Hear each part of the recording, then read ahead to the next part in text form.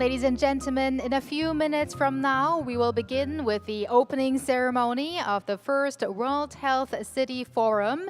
So please enter the venue and take your seats. 네, 여러분 잠시 안내 말씀드리겠습니다. 잠시 뒤 9시부터 제1회 월드 헬스시티 포럼 개회식이 시작될 예정입니다. 네, 참가자 여러분께서는 행사장 안으로 입장하셔서 착석해 주시길 바랍니다. Simultaneous interpretation will be provided throughout the forum, so please use the device on your table. Channel 1 is for Korean and Channel 2 is for English.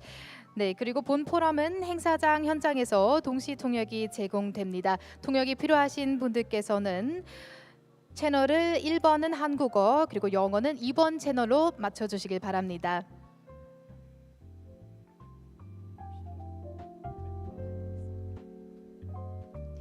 And also please make sure that your mobile devices are turned off or are put on silent mode. 네, 또한 원활한 행사 진행을 위해 가지고 계신 휴대전화는 진동이나 무음 모드로 전환해 주시면 감사하겠습니다. And the World Health City Forum is committed to actively participating in climate crisis response and reducing carbon emissions. As part of our efforts, we kindly request your cooperation in practicing small actions, such as avoiding the use of disposable items and minimizing the printing of paper materials. We understand that this may cause some inconveniences, but we sincerely appreciate your understanding and participation. 네, 월드 헬스시티 포럼은 기후위기 대응과 탄소 배출 저감에 동참하기 위해 일회용품 사용 자제, 종이 인쇄물 최소화 등 작은 실천을 하고 있습니다. 네, 다소 불편함이 있더라도 여러분의 너그러운 양해와 동참 부탁드리겠습니다. 네, 그럼 잠시 뒤 포럼을 시작하도록 하겠습니다. 네, 모두 자리에 착석해 주시면 감사하겠습니다. We'll begin in a few minutes, so please take your seats.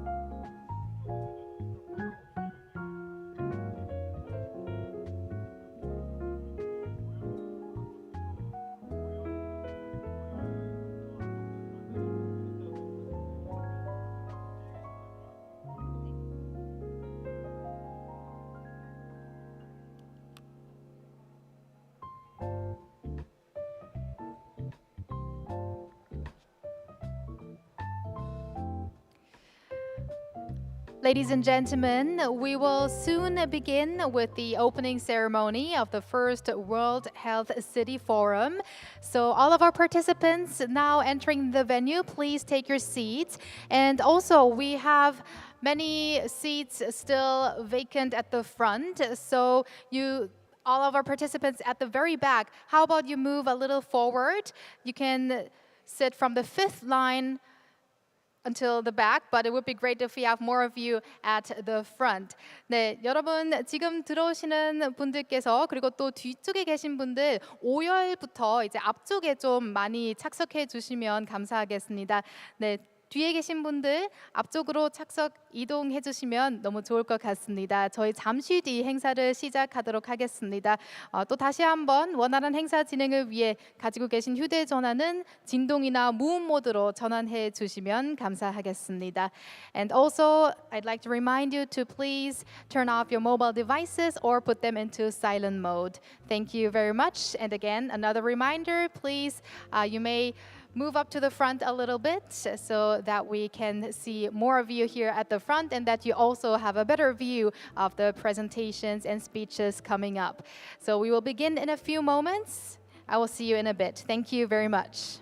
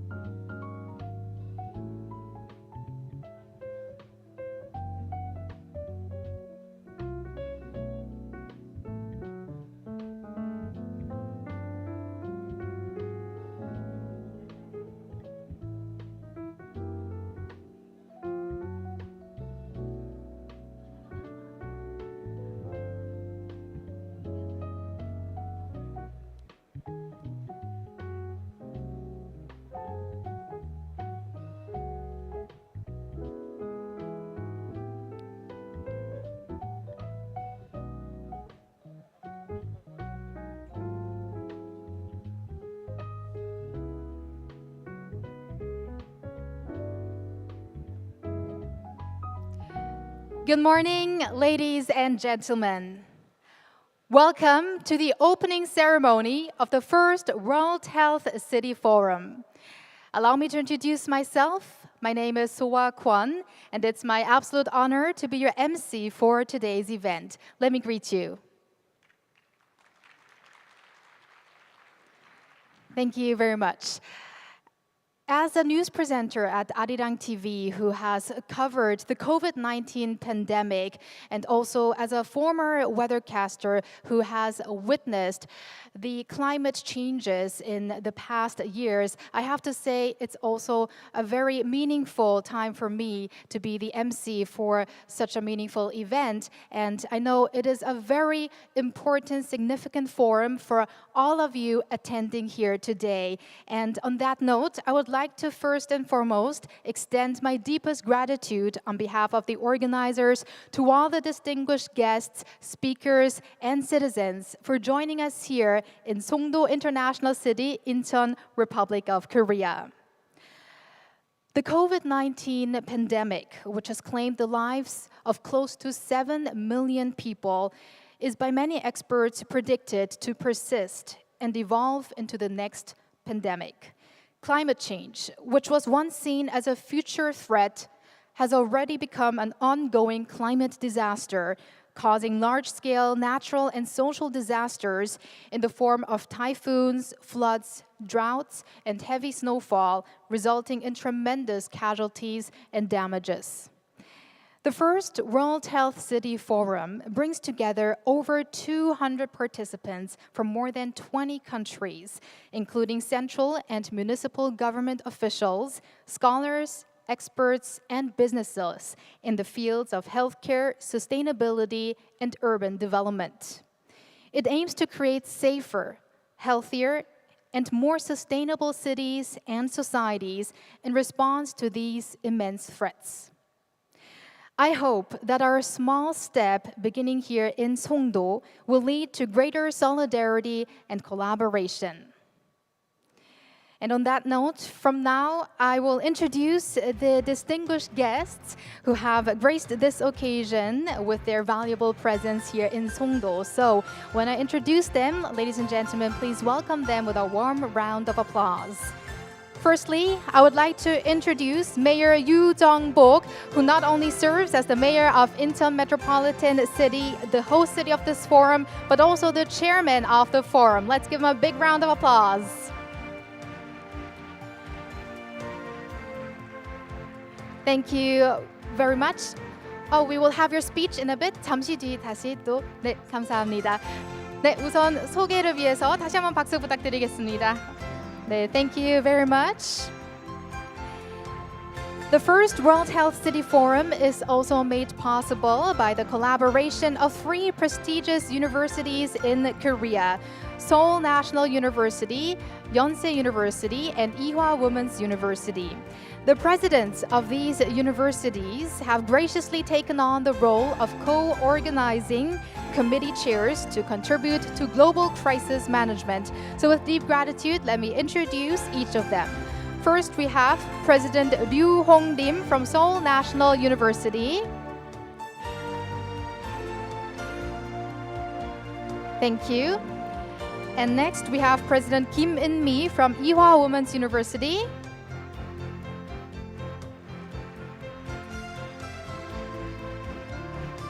Thank you. And lastly, we have President Seo Seung-hwan from Yonsei University, who has also served as the Minister of Land, Infrastructure and Transport, taking responsibility for urban planning and development in Korea. So thank you again to the 3 presidents. And next, I'm delighted to introduce Ji Young-mi, the Commissioner of Korea Disease Control and Prevention Agency, who oversees infectious disease control and pandemic response in South Korea. Thank you very much. I would also like to introduce Hong Tui Patterson, the Chief Financial Officer and Chief Operating Officer of the Green Climate Fund, a global organization that plays a crucial role in addressing the key challenge of climate change. Thank you for being here with us. The response to the next pandemic and climate crisis is a common concern for countries around the world, requiring global collaboration and cooperation. And in this light, we are truly honored to have with us today distinguished representatives from various nations. The Deputy Minister of Health from Laos, the chair country of ASEAN in 2024, along with the Deputy Minister of Health from Cambodia, are here to grace this occasion. And we are also privileged to have the presence of ambassadors from 14 countries, namely Indonesia, Vietnam, Thailand, Singapore, Saudi Arabia, Kuwait, as well as the mayor of Bogor City, Indonesia, and other esteemed government officials. Now, due to constraints of time, we regret that we're unable to introduce each individually. So please give them all a big round of applause.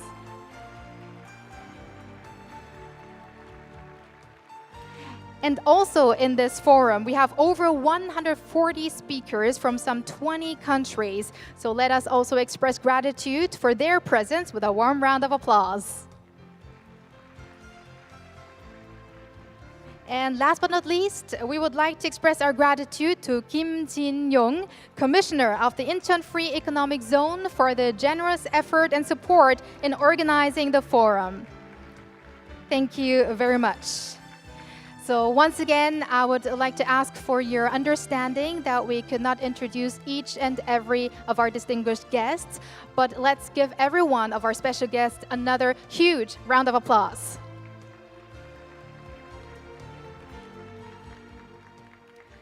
Thank you very much. And now, ladies and gentlemen, Professor Yoon Chul-hong, the chair of the Executive Committee, will deliver the opening declaration of the first World Health City Forum, marking the beginning of this remarkable journey. So let's welcome him with a warm round of applause. Good morning, distinguished guests and delegates. I'm really excited to have a privilege to open this great convention, World Health City Forum. Across the next 3 days of this journey, I hope you engage yourselves in our diverse and cross-sectoral programs and also enjoy every moment of this forum. As we draw conclusion at the end of the forum, I hope we will be able to come up with ways to tackle the formidable challenges we face at the moment and in the future as well. Thank you for being part of this journey. I now announce the opening of the fourth World Health City Forum.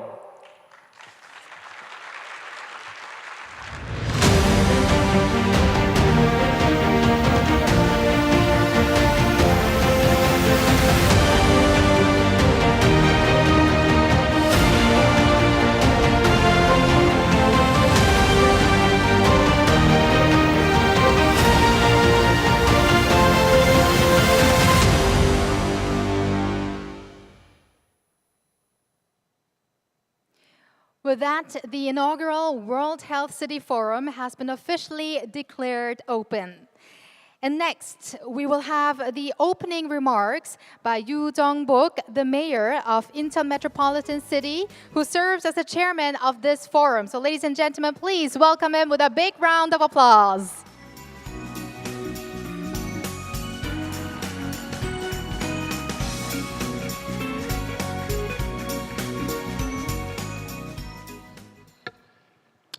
Good morning, ladies and gentlemen. I am Yoo Jung-bok, Mayor of Incheon Metropolitan City. I'd like to warmly welcome you all to Incheon City.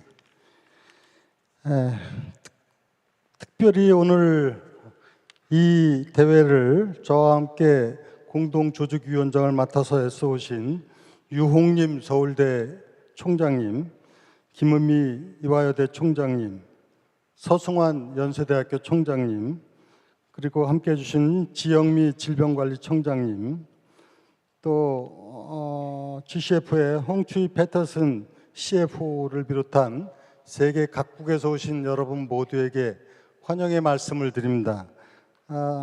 또 홍윤철 집행위원장님을 비롯해서 이 포럼을 준비하시라고 애써주신 모든 분들께 감사의 말씀을 드립니다. 우리는 인류의 지속 가능성 자체를 위협하는 메가 리스크가 동시에 발생하고 있는 위험의 세계화 시대를 살고 있습니다. 시베리아의 한낮 기온이 36도를 넘나들고 남미 브라질의 7월에 폭설이 내리는 시대, 기후변화가 더 이상 미래에 닥칠 위기가 아니라 우리는 현재 진행형의 기후재앙이 되어버린 시대에 살고 있습니다.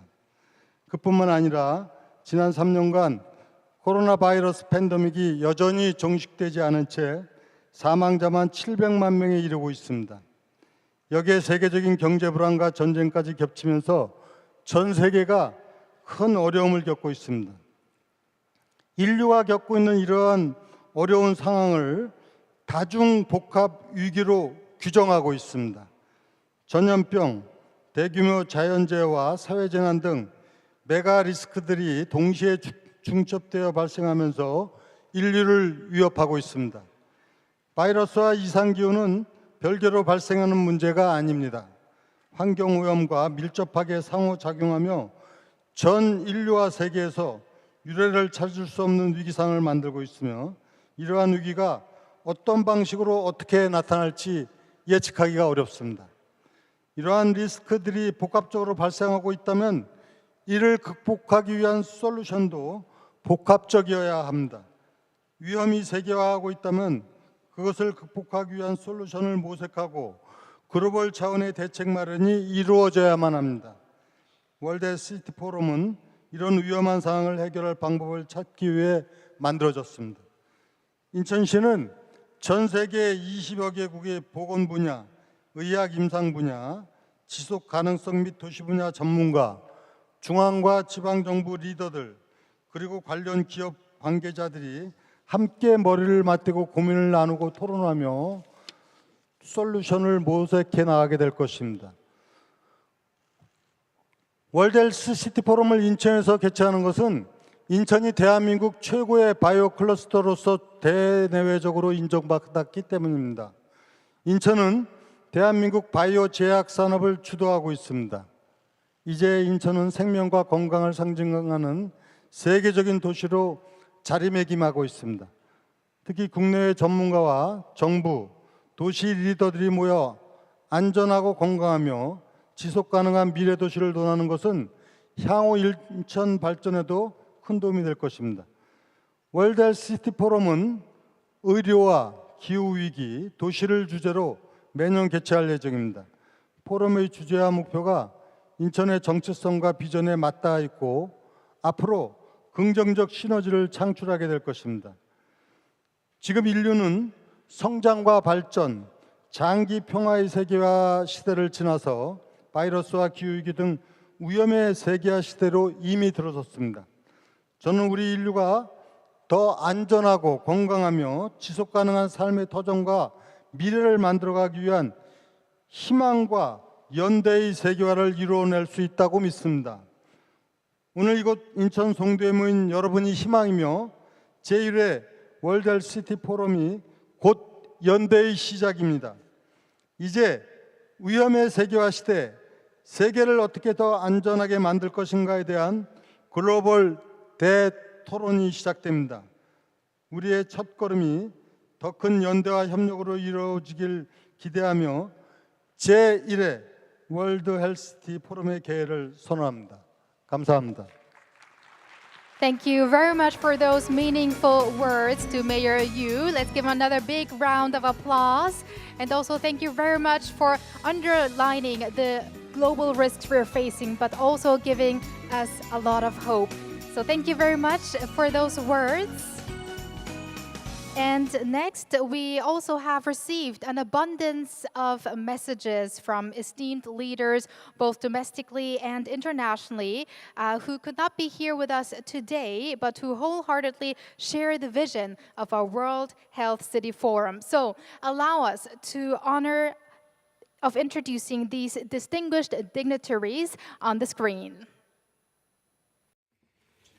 Your Excellency, Minister Cho Kyu-hong, Honorable Mayor Yu Jong-bok, former Secretary General and my friend Ban Ki-moon, Excellencies, dear colleagues and friends, 감사합니다.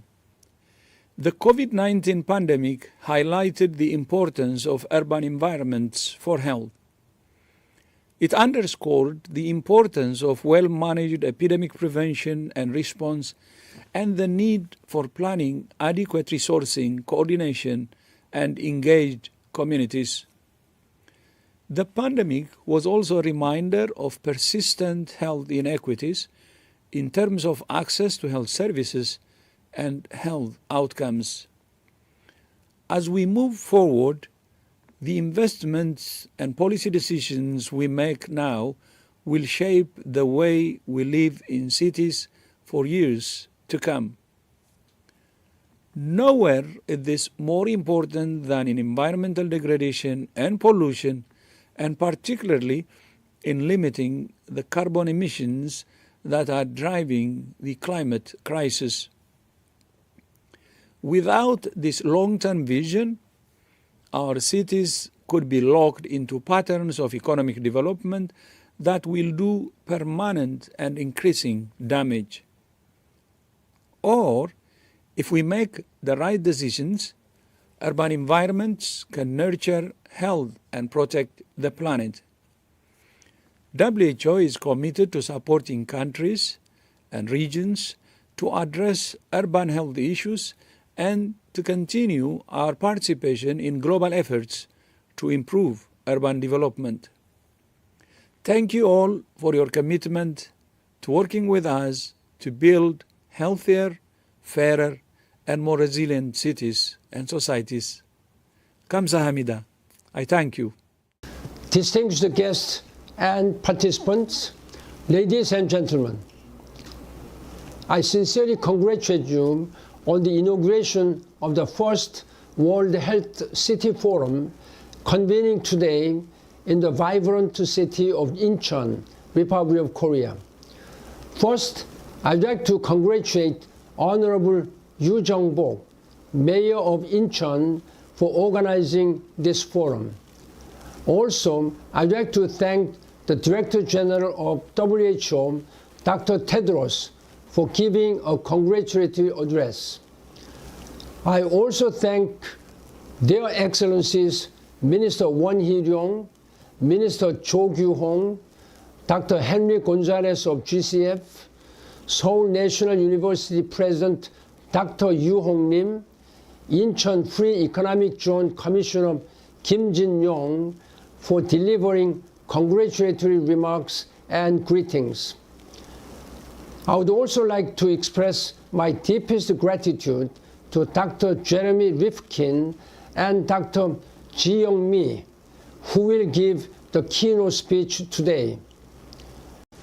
In the spirit of the World Health Organization's profound declaration of 1948 that health constitutes, quote, a state of complete physical, mental, and social well-being, and not merely the absence of disease or infirmity, unquote. We are gathered here today in perfect harmony with this vision. However, measures to date have proven insufficient to adequately address the health problems facing humanity. Environmental cases such as climate change and ecosystem destruction have a significant impact on health, but have not yet been addressed as core issues in the health field. Moreover, the burgeoning concerns of aging populations and the specter of non-communicable disease loom large, necessitating our undivided attention. As we all experienced with the COVID-19 pandemic, the emergence of new infectious diseases has also highlighted the need for a comprehensive strategy. These mega risks facing humanity require new approaches that leverage available technologies to prevent disease and promote overall well-being. Now is the time to tap into our collective wisdom and work together towards incorporating healthy lifestyles and conditions into our daily lives. I'm truly pleased that today's inaugural World Health City Forum will be held under the overarching theme, Globalization of Risk, How to Make the World Safer. In this forum, I call on academic community, civil society, and governments to harmonize their voices in advocating for the development of smart, healthy, and resilient cities, transcending geographical boundaries. This collective endeavor is paramount in tackling the unparalleled challenges that confront our world. During my tenure as Secretary General of the United Nations, I had the privilege of introducing the Sustainable Development Goals in 2015. I am delighted to observe that the aspiration of the World Health City Forum are aligned with the spirit and principles of the SDGs. Once again, from the depth of my heart, I extend my warmest congratulations to the organizers of the World Health City Forum. Thank you. 감사합니다. 안녕하십니까. 보건복지부 장관 조경희입니다. 제1회 월드 헬스 시티 포럼의 개최를 진심으로 축하드립니다. 또한 행사를 준비해 주신 유정복 시장님과 관계자 여러분들께 감사드립니다. 위험의 세계화 어떻게 극복할 것인가를 주제로 진행되는 이번 도시 포럼을 동아시아를 대표하는 국제도시인 인천에서 서울대학교, 연세대학교, 이화여자대학교가 힘을 모아 마련해 주셔서 더욱 의미 있다고 생각합니다. 이번 포럼이 포스트 팬데믹 복합 위험에 대한 효과적인 대응과 지속 가능한 미래를 모색하기 위한 중요한 계기가 될 것으로 기대합니다. 위험은 갈수록 세계화, 규모화, 복합화되고 있습니다. 특히 이번 포럼에서 주로 논의하게 될 감염병의 확산과 기후변화가 핵심 화두입니다. 코로나19는 보건의료 시스템의 역할과 위기 극복에 있어 글로벌 연대의 중요성을 깨닫게 하는 중요한 계기였습니다. OECD 분석에 따르면 한국은 코로나19 초과 사망률이 가장 낮고 가장 빠르게 경제 회복을 달성한 팬데믹 회복 능력이 가장 뛰어난 국가입니다. 그러나 많은 전문가들이 머지않은 시기에 팬데믹이 다시 발생할 것으로 전망하고 있고 WHO를 비롯한 국제기구와 다자협의체에서도 팬데믹 예방, 대비, 대응을 강조하고 있는 만큼 이번 포럼을 계기로 우리나라의 경험을 나누고 모두가 연대할 수 있는 방안이 논의되기를 기대합니다. 기후변화 역시 모두가 함께 대응해야 하는 과제입니다. 정부는 제5차 국민건강진진 종합계획을 통해 기후보건 영향평가를 도입하고 모니터링을 강화하는 등 기후변화로 인한 건강위험에 대응하고 있습니다. 또한 인천광역시를 비롯한 많은 지방자치단체도 기후변화에 대응한 건강도시를 만들기 위해 다양한 노력을 하고 계신 것으로 알고 있습니다. 이번 포럼을 통해 건강도시의 비전을 공유하고 우리 모두를 위한 건강도시의 모습을 보다 구체적으로 그려나갈 수 있기를 바랍니다.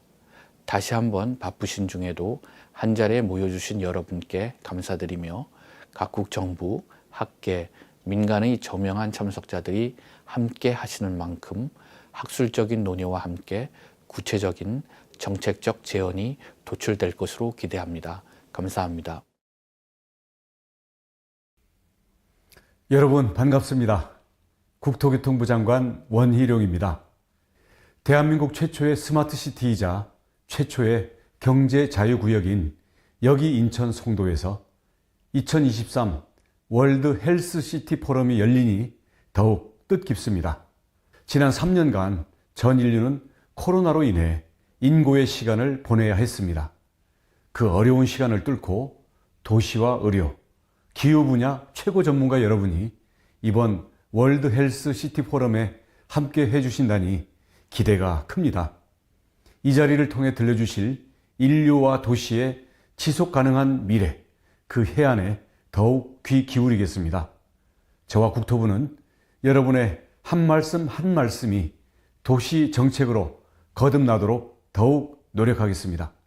다시 한번 2023 월드 헬스시티 포럼 개최를 축하드립니다. 감사합니다.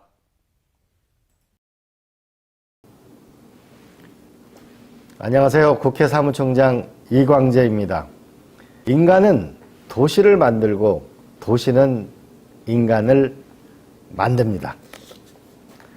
도시는 변하고 그리고 진화합니다. 우리 농경시대에는 농촌이라는 도시가 있었습니다. 중세에는 길드라는 도시가 세계 문명을 이끌었습니다. 산업혁명 시기에는 공장이라는 것이 도시의 핵심적인 생산 기지이자 도시의 핵심이었습니다. 후기 산업 사회는 오피스 빌딩이라는 것이 부가가치의 핵심 기지이자 도시의 가장 강력한 에너지였습니다. 자, 그러면 앞으로 어떤 도시가 필요한 것일까요? 시대의 문제를 해결하는 도시, 디지털 혁명에 맞는 도시, 기후위기를 극복하는 도시, 그리고 수명 100세 시대 인간이 살아가는 데 필요한 도시를 만들어야 합니다. 도시의 OS를 지배하는 자가 세상을 새로운 문명으로 이끌게 될 것입니다. 첫째, 이제 직장과 주거는 근접하거나 일치하는 시대가 올 것입니다. 이제 출퇴근 시간에 하루에 1시간 반을 낭비하는 시대는 끝내야 합니다. 공간혁명이라는 컴팩트 시티가 탄생할 것입니다. 병원과 쇼핑센터, 학교, 의사당 모든 것은 온라인 혁명에 의해서 완전히 변화되고 말 것입니다. 공간혁명이 필요합니다. 수명 100세 시대를 살아가려면 효율은 높아야 되지만 비용은 굉장히 떨어져야 합니다. 65세에 정년을 하고 나면 100세까지 살면 35년 동안 무엇을 먹고 살 수 있겠습니까? 효율은 높이고 비용이 확실히 주는 새로운 도시를 만들어야 합니다.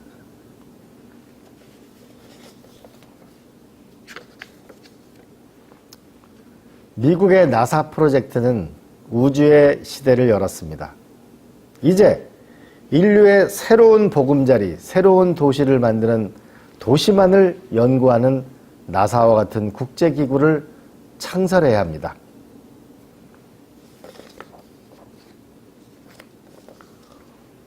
오늘 이 귀중한 포럼은 인류가 새로운 문명 시대를 개척해 나갈 수 있는 도시의 OS를 창조할 수 있는 지혜와 지식과 기술이 함께 만나는 장이었으면 좋겠습니다. 인류의 위대한 진취를 이 자리에 계신 분들이 만들어 주십시오. 여러분들이 주인공이십니다.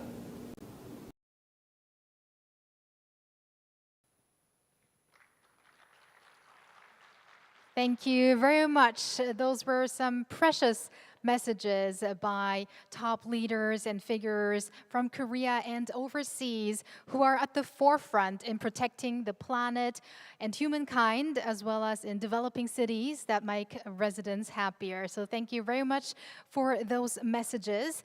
And before we move on, I would like to remind you again that we are providing simultaneous interpretation throughout the forum. So if you haven't yet, please use the devices on the table. Channel 1 is for Korean and channel 2 is for English. 네, 다음 순서로 이어가기 전에 동시 통역 안내를 한 번 더 해드리도록 하겠습니다. 테이블에 놓여 있는 리시버를 사용해 주시면 되겠고요. 채널 1번은 한국어고요. 채널 1번은 한국어, 채널 2번은 영어입니다. 네, 앞으로의 발표에 참고해 주시길 바라겠습니다. All right, ladies and gentlemen, next we have congratulatory remarks from Hong Tui Patterson, the Chief Financial Officer and Chief Operating Officer of the Green Climate Fund. The Green Climate Fund, headquartered right here in Songdo International City, is an international organization actively engaged at the forefront of climate crisis response. So please join me in welcoming her with a big round of applause.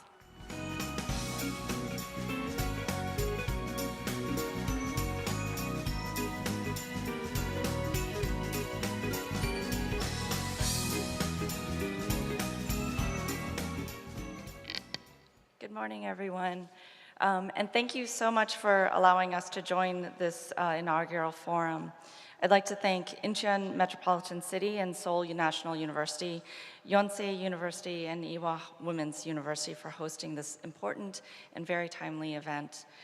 I'd also like to give special thanks to Mayor Yu, who also spoke at our 10th year anniversary here in Songdo. So thank you very much. As everyone could hear, that sense of urgency and for an ambitious climate action going into COP28 and that nexus of health and climate has never been higher. I was thinking about this as this event as I was exploring Seoul this weekend.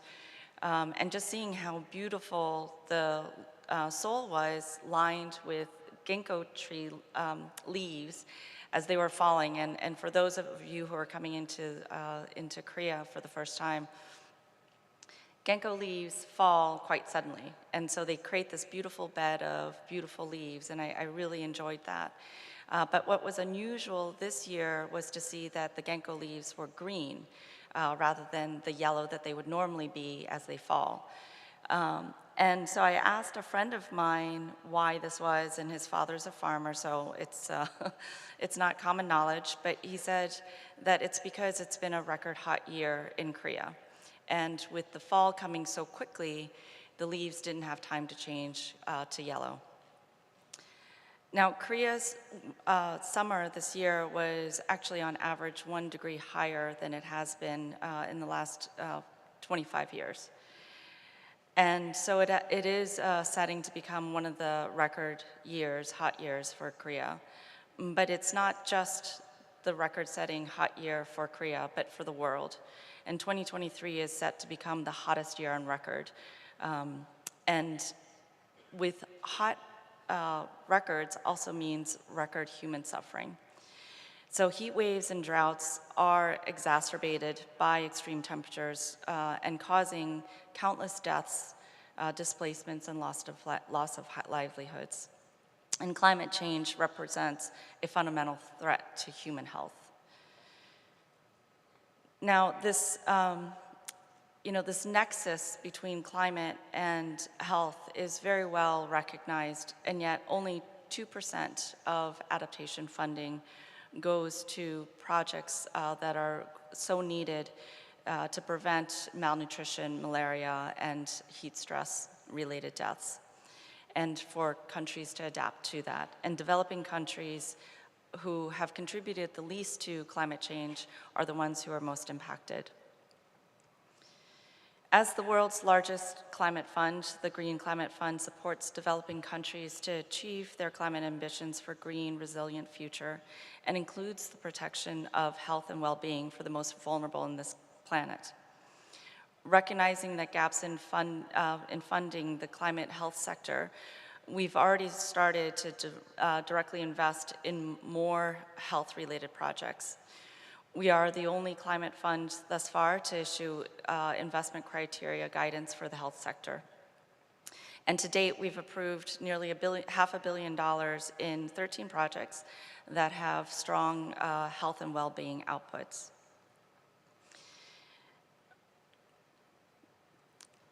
What we also see is, as the largest climate fund, we also see that there is a need to really harmonize and reduce the fragmentation around climate financing across the world, whether that is with multilaterals, with other international organizations, and with the private sector, we're well positioned to be that catalytic fund.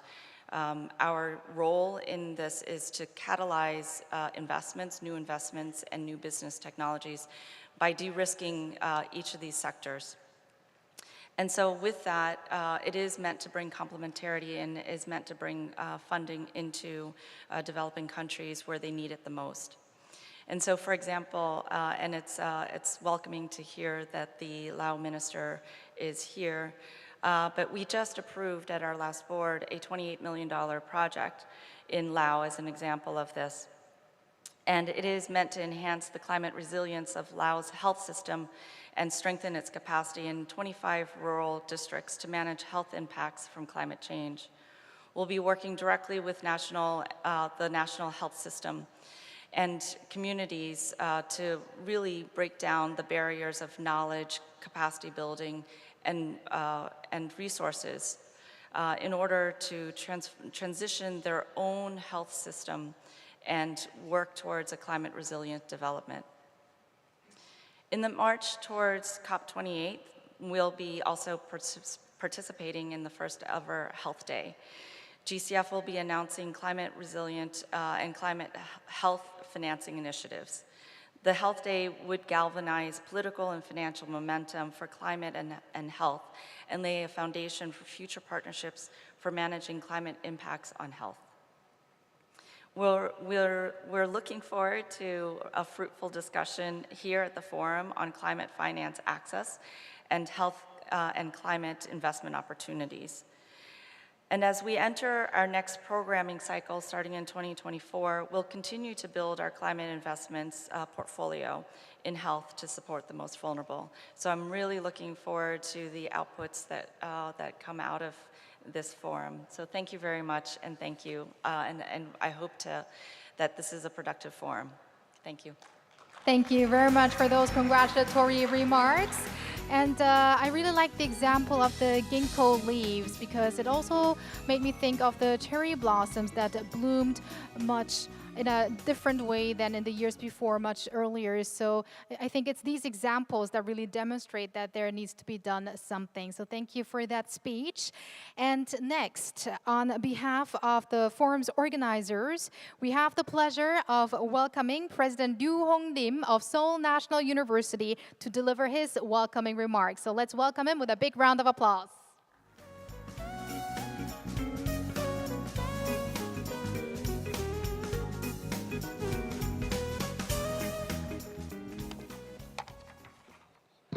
Good morning, ladies and gentlemen, distinguished speakers and delegates.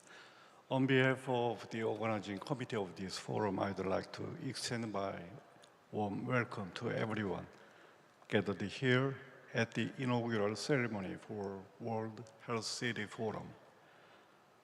This forum will serve as a crucial platform uniting academia, industry, citizens, and governments to tackle the urgent challenges facing humanity, including climate change, pandemics, and shifts in population dynamics. These challenges highlight the pivotal importance of health and safety in our lives. Especially, the ongoing pandemic has been a catalyst for a paradigm shift, compelling us to reassess our priorities and seek innovative approaches to ensure the well-being of our community. It has hastened our need to innovate across all facets of life, from the way we work to the way we interact with each other. Today, we come here together to introduce a new strategy, one that encapsulates the spirit of our community and its resilience in the face of adversity. This strategy mirrors our unwavering commitment to the welfare of our residents and the prosperity of our community. It will be our guiding light as we navigate the uncertainties brought about by the pandemic, not merely surviving, but thriving in the face of adversity.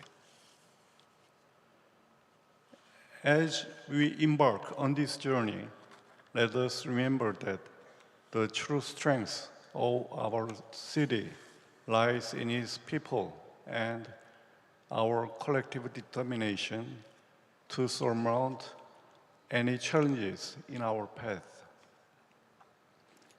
Together, we can overcome pandemic risks, safeguard health and safety, nurture innovation, and implement a novel strategy that propels our city towards a brighter and prosperous future.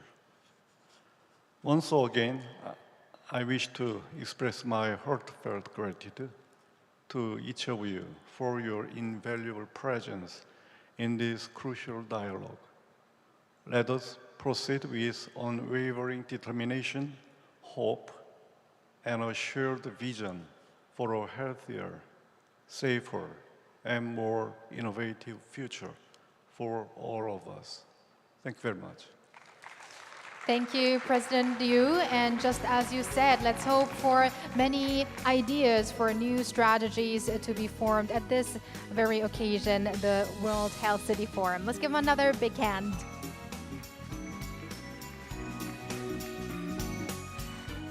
And finally, as the Chief Organizing Committee member responsible for the overall preparation and successful execution of this forum, we have the pleasure of welcoming Kim Jin-yong, the Commissioner of the Incheon Free Economic Zone. So please join me in giving him a warm round of applause.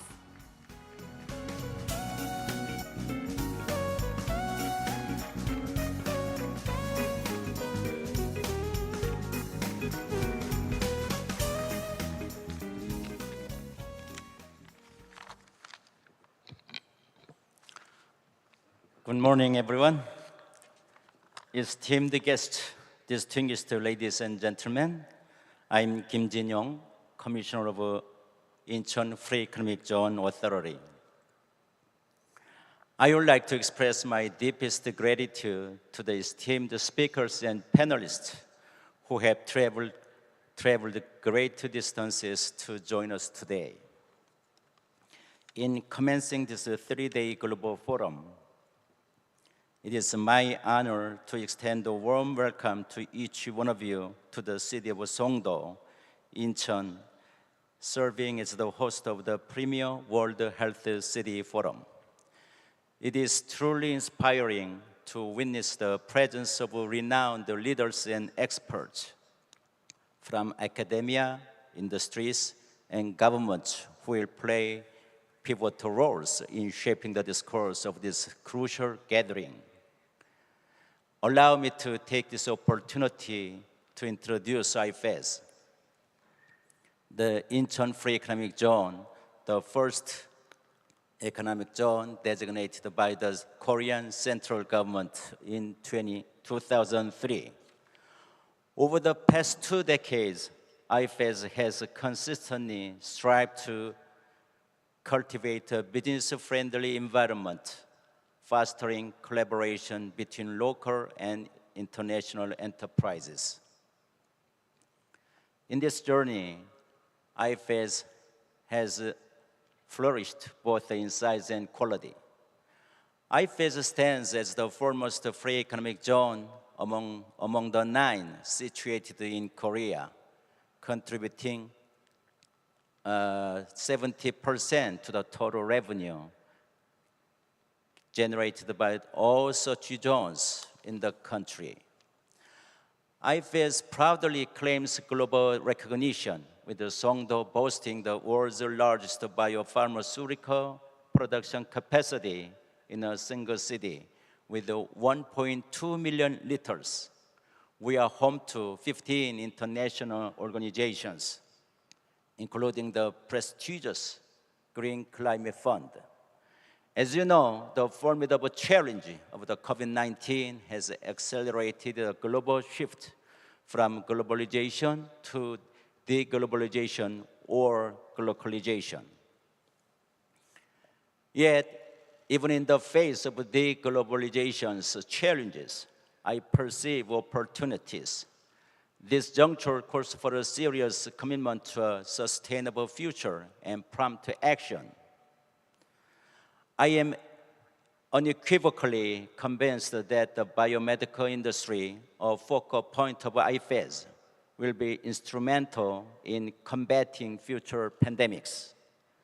Furthermore, international organizations like the GCF, housed within IFES, will emerge as key contributors in shaping a new consensus for a sustainable future and constructing an effective governance framework. Our Incheon Global Campus, hosting students from across the globe, stands poised to nurture responsible leaders dedicated to our sustainable future. It is crucial for us to see ourselves as leaders, working collectively to make the cities safer, healthier, and more sustainable. IFES remains committed to supporting this noble endeavor. I assure you of my steadfast commitment to making this forum a networking platform for academia, government, and business to seek answers together, laying the foundation for a sustainable future. In conclusion, my sincere thanks go to all who contributed to the preparation of this event, especially the organizers of the World Health City Forum Secretariat. Once again, thank you all for joining us.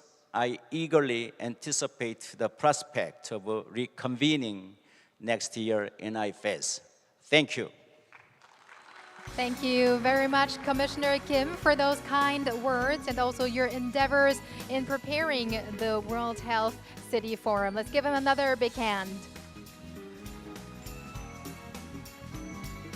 And also, thank you very much again to all of our distinguished guests for your wonderful messages. Ladies and gentlemen, why are we all gathered here today? What motivation and reasons have brought us together beyond nationality, race, occupation, and field? As we set sail on the grand ship of the World Health City Forum, aiming towards an unknown future, we proudly present our mission and goals to the world. And we will do that by watching together the forum's video message on the screen.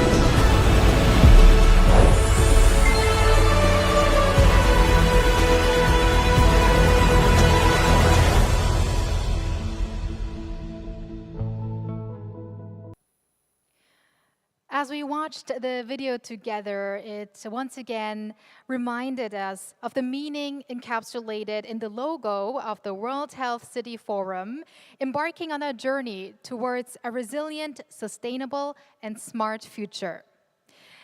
And now, ladies and gentlemen, as we wrap up the opening ceremony, we would like to mark this momentous occasion by capturing a commemorative photo with our special guests before we move on with our keynote speeches. Now, during the setup on the stage, we would kindly request the audience to wait for a brief moment. So our esteemed guests, that would be 14 of you, please, you may now come up onto the stage for the commemorative photo. 네, 저희 스페셜 게스트분들 14분께서는 지금 무대 위로 올라와 주시면 되겠습니다. All right, let's give them a big round of applause as they come up onto the stage.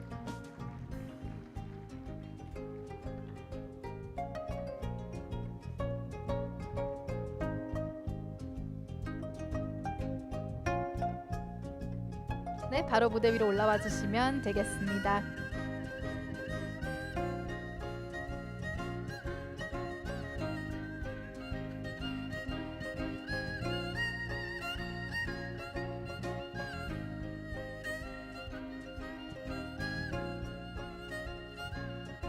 Okay, let's get you all up onto the stage. Maybe I was wrong with the number, but these are all our special guests who are going to be in the commemorative photo. So if we have all of you on the stage, please look at the camera in the front. 네, 모두 정면을 바라봐 주시고 네, 미소를 지어 주시길 바라겠습니다. 1, 2, 3. 네, 오늘 또 의미 있는 날인 만큼 다 함께 월드 헬스 시티 하면서 더 환한 미소로 또 카메라를 바라봐 주시면 좋겠습니다. So, by the count of 3, let's say World Health City and smile with a big smile into the camera. 1, 2, 3. World Health City. Okay. 네, 그리고 마지막으로 오늘 행사의 성공을 기원하는 마음으로 박수와 함께 또 마지막 사진을 찍도록 하겠습니다. So now let's all applaud for the success of the forum and take our last photo.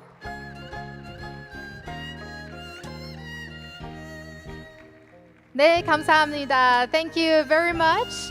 Our distinguished guests may leave the stage. 네, 이제 자리에 착석해 주시면 되겠습니다. Thank you very much.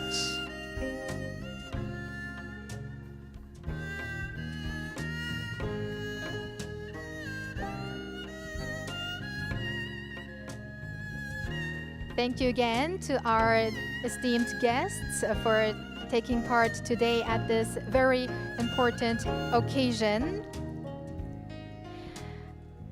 And ladies and gentlemen, after the opening ceremony now, we officially commence the first World Health City Forum under the overarching theme of globalization of risks, how to address the mega risks. We have prepared 2 keynote speeches for that. And first of all, I would like to remind you once again to use your interpretation receivers and to use the appropriate channels, the language of your preference. Channel 1 is for Korean and Channel 2 is for English. 네, 다시 한번 동시 통역 안내해 드리겠습니다. 채널 1번은 한국어고요. 그리고 채널 2번은 영어입니다. 잘 참고해 주시길 바라겠습니다. So let me begin by introducing our first speaker. We are honored to have Ji Young-mi, Commissioner of Korea Disease Control and Prevention Agency, who is going to deliver the first keynote speech. Commissioner Ji Young-mi is a renowned expert in virology and a global health specialist who has served as a regional coordinator for the World Health Organization. And now I think we're ready. So ladies and gentlemen, let's welcome her with a big round of applause.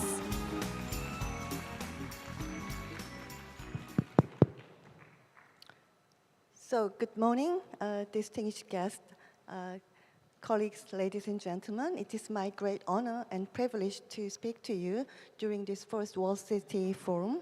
I'd like to thank Professor Hong Yun-chul and Oh Joo-hwan for inviting me to this forum as a keynote speaker. So in my talk, I'm going to talk about how we can address post-pandemic mega risk on global health, focusing on the role of Korea Disease Control and Prevention Agency.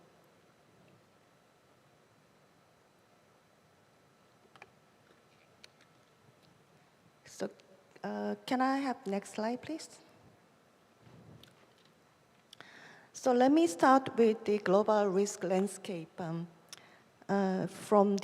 This is the report from the World Economic Forum. And we can see all those global risks are interconnected. And one example is the outcome of the infectious diseases is affected by chronic health conditions.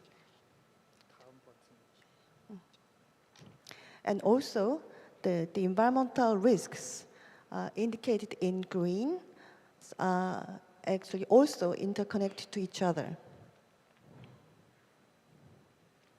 So if you see the same report, this report lists the biggest global risk within 2 years and 10 years.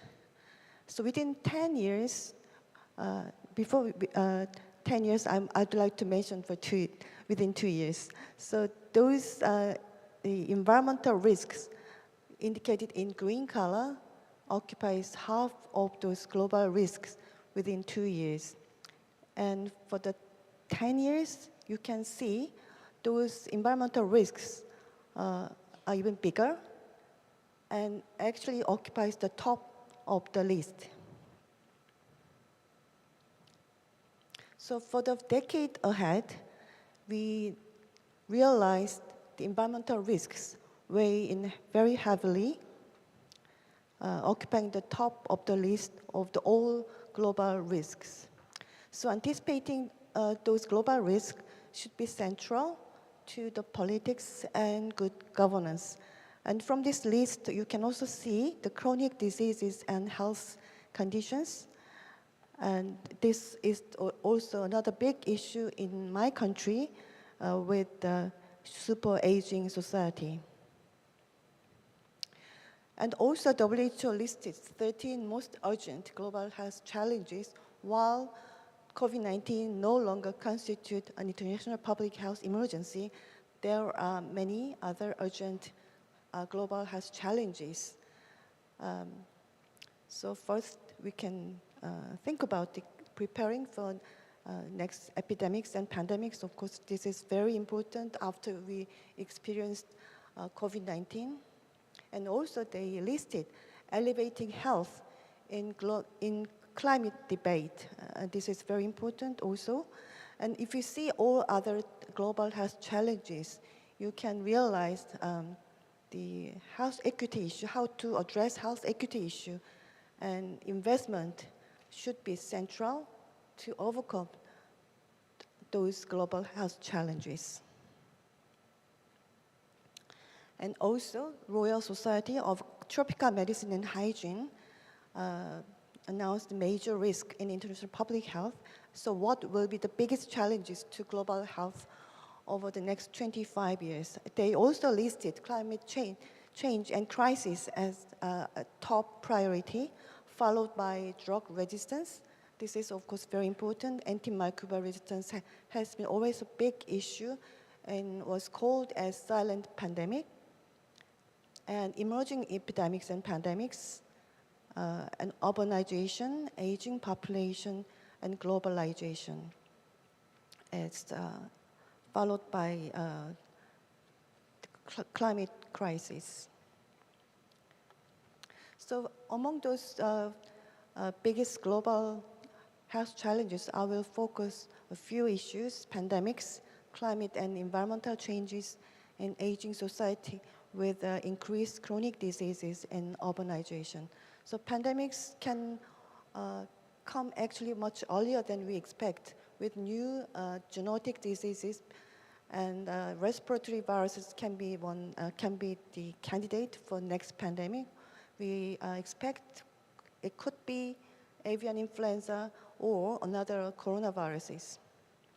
And as I mentioned, antimicrobial resistance has been always issue, and this has been always also issue during the COVID-19 pandemic for last 3 years. And pandemic also had great impact, big impact on NCD control during the pandemic. And as I showed already for the previous slide, climate and environmental changes are on top of the list. And aging society and increased chronic diseases is a big issue in my country with the super age society. So we will have the population over 65 years 20.6%. So currently it's 17.5%. By 2025, the population over 65 years old will be 20.6%, which means our society will be super aged society. And another big issue is how we can address sustainable urbanization. So in terms of aging and chronic diseases globally, 10 diseases cause more than half of all deaths. And among those 10 diseases, if you see this pie graph, the Alzheimer's disease and other dementias will be increased twice as much. If we compare with 2019, by 2045, it will be 6%. So this is actually a strongest increase among all 10 diseases causing the death.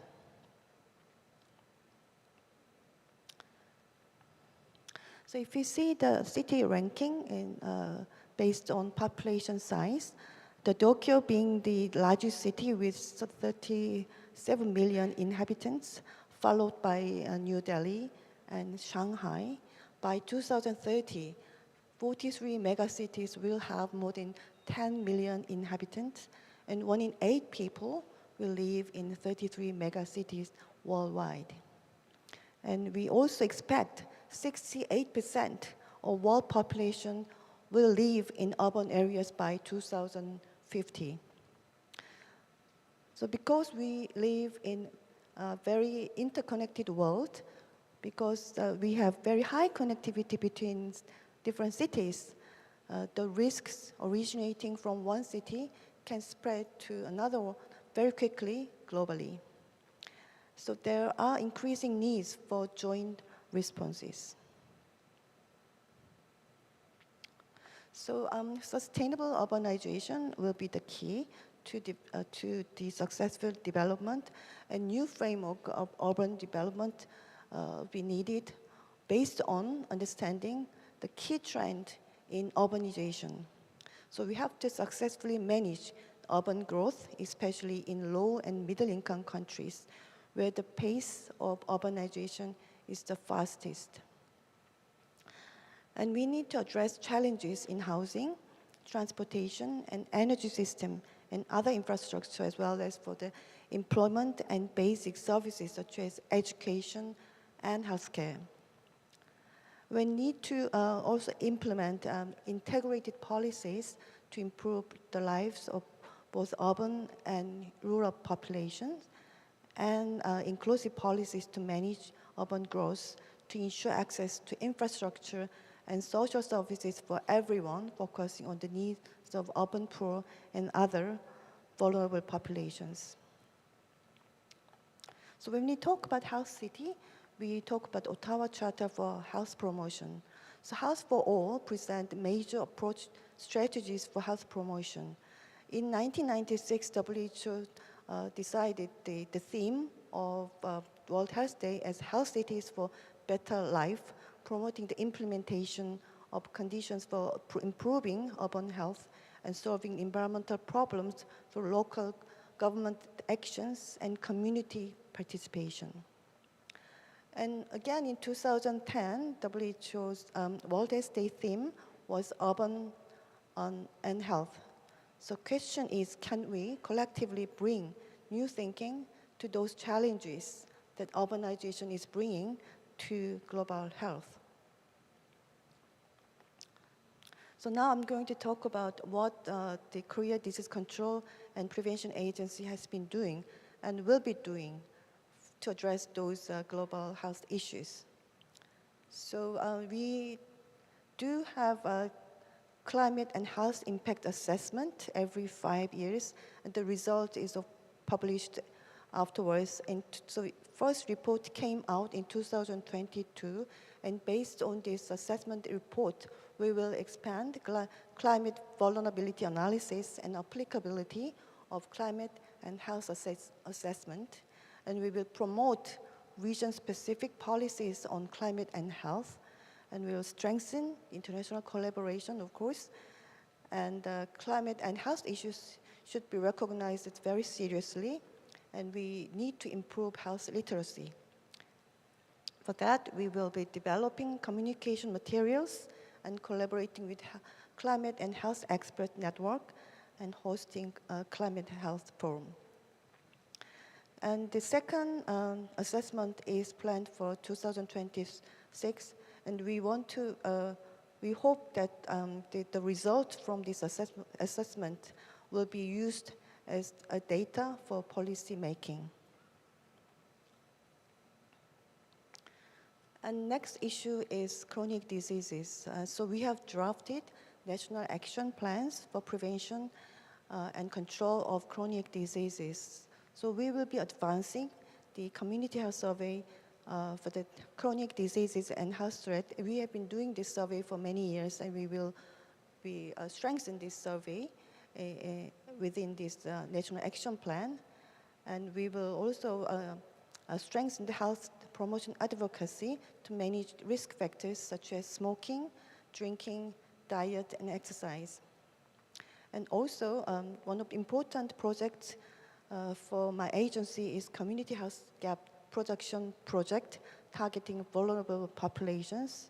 And we will have a session later during this forum, and hope that many of you can also participate in this session. And then strengthening primary healthcare services for chronic diseases, of course, this should be in collaboration with the Ministry of Health and Welfare. And we will promote age-related research, including cohort studies. And this has been ongoing also for many years. Currently, this is conducted by Korea NIH. And we do hope we can further strengthen the international collaboration, including the global network for age-friendly cities and communities. For pandemic preparedness and response, securing infrastructure is very important.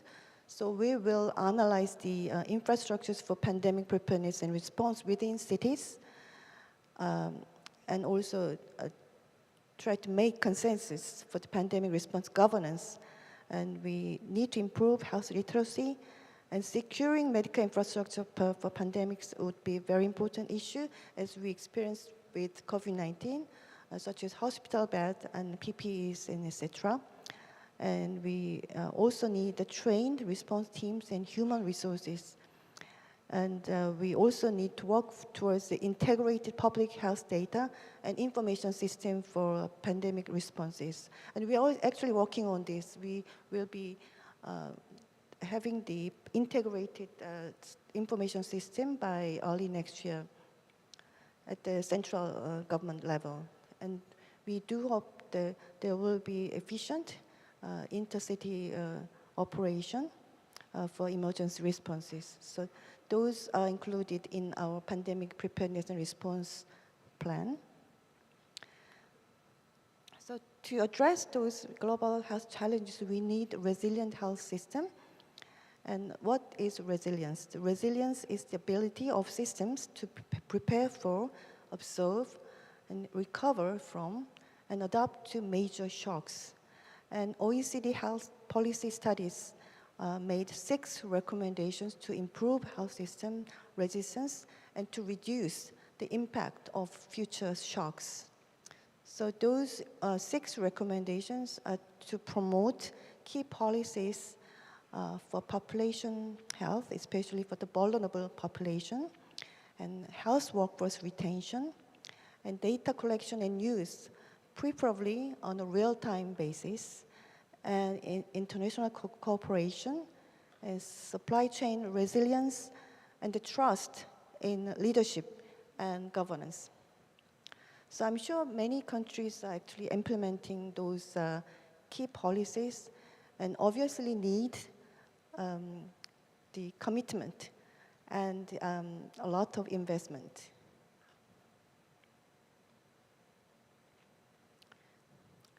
And here are the WHO's urban preparedness cross-cutting areas of work. And WHO Health Cities emphasizes 3 components of political commitment, technical excellence, and community participation. So among those cross-cutting areas of work, I want to emphasize public-private collaboration for health emergency preparedness, and risk and crisis communication, and community engagement, and health systems resilience and workforce. So we do understand both central and local governments should be committed and need much more investment to resolve these issues.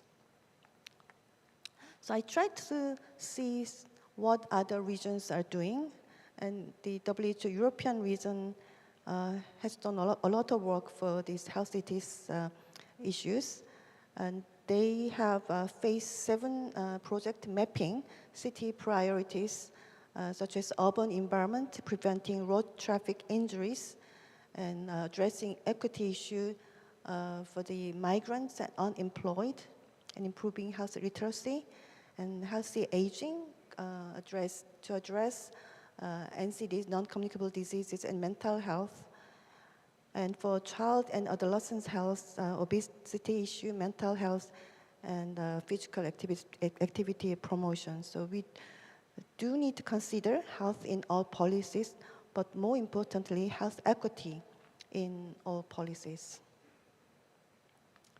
So, and next slide shows the example of United Kingdom, and they established Commission on Creating Healthy Cities in December 2020, and they have produced evidence on active travel from the Health City Toolkit.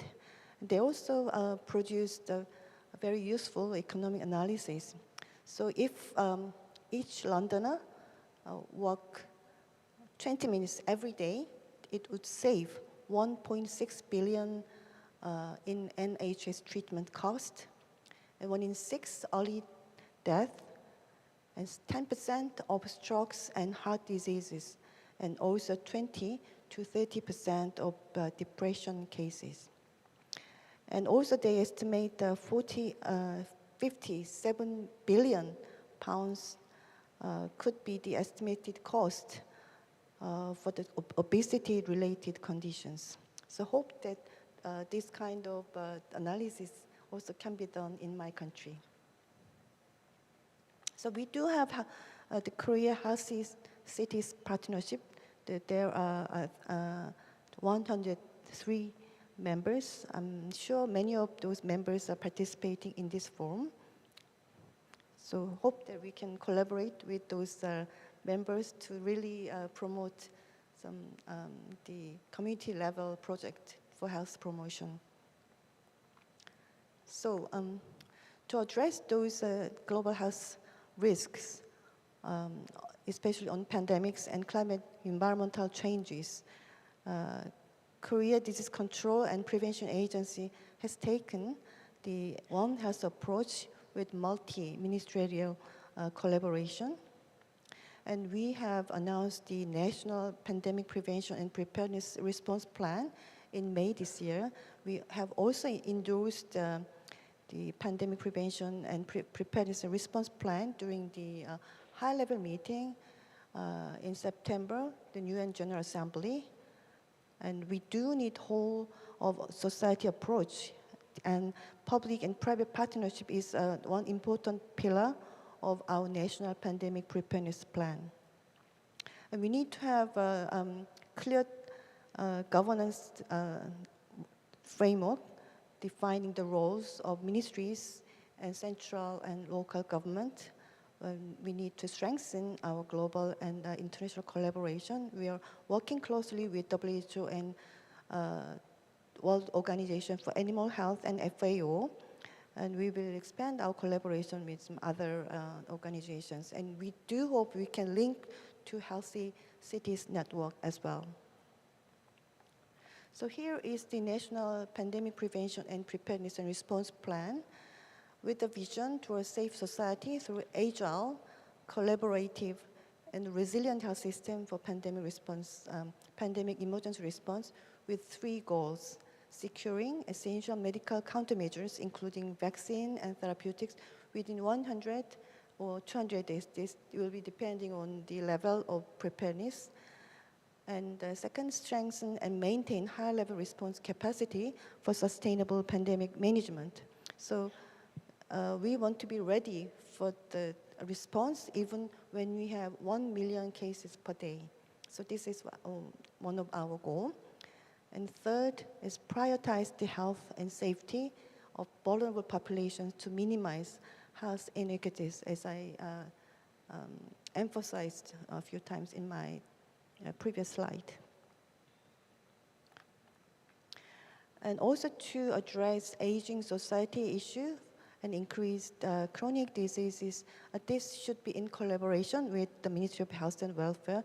We are conducting various non-communicable disease control and reduction projects, and that those projects should be based on private and public partnership with whole of society approach, and we do need clear roles of central and local government. Here I want to mention the health disparity and gap reduction project operated by my agency, and since 2017, 42 regions has been involved, and some completed and some still in progress. And we do hope this project can be linked to Healthy City Network. So, in September this year, commemorating the 3 years since KDCA was established, we selected new slogan as ensuring healthy lives with KDCA, your most trusted partner. To really materialize this goal, we need to consider health in all policies, but more importantly, as I mentioned earlier, health equity in all policies for protecting vulnerable population. And one of the lessons learned from COVID-19 was building resilient health system to address those global health issues. And we all have to work together as we have shared global responsibility. And Korea Disease Control and Prevention Agency will be happy to partnering with the Healthy City Network and WHO and all other related organizations to take those global responsibility. Thank you very much. Thank you very much for your insightful speech, Commissioner Ji, which was very timely in a situation where proactive preparation for the next pandemic is crucial following COVID-19. So let's give her another warm round of applause.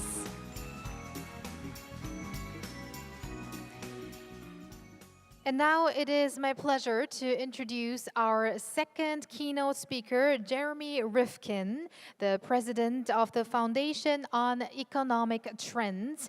Now, Mr. Rifkin had initially planned to join us in person at this venue and engage in many discussions, but unfortunately, a family issue arose just before the forum, and as a result, Mr. Rifkin will be joining us via real-time video connection from Washington, D.C.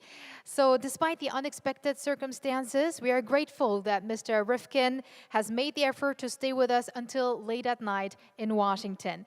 So, ladies and gentlemen, please welcome Mr. Rifkin with a big round of applause. Hello, Mr. Rifkin. Can you hear my voice well? I can, and greetings to all of my friends in the Republic of Korea. It's such a pleasure to be with you, if not physically, at least virtually. As you know, I'm a big fan of the country and all that you've done over the years. And it's a real pleasure to be here with this World Health City Forum. It's the right theme, it's the right conference at the right time. So again, a real pleasure. I want to start on a bit of a somber note. I hope it'll end up being a liberating reflection. You'll have to decide. There was quite a bit of mention in the last talk about pandemics. There's going to be more pandemics. And there's a reason for this. When my dad was born in 1908, 84% of this planet was still wilderness. There was no human development. Today, there's only 22% of this earth is still wild. And meanwhile, we went from 780 million human beings at the beginning of the American Revolution 200 years ago to 8 billion people huddled in massive urban areas. So here's what's happening. Our viruses are now climate migrants. They are migrating. As the wilderness depletes, the viruses are hitching a ride on animals and getting closer and closer to our urban civilization. So there's going to be more pandemics. It's part of a bigger issue. And that is, we are now in the final stages of the industrial revolution of the last 2 centuries. And it's taken us to a climate extinction event. This is a real reflection of a turning point in history. When I began to work on this issue of transforming our energies from fossil fuels to renewables back in 1973, there was only a few theoretical articles about climate change. But beginning in the 1980s, it became clear that we were in trouble. Let me explain what climate change is all about. It's never explained. We are a water planet. We like to think we're on a land planet, but you know, in the 1960s, 70s, when the Apollo spacecraft mission went to the moon, one of the astronauts, as they were closing in on the moon, took out a little home camera and he took a photo of the planet, Earth, and everybody was shocked. We thought we would see a green, verdant landscape. What we saw was a blue marble. We are actually a water planet, and this is what we need to begin to understand. Here's what climate change is all about. We dug up the burial ground of a previous period of history, the Carboniferous era, 350 million years ago. We took the dead remains of animal and plant life that morphed into fossil fuels, coal, oil, and gas. We dug them up. And we used those fossil fuels to create the industrial civilization, the age of progress. In the process, we spewed massive amounts of these global warming gases into the atmosphere. Nitrous oxide, methane, CO2. Those molecules are now blocking the sun's heat from getting off the planet. So here's the problem. For every 1 degree Celsius that the temperature goes up on this earth from global warming emissions, the atmosphere is sucking up 7% more precipitation from the oceans, from the land mass, into the clouds. So we're getting more concentrated precipitation in the clouds and massive, exponential, uncontrolled water events. What we call atmospheric rivers in the winter, pouring 14 and 15 feet of snow in regions that have never had snow. Then in the spring, the hydrosphere is rebelling with floods across all the ecosystems, every continent. They're destroying wildlife, taking human property and human lives. Then in the summer, we have the droughts for month after month after month. And then after that, we have the heat waves. 110 degrees, 120 degrees Fahrenheit, people die. And then we have these massive wildfires that are destroying whole communities and now cities in 1 day, 2 days. In the fall, we get the hurricanes and typhoons. This is all about the hydrosphere. We are a water planet. And now the hydrosphere is rebelling. It's taking us into a new era, which our scientists say is the sixth extinction of life on planet Earth. Doesn't even make the headlines. This is the most momentous moment in the history of our planet, in the history of our species. And what our scientists are telling us is we're likely to lose half the species of life on this planet in the lifetime of today's babies in Korea and other countries. We'll never see them again. We'll never hear them again. These species have been here for millions of years. The question now is, how did this happen? And where do we go from here? What's becoming increasingly clear, and this message I'm going to give now is one of hope, actually, not despair. I know that young people around the world don't know if there's going to be a future. They're frightened. They're starting to believe we live on a planet that's alien to us. We don't understand it. We don't know how we can survive it. And what they're beginning to learn is a message. This planet is much more powerful than we ever thought. And our little teeny species, Homo sapien, is much smaller and not very significant in the future evolution of this planet. That's actually good news because it tells us that we need to completely change the narrative. This narrative is not a short narrative of the age of progress. It goes far back in Western history, at least, to the age of beginning of Abrahamic religions, the book of Genesis, the first pseudo-historical account of history. And as you know, in the book of Genesis, the Lord says to Adam and Eve, do not eat the apple from the tree of knowledge of good and evil, because if you do, I will eliminate you from paradise and you will have to live by your toil. They defied the Lord. He said, you're now on your own. But the Lord gave Adam a gift. He said, I will give you dominion over all of life on this planet. You shall be the master of my creation. That caveat, that mandate, in all of its various forms across the world, all the way up to the fossil fuel industrial age, the age of progress, is what's taken us to where we are today. So here's the problem. We don't have a playbook for this. We don't have a playbook because we're using the same set of assumptions, the same narrative, the same worldview to try to address this climate crisis. And these assumptions that we travel with have created the crisis. So whether it's global governing institutions or individual countries or civil society, we're stuck. And the key is we're going to have to find a new playbook. I'm modestly hopeful because of the young generation of Gen Zs and the younger millennials. I saw these Friday for Future marches where young people many, many times would come out of their schools on Friday and out of their offices, young millennials, and they would, millions of them, they would assemble in 141 countries calling for a climate emergency. But what's impressive about these young people is these protests, they're not like any protest in history. We are protesting species. We protested all sorts of grievances over history. This one's different. This is the first time an entire generation across this planet has come out to protest, and they see themselves as an endangered species. And they see their fellow creatures as part of their evolutionary family.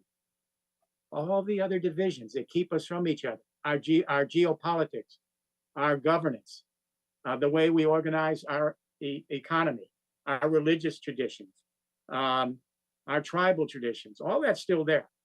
But now these young people see themselves as an endangered species and their fellow creatures part of the family. That's a hopeful sign. It is clear that we need a new playbook, and let me share this with you if I may. So some of you know I've had the privilege of serving as an advisor to the European Union, the European Commission heads of state for 22 years, and I still do. And more recently with the People's Republic of China leadership on a 13th and 14th five-year plan. And with Senator Charles Schumer, our majority leader on the Build Back Better plan. The reason I say that is that in each of these occasions, I asked these leaders to step back and ask an anthropological question. how do the great paradigm shifts in history occur? Because maybe if we know how they occur, we can get a new roadmap and a completely different compass to navigate a future that might take us into hopefully reflourishing the planet. It turns out, from an anthropological perspective, there have been a half a dozen great paradigm shifts in history. Every one of them shares a common denominator. And that is at a moment of time across a civilization, four defining technologies emerge. It's often serendipitous, and they converge to create an infrastructure that fundamentally changes the way we organize our day-to-day life, the way we organize governance, the economy, our approach to nature, how we educate our kids, even our temporal spatial orientation. What are these four technologies? Number one, new communication revolutions. Number two, new energy regimes. Number three, new modes of mobility and logistics. Number four, new ways of managing water. When these technologies come together in periods of history, they completely change governance. The governments don't create these infrastructures. The infrastructures determine the kind of governance that are going to be possible with these infrastructures. The economy doesn't create these infrastructures. As these infrastructures come in, they kind of dictate the kinds of approaches you might use. So let me give you a couple examples. First Industrial Revolution, Britain, 19th century. The communication revolution in Britain, steam-powered printing. I try to remind my friends that Korea had the print press well before a lot of other places, but steam-powered printing. And that allowed us to put out cheap newspapers and catalogs and journals and printed books for something called public schools. Later in that century, they laid out a telegraph system, instant communication across the British Isles. The energy revolution, they had depleted the forest for energy. So they had to go down under the ground and dig up the coal with a steam pump. Then they put the steam pump into an engine for mobility and logistics, and they created railroads. And all of a sudden, people were traveling at 60 miles an hour. And the water revolution was the Brits became the first modern society since the fall of Rome to introduce water systems that went into factories and homes and sewer systems that would take the water back for pacification and purification. The first industrial revolution took us from regional to national markets, nation states, shareholding corporations, etc. Second industrial revolution in the United States, 20th century, communication revolution, that telephone connected the continent. The energy revolution, we discovered oil in Texas, didn't have to rely on coal anymore. The mobility revolution, Henry Ford put everybody in a cheap automobile. Later, internal combustion transport for rail, inland water, ocean, air traffic. The water revolution, America was the first to create these massive hydroelectric dams, the Hoover Dam. And then a century later, it finished off with Three Gorges Dam in China. The second industrial revolution took us from urban development, railroads, to suburban development, automobiles, all over the world. That was the new infrastructure for that. It took us from national markets to globalization and global governing institutions like the World Bank, OECD, IMF, et cetera, UN. That second industrial revolution peaked. We all know the date in the business community. The date was July 2008. And in that month, Brent crude oil hit $147 a barrel on world markets. The whole global economy completely shut down. The financial collapse of the subprime mortgage 60 days later, that was simply an aftershock, not the earthquake. Why? This whole civilization depends on fossil fuels, the industrial age, the age of progress. It's not just powering our vehicles and heating our homes. Our food additives and preservatives, fossil fuels. Synthetic fiber for clothing, fossil fuels. Pharmaceutical products, fossil fuels. Packaging materials, construction, it's everything. So when the price of crude oil goes over 80 a barrel, all the other prices go up. At 100 a barrel, inflation goes wild, shut down. We are in a dangerous end game of trying to come back and shut down. It's an end game. So where do we go from here? We are on the cusp of a third industrial revolution that'll take us from a dying age of progress to an emerging age of resilience and a completely new narrative for how we live on this planet, a water planet. What is this revolution? The communication revolution is the internet. We have 4.5 billion people with a little smartphone in their hand, and that little smartphone has more computing power than to send our astronauts to the moon. That is amazing. Now that communication internet of big data, analytics, and algorithms is converging with a second internet.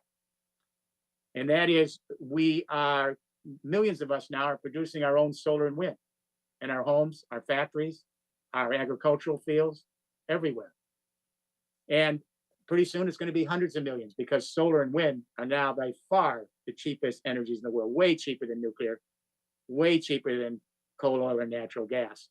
And they're the fastest growing energy. So what's happening is that people are generating their own solar and wind. What they're not using, they're storing in batteries and fuel cells. And then they're sharing it up on an energy internet with big data analytics and algorithms to share that solar and wind across continents, and in the next 10 years, under the oceans, across time zones, and actually around the world. All of this is happening.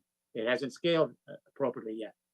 And so if it's sunny in one part of the world, you collect that energy and share it. If it's wind at night in another part of the world, share it with another time zone. And so these two internets, using big data and analytics and algorithms, is now converging with a third internet, mobility and logistics internet, made up of electric and fuel cell transport, powered by solar and wind from the electricity and energy internet. And increasingly, these vehicles, road, rail, water, and maybe air traffic, will be semi-autonomous, maybe even autonomous. And they will use big data, analytics, and algorithms to move their mobility, and they will converge with the other two internets, communication. It's already starting, but it isn't scaling. That's the problem. And now those three internets are converging with a fourth internet. And this is a water internet.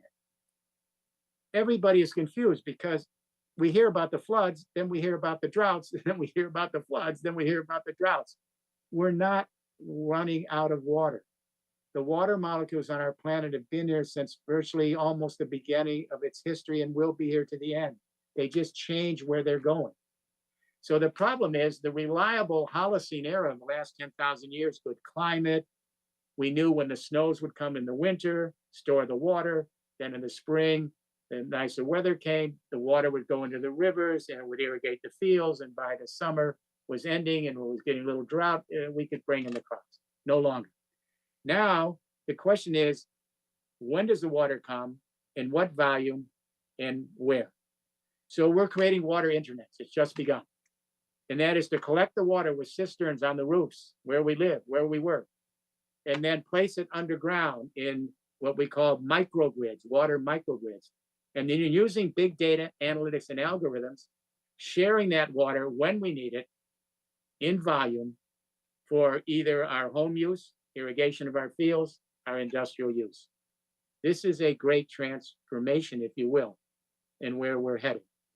And if all of this sounds kind of common sense, even though it isn't in any textbooks, I do have it in my books, but it's not really captured the attention of the economics profession. If this sounds like common sense, how many of you in the audience have taken biology in high school? Raise your hands. Who's taken biology class? Only one person. Only one person's been in biology. All right, there's a few. Okay, there you are. I have my biology student. So in biology, you learn that every organism has to have a means to communicate. It has to have a source of energy to stay alive thermodynamically.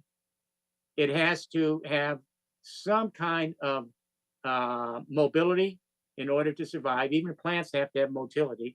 It has to have water.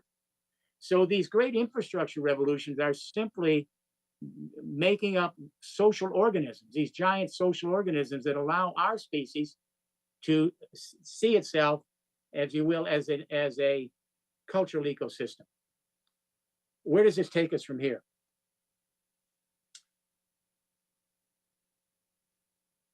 We need to begin to take a look at our political way of life.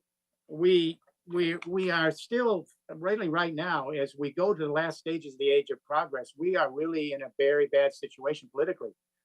Everybody's frightened. Every country's closing up. We're in this geopolitical war of everybody fighting each other in a zero-sum game. This is happening all over the world. We have to make a great shift from geopolitics to biosphere politics. And instead of adapting the planet's great spheres to us, we have to adapt us to the planet's spheres. Let me explain. The hydrosphere, that's the animating sphere of this planet. This is a water planet. The hydrosphere determines the lithosphere, the plants, the animals, the soil. No water, no soil, no plants, no animals. The hydrosphere determines the atmosphere. The phytoplankton in the oceans provides most of the oxygen for the atmosphere. And the biosphere, which encompasses all those, makes this whole planet work. It's animated, it's patterns, it's processes, and it's all about managing the water. So, what is biosphere politics? It turns out that climate disasters do not give a damn about political boundaries. Climate disasters do not care about political boundaries. When a flood hits, or a drought, or a wildfire, or a hurricane, it affects ecosystems, all right? And because that's the case, we're beginning to understand that we have to cross political boundaries and share common ecosystems between countries and counties. We are not giving up nation states. Sovereignty is still here. We're not giving up regional and municipal governance, but we have to create an extension to what we call bioregional governance. And this is the one place America's a little ahead, actually. We have two bioregional governances in America for 30 years.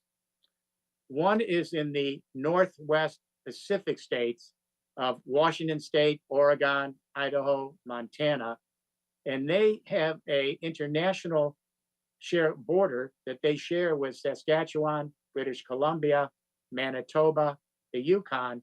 It's a common ecosystem geographically, and they legislate together. They steward that commons instead of depleting it, so that future generations can live and flourish. Common sense. We have a second bioregional governance. It's in the Great Lakes. And what's interesting about the Great Lakes, those 5 lakes that you see on the map, Huron and Erie and Michigan and Ontario, et cetera, this is going to be surprising.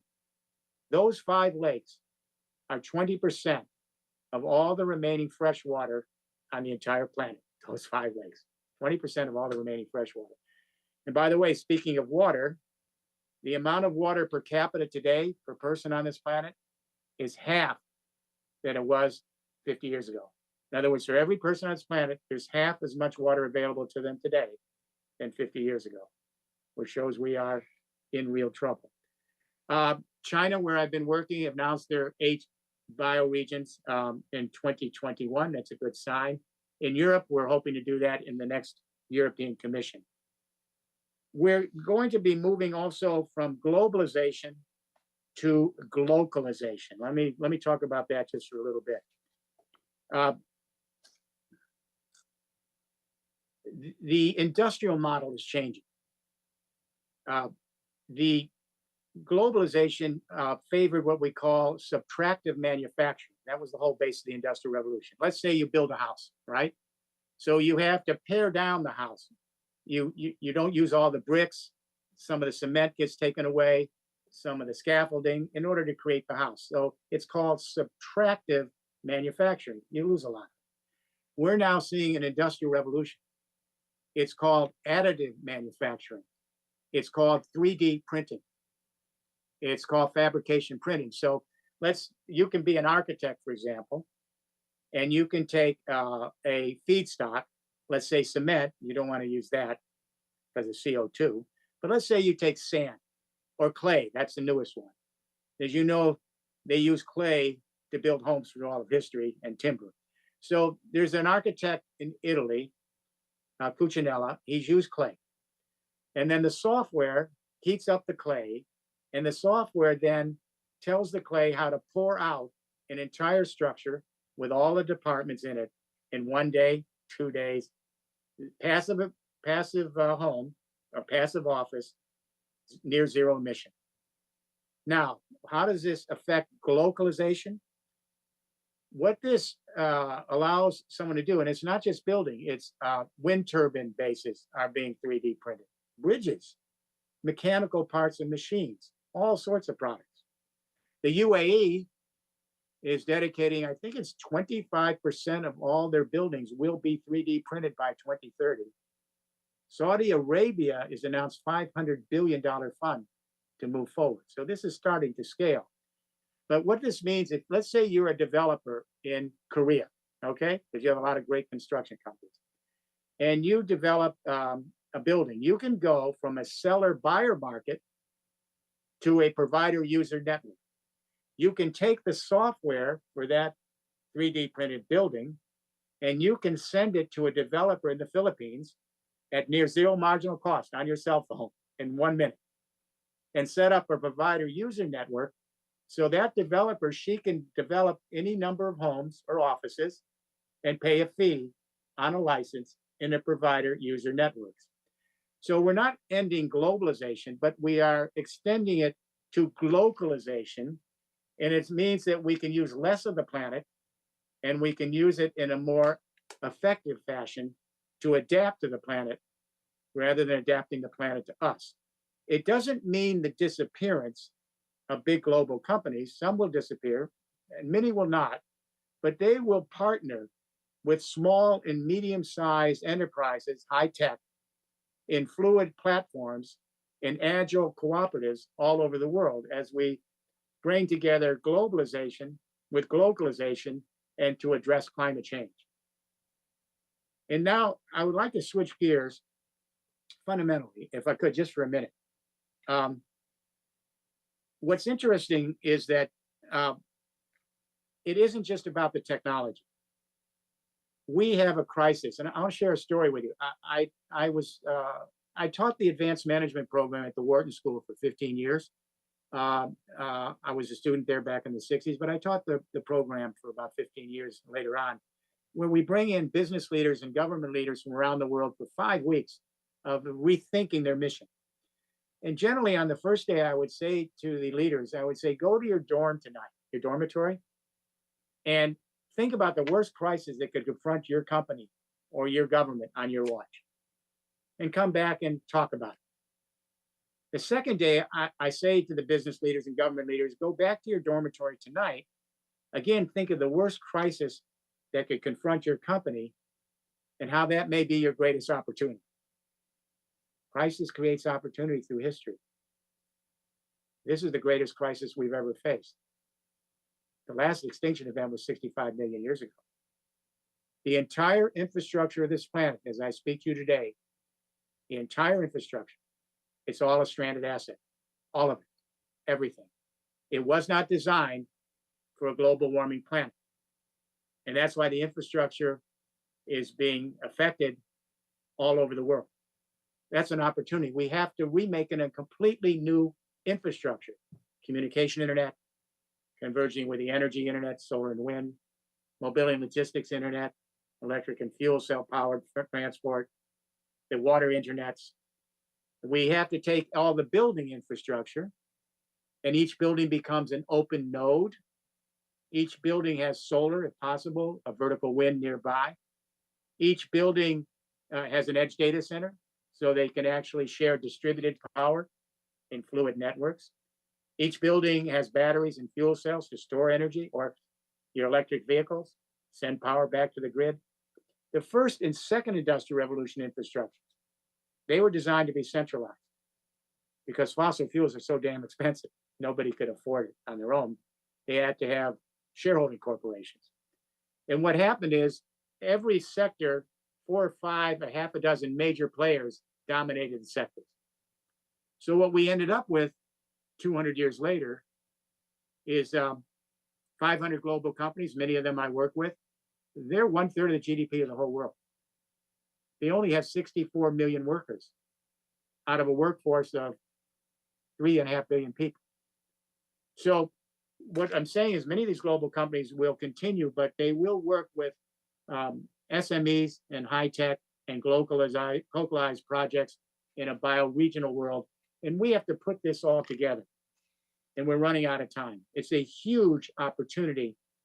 And right now, that opportunity is ripe because billions of dollars have come out of fossil fuels. They come out because they're stranded assets, and they're looking for scaled projects. Pension funds, $40 trillion. Insurance funds, $22 trillion. We need to begin scaling. The problem is local governments around the world are still doing pilot projects. A couple electric buses, some LEED buildings, some bike paths.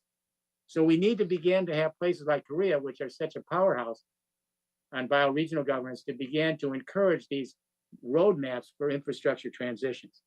In the last bit of time that I have with you, I want to completely change direction, if I may. And that is, I want to share two stories with you, which are going to give everybody heart and hope, real heart and hope. And what I'm about to say, you will pass on, I'm sure. Our National Institutes of Health in the US, which is 2 blocks away from my building here, our great scientists have come up with a new project. It's called the Human Microbiome Project. And the EU has joined, and 4 other countries, including the Republic of Korea. What your scientists are doing will change the entire story after you hear this. The Human Microbiome Project, our scientists are telling us that each of us in this room today is an ecosystem. Literally, not a metaphor, we're each an ecosystem. For example, we like to think that our body is with us once we mature, we have born, we mature. No, the human skeleton is replaced every 10 years, the whole skeleton. The liver is replaced every year, the stomach cell every month. So we're taking in elements from the hydrosphere. The water comes into our body, it's 60% of our body, it metabolizes our tissues. Then those molecules go somewhere else. The phosphorus in my tooth here, that came from a mountain. The mountain was degraded by the waters into sediment. And then those elements in the sediment are taken up by plants and animals, and then they come into our bodies, and then they go somewhere else. And then it gets even more interesting. The scientists are saying to us, we're not alone in our bodies. You want to talk about health? This is the new approach to world health. They're saying that there are millions of other creatures in our bodies. Proteus, archaea, fungi, bacteria, and viruses. Only 44% of the cells in our human body are human. The other 56% of the cells belong to the other creatures. Only 20,000 human genes in our body.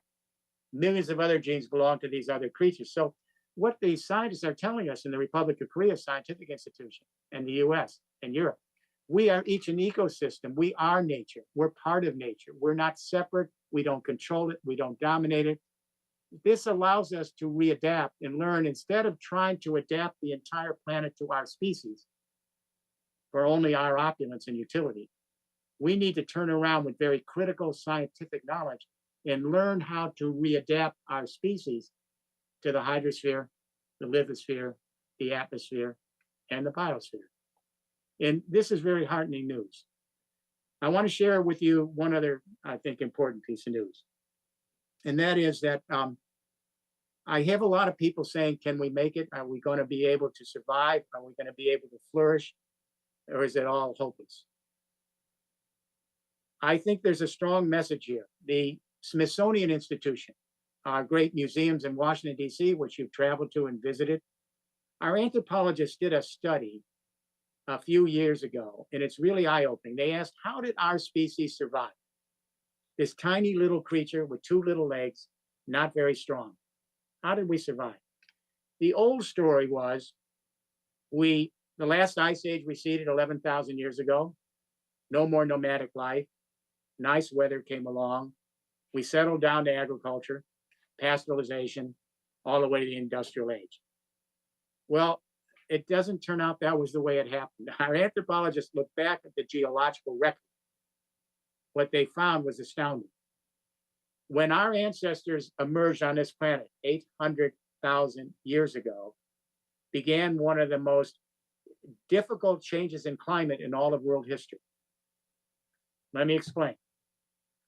Sometimes our planet tilts away from the Earth, the sun, and sometimes close to the sun. There was a tilt 800,000 years ago when hominids developed, and then Neanderthals, and then Homo sapiens.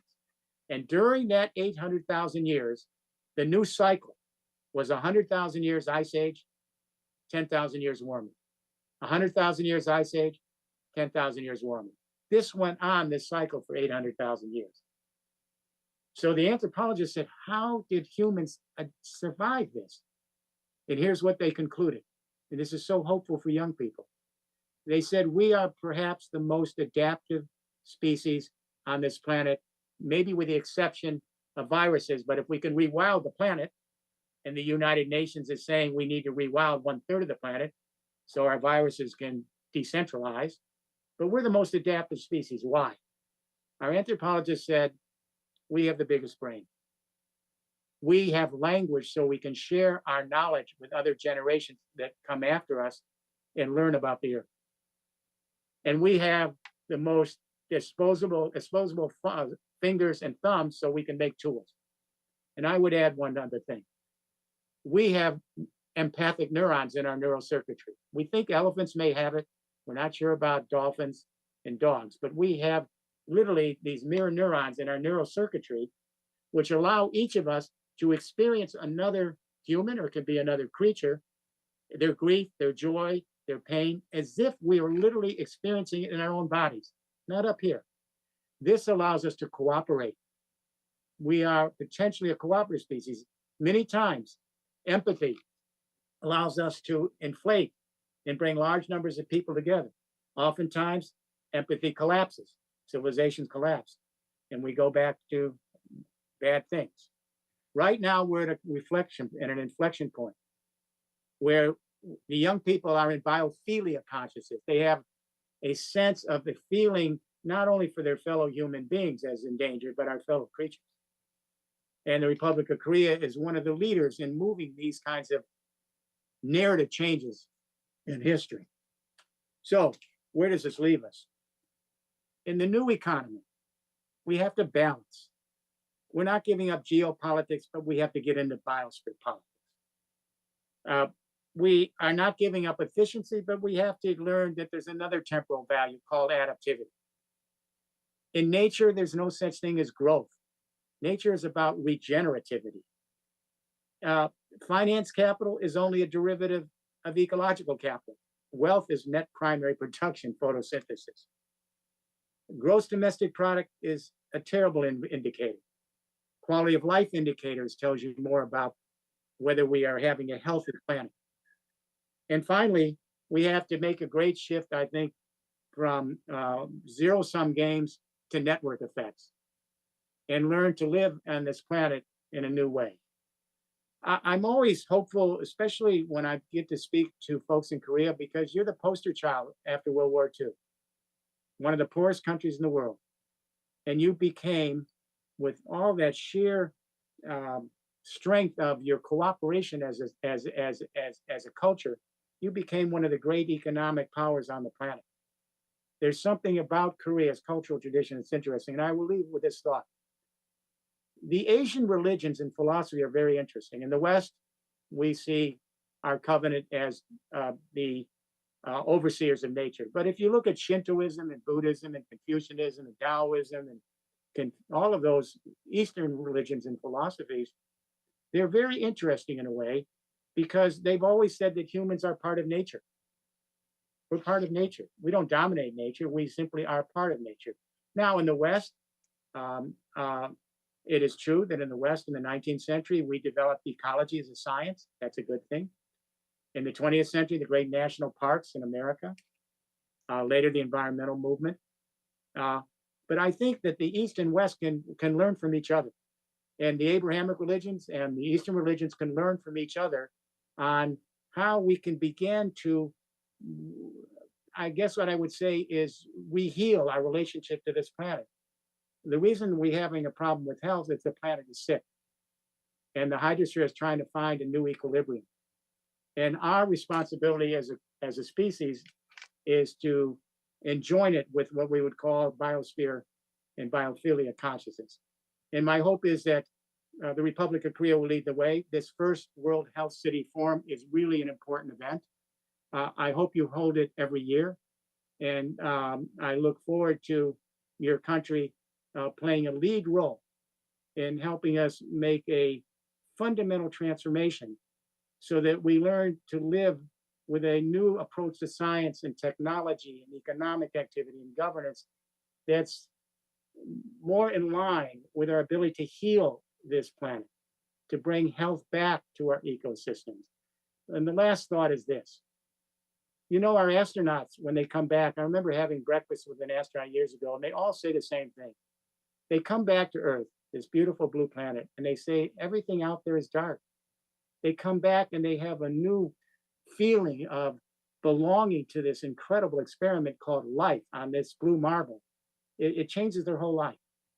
And so if we can begin to do that in each of our countries through our religious affiliations, our political affiliations, maybe we'll be on the road to rehealing the planet so that future generations, not just our species, other creatures have their right, their moment for existence on the earth. Hopefully, Korea will be at the forefront in taking us from an age of progress that is dying to an age of resilience with all the new economic opportunities and governing opportunities and educational opportunities that go with it.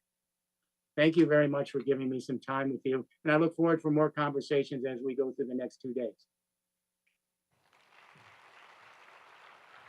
Thank you very much, Mr. Rifkin, for that impressive speech, which emphasizes the need for a transition of the era of progress into an era of resilience and regeneration. And Mr. Rifkin is going to join us as a panelist in a bit, so we look forward to seeing again him shortly. And speaking of panelists, the upcoming AGB Summit is going to start in a bit after a brief stage cleanup and setup. So we will meet again at this very spot in a few minutes for the AGB Summit. So I will see you in a bit. Thank you very much.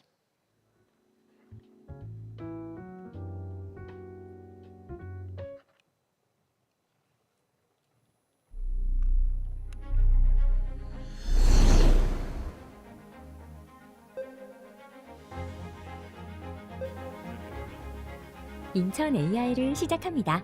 오늘 날씨는 송도 센트럴파크를 산책하고 레포츠를 즐기기 좋은 화창한 날씨이며 2025년 에이펙 인천 유치 도전을 발표하는 날입니다. 인천 아시안게임과 OECD 세계포럼 등 국제 행사를 성공적으로 개최해온 인천시가 2025년 국내에서 개최되는 에이펙 정상회의 유치에 도전합니다. 인천시는 무역투자, 혁신 디지털 경제, 포용적 지속 가능이라는 에이펙 비전에 가장 부합하는 도시입니다.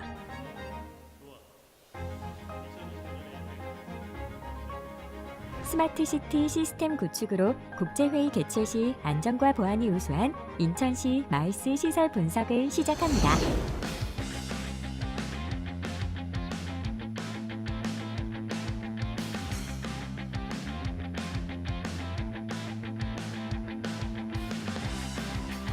인천시 마이스 시설은 모두 준비됐습니다. 인천시 산업 인프라 분석을 시작합니다.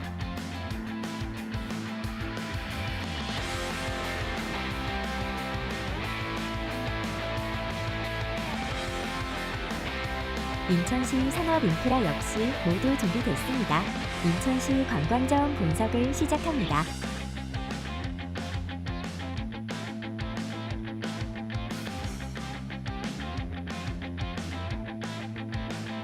인천시 관광자원 충분히 준비됐습니다. 인천시 데이터 분석 모두 준비됐습니다. 인천의 처음을 위해 완벽하게 준비했습니다. 2025 에이펙 이제는 인천입니다.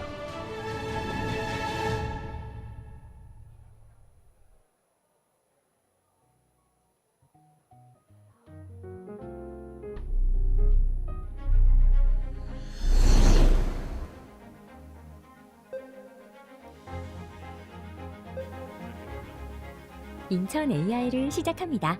오늘 날씨는 송도 센트럴파크를 산책하고 레포츠를 즐기기 좋은 화창한 날씨이며 2025년 에이펙 인천 유치 도전을 발표하는 날입니다. 인천 아시안게임과 OECD 세계포럼 등 국제 행사를 성공적으로 개최해온 인천시가 2025년 국내에서 개최되는 에이펙 정상회의 유치에 도전합니다. 인천시는 무역투자, 혁신 디지털 경제, 포용적 지속 가능이라는 에이펙 비전에 가장 부합하는 도시입니다.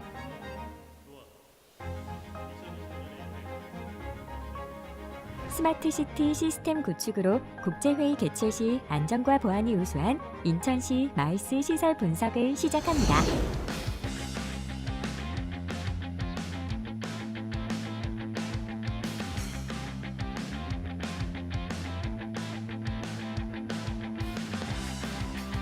인천시 마이스 시설은 모두 준비됐습니다.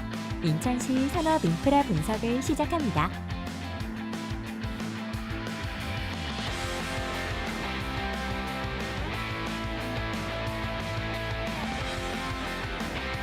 인천시 산업 인프라 역시 모두 준비됐습니다.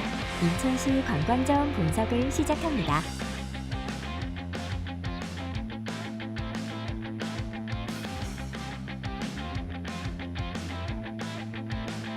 인천시 관광자원 충분히 준비됐습니다. 인천시 데이터 분석 모두 준비됐습니다. 인천의 처음을 위해 완벽하게 준비했습니다. 2025 에이펙 이제는 인천입니다.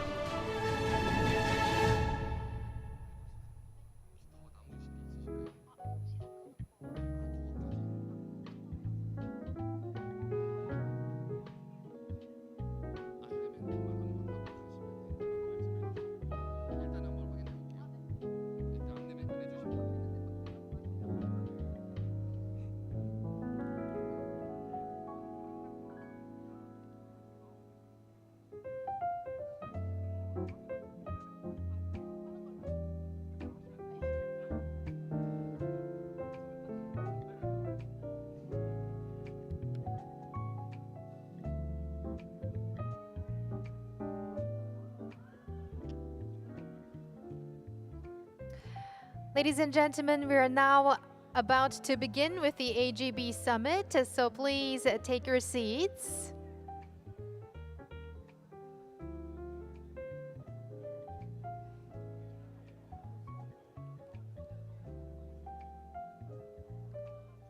네, 이제 AGB 서밋이 시작될 예정입니다. 모두 자리에 착석해 주시면 감사하겠습니다.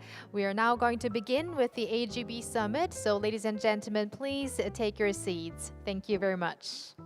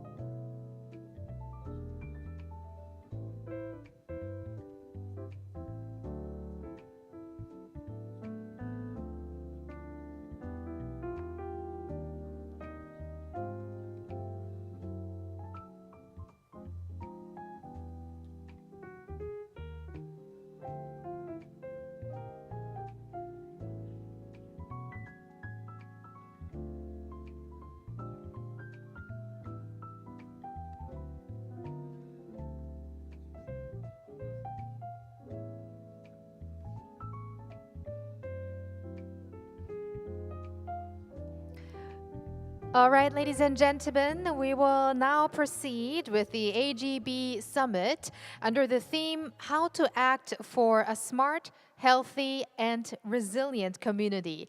And taking the helm as the summit chair is Kim Eun-mi, President of Ewha Women's University.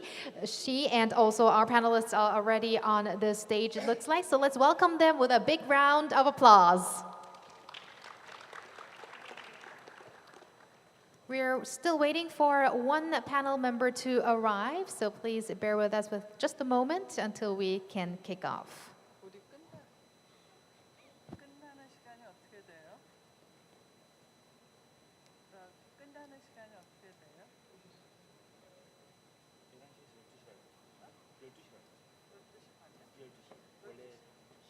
All right, ladies and gentlemen, let's welcome our panelists again with a huge round of applause.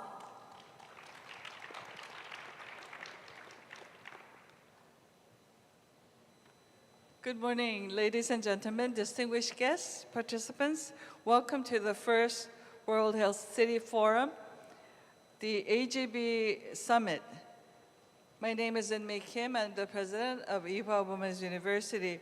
It is a great honor to chair the academy, government, business, in short, the AGB Summit at the first World Health City Forum.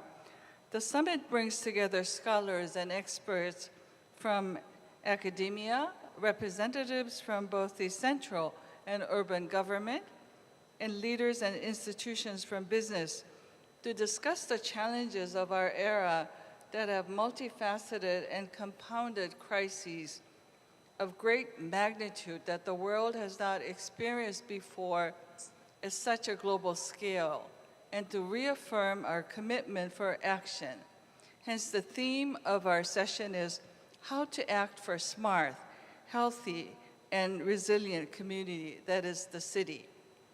We live in an era of compounded challenges and uncertainties, with foremost among them the pandemic and climate change.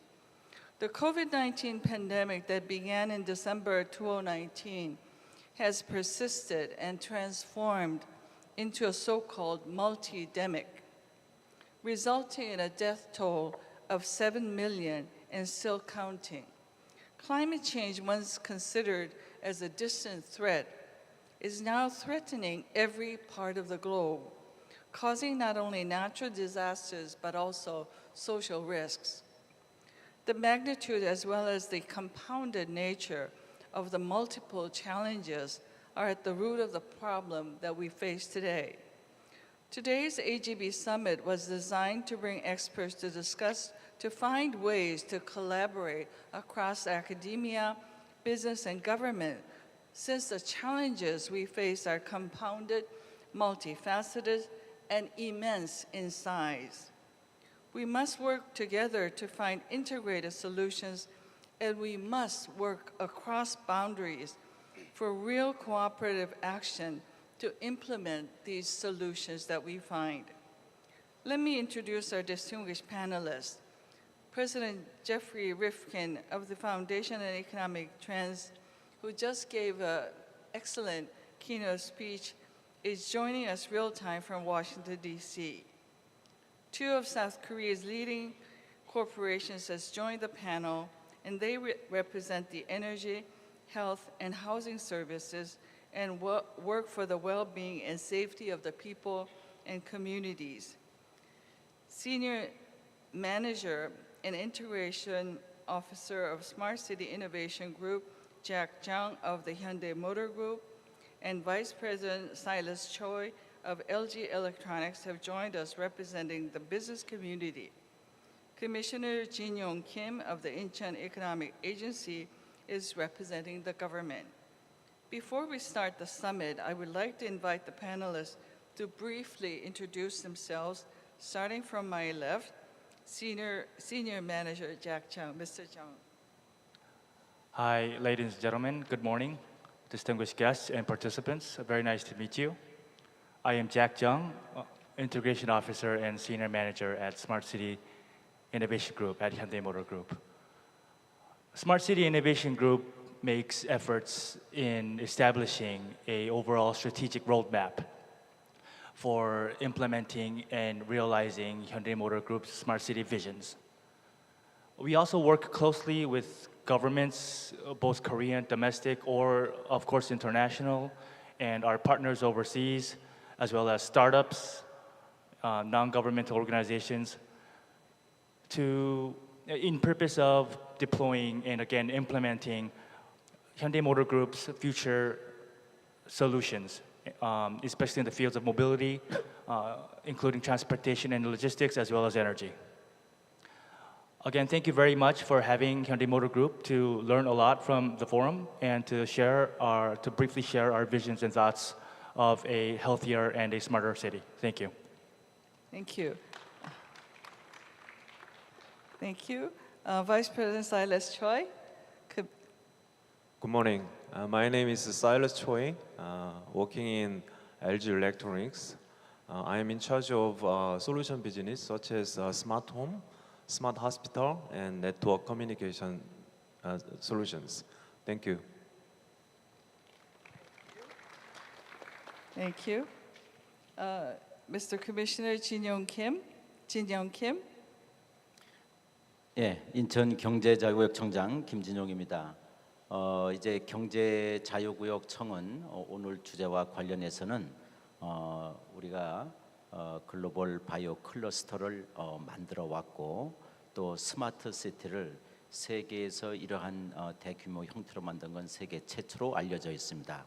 이런 스마트 시티를 만들어 왔고 그 다음에 GCF를 비롯한 국제 기구를 15개를 우리 경제 자유구역에 위치시킴으로 인해서 우리가 이제 앞으로 세계적인 그 글로벌 이슈들을 설정을 하고 또 메시지를 전파를 하고 이런 문제들을 함께 풀어가는데 큰 역할을 할 수 있는 그러한 공간이 되었다는 것을 좀 말씀을 드리고 싶습니다.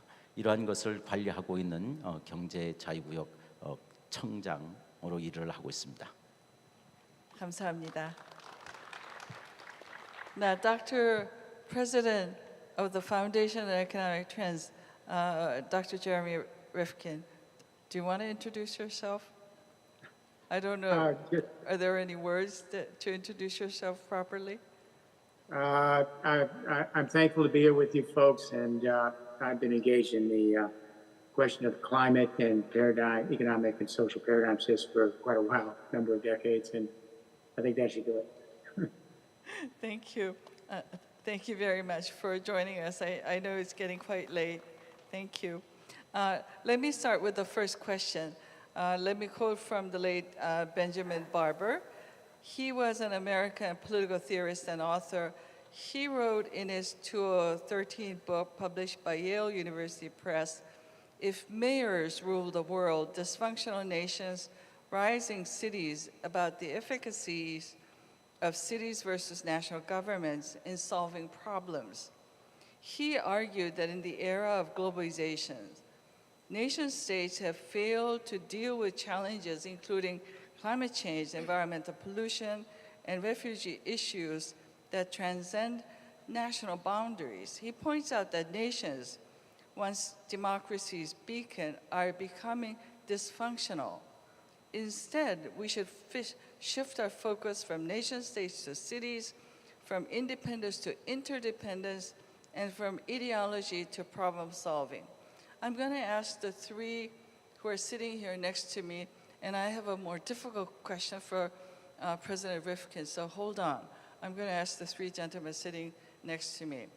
Do you agree with Dr. Barber's argument that cities and city governments can better address global challenges such as the pandemic and climate change than nations and central governments? Mr. Chung. Yes, thank you, President Kim.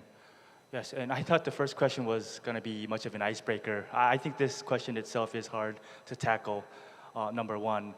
Yes, it isn't, I believe it isn't difficult to agree that the roles of cities as a unit, the roles will be significantly, I guess, greater or more important. I'm not here to compare which role is more significant, the national government or the city government, but yes, I have no doubt the roles of city governments or the city itself will impact much more in the future, especially due to technologies, the advancement of technologies such as AI, massive data, semiconductors, the social media and whatnot has, I believe, led citizens and furthermore the city to become more delicate, sensitive, more individualized. And in that manner, I guess that kind of led to more specific needs and demands and requirements that to satisfy or even sustain, maintain the citizen of the city itself. And I would like to say Hyundai Motor Group is well aware of those specific needs and are thriving to learn more about the needs of a city and the citizen itself. And that's why we're closely cooperating with the city governments all across the world, trying to learn. And I guess that's one of the reasons why we were invited to this very important and significant forum today as well. Okay. Vice President Choi, cities or nation states? I'm not an expert in that subject, but But in your experience, yeah, my answer is something like this. I think the role of a city still in the future still very important. However, just we experience a pandemic, and the conclusion, from my point of view, conclusion, decentralization is also important. So each city or the small town should have their own autonomy. By the way, the city law, they should make some infra and policy.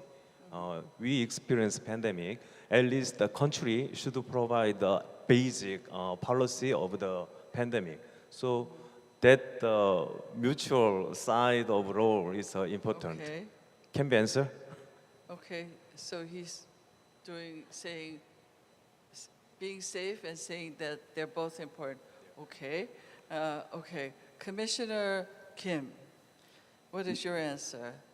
네, 우리 National government or city government? 이제 팬데믹과 관련해서 우리가 지난 그 경험을 반추해 볼 때 우리 중앙 정부와 또 시 정부에서 우리가 그 일체적으로 유기적으로 협력을 해서 잘 대처해 왔다라고 하는 것이 한국 정부의 그 대처 방안으로서 세계적으로 이렇게 평가받는다고 생각을 하고 있습니다.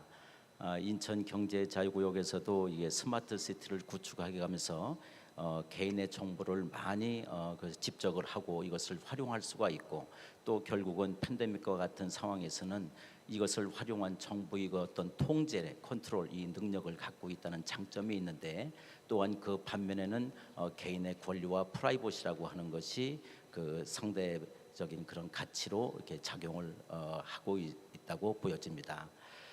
그렇다라고 할 때에 우리가 좀 중국과 이렇게 비교해 보면은 중국에서는 정부의 그 컨트롤 능력이 크고 상대적으로 그 인민의 이런 그 권리와 프라이버시가 무시되는 그런 측면이 강했다면 또 유럽과 서양 사회에서는 이제 그 반대의 역할도 많이 나타났다라고 평가를 할 수가 있습니다.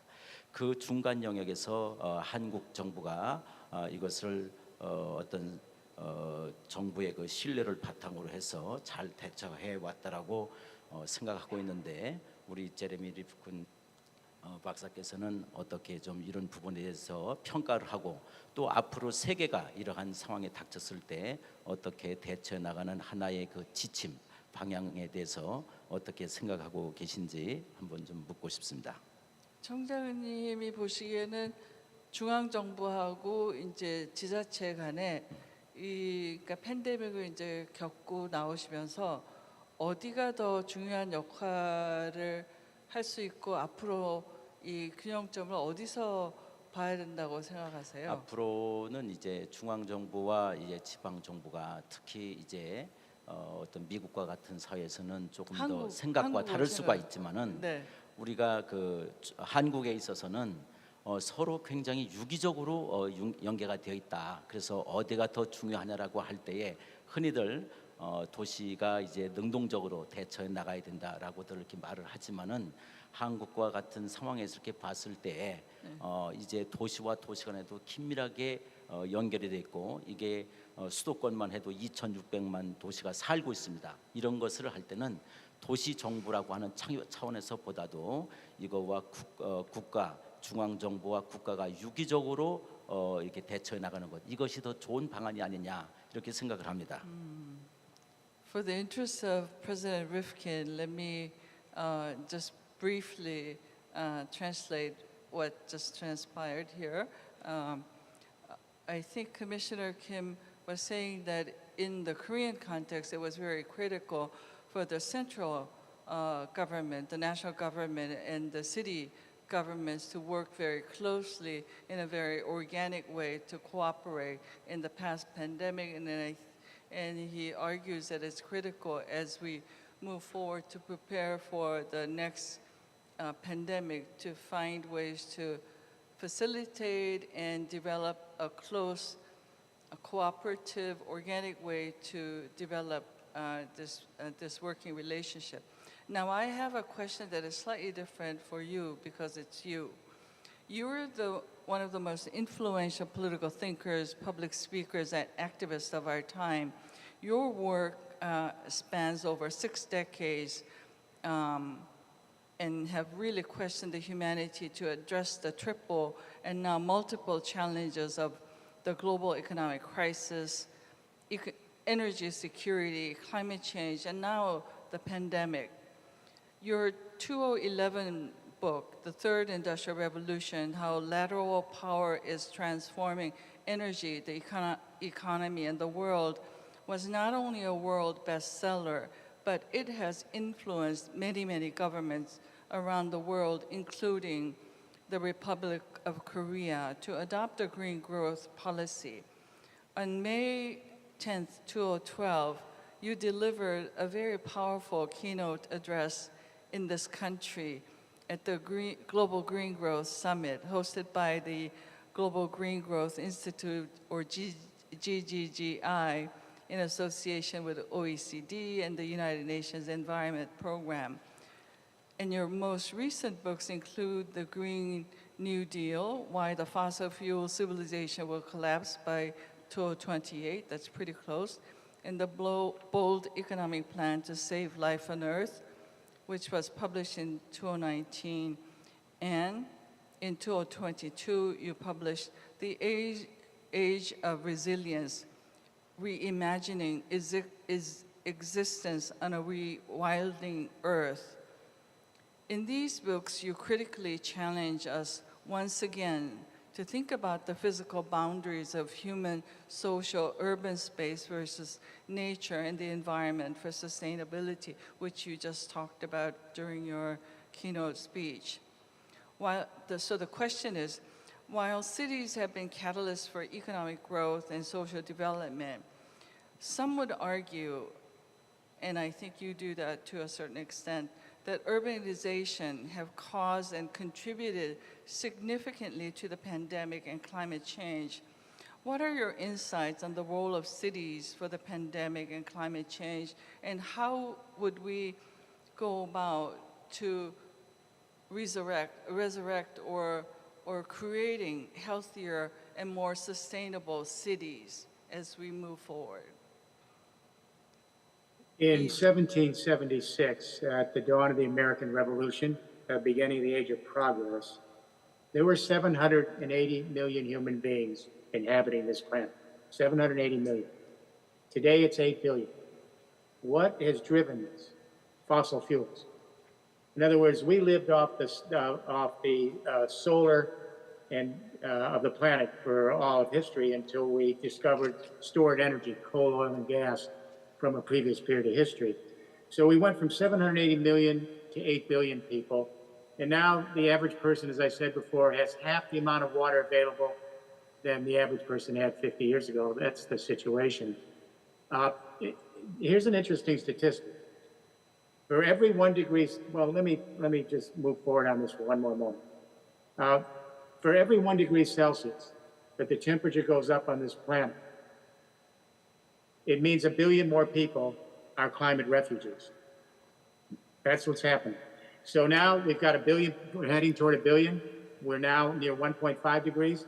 If we go to 2 degrees, 2 billion. If we go to 3 degrees, 3 billion. That's nearly half the planet.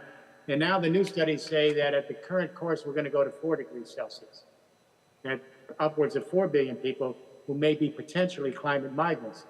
We have whole regions now that are warming so fast, the mass migrations here, the Mediterranean, 22 nations, European, Asian, African, all on the Mediterranean ecosystem.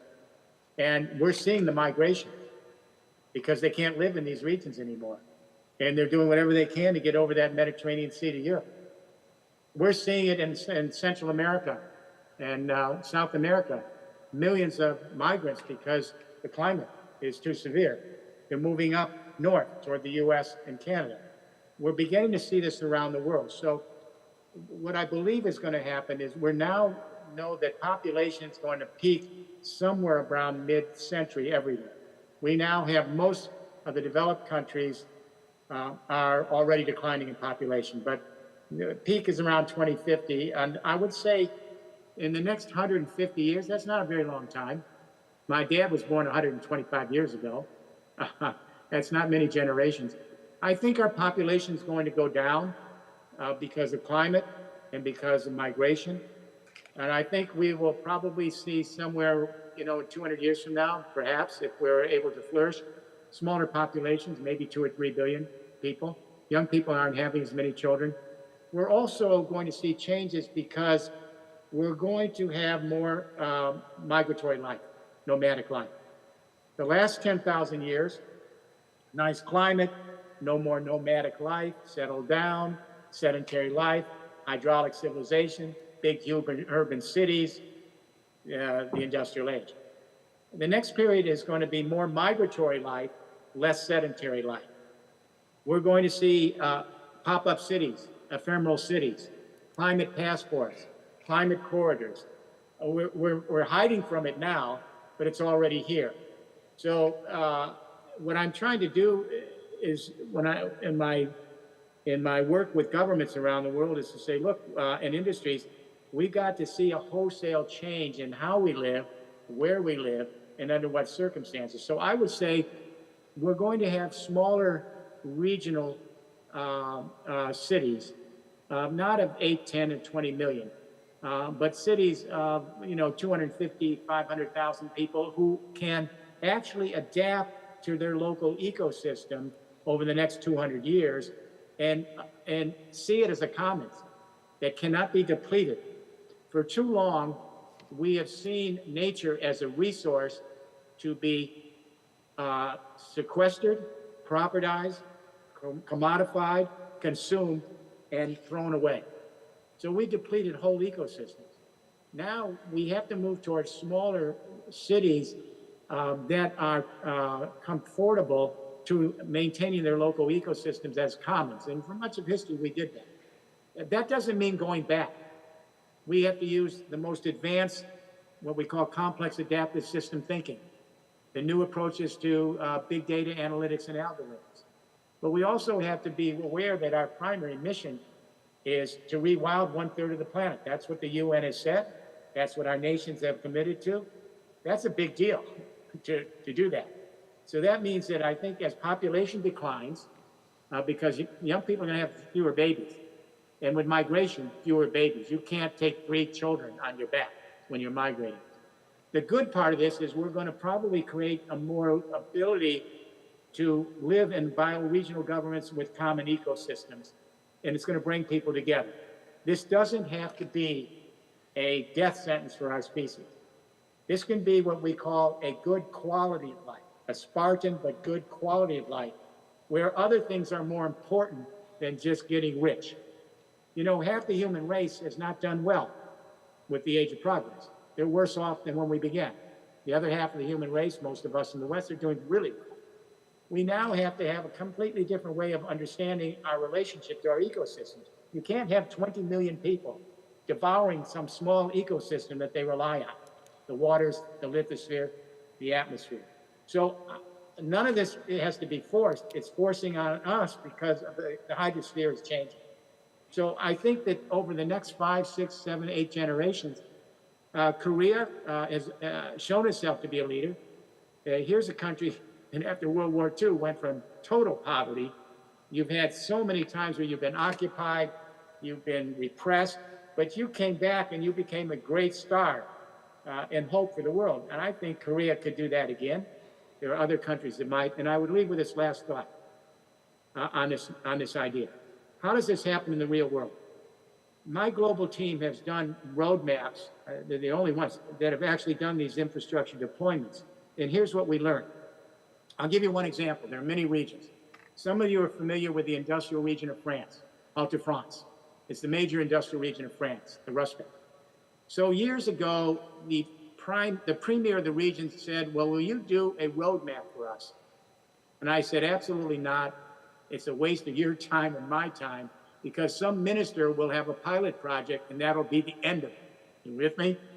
So what I said is, if you, however, want to go back to the entire region that you are the governor and go to the chambers of commerce, every local mayor, all the universities, all the civil society organizations, and get all of them together, we'll work with you, but you will make the transition to the kind of society that can steward your ecosystem. So usually they don't come back. It's too much work. This particular premier came back. We began a process that involved thousands and thousands and thousands of people developing a roadmap on how this industrial rust belt could rejuvenate its local ecosystem. The universities put together missions, the school systems, everyone. And so over 10 years of deployment, we were there to help, but they did it. And what this says is that every region can do this.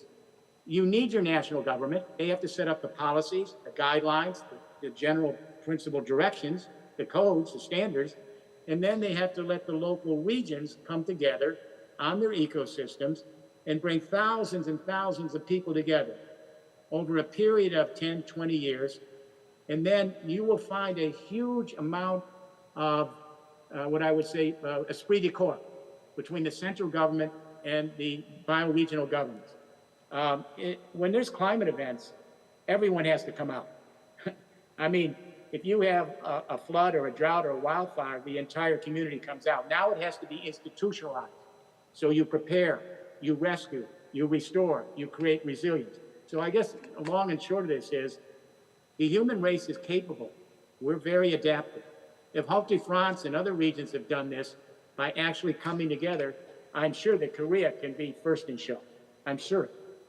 But your national government has to set the tone, has to set the framework, has to encourage the roadmap, has to set the guidelines. Let the local regions and the local governments steward their ecosystems. Well, thank you very much. I think our forum where we put the city center may set the stage for a more resilient city, a healthier city, and may allow us to go in that direction. Let's see how we can do that. I'm going to invite the business representatives for the next question. We're going to focus on health. The term health not only encompasses an individual's physical and mental well-being, but implies also holistic well-being to maintain a high quality of life concerning the environment, culture, social prosperity, and balanced ecology. In creating and sustaining the value of well-being, the role of the private sector and business seems to be expanding and gaining more significance than of the government and public sector. In the situation where the safety and well-being of individuals and cities are threatened by disruptions in the global supply chains and lockdowns due to the pandemic, the importance of lifeline services, including electricity, water, communication, transportation, so home services become even more important. Here with us today are the representatives from LG and Hyundai. I would like to invite you to address this issue from these two very important corporations representing South Korea's best. May I invite Mr. Chung first? Yes, thank you. Allow me to begin my reply with a brief introductory slide of some of Hyundai Motor Group's smart city solutions.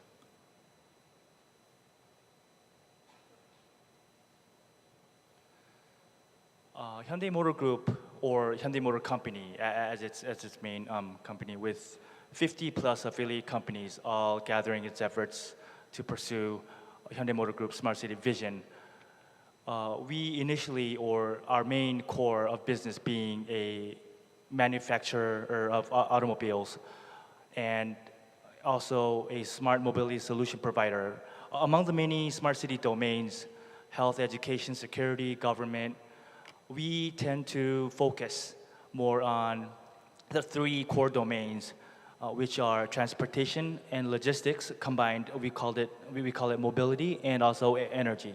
Yes, and I am very well aware that health isn't one of the key focuses that I have just mentioned, but the three main principles or ideals or goals that Hyundai Motor Group's Smart City Vision pursue are number one, human-centered, number two, coexisting with nature, and number three, embracing the future. And what are these three without health? Especially the first one being human-centered.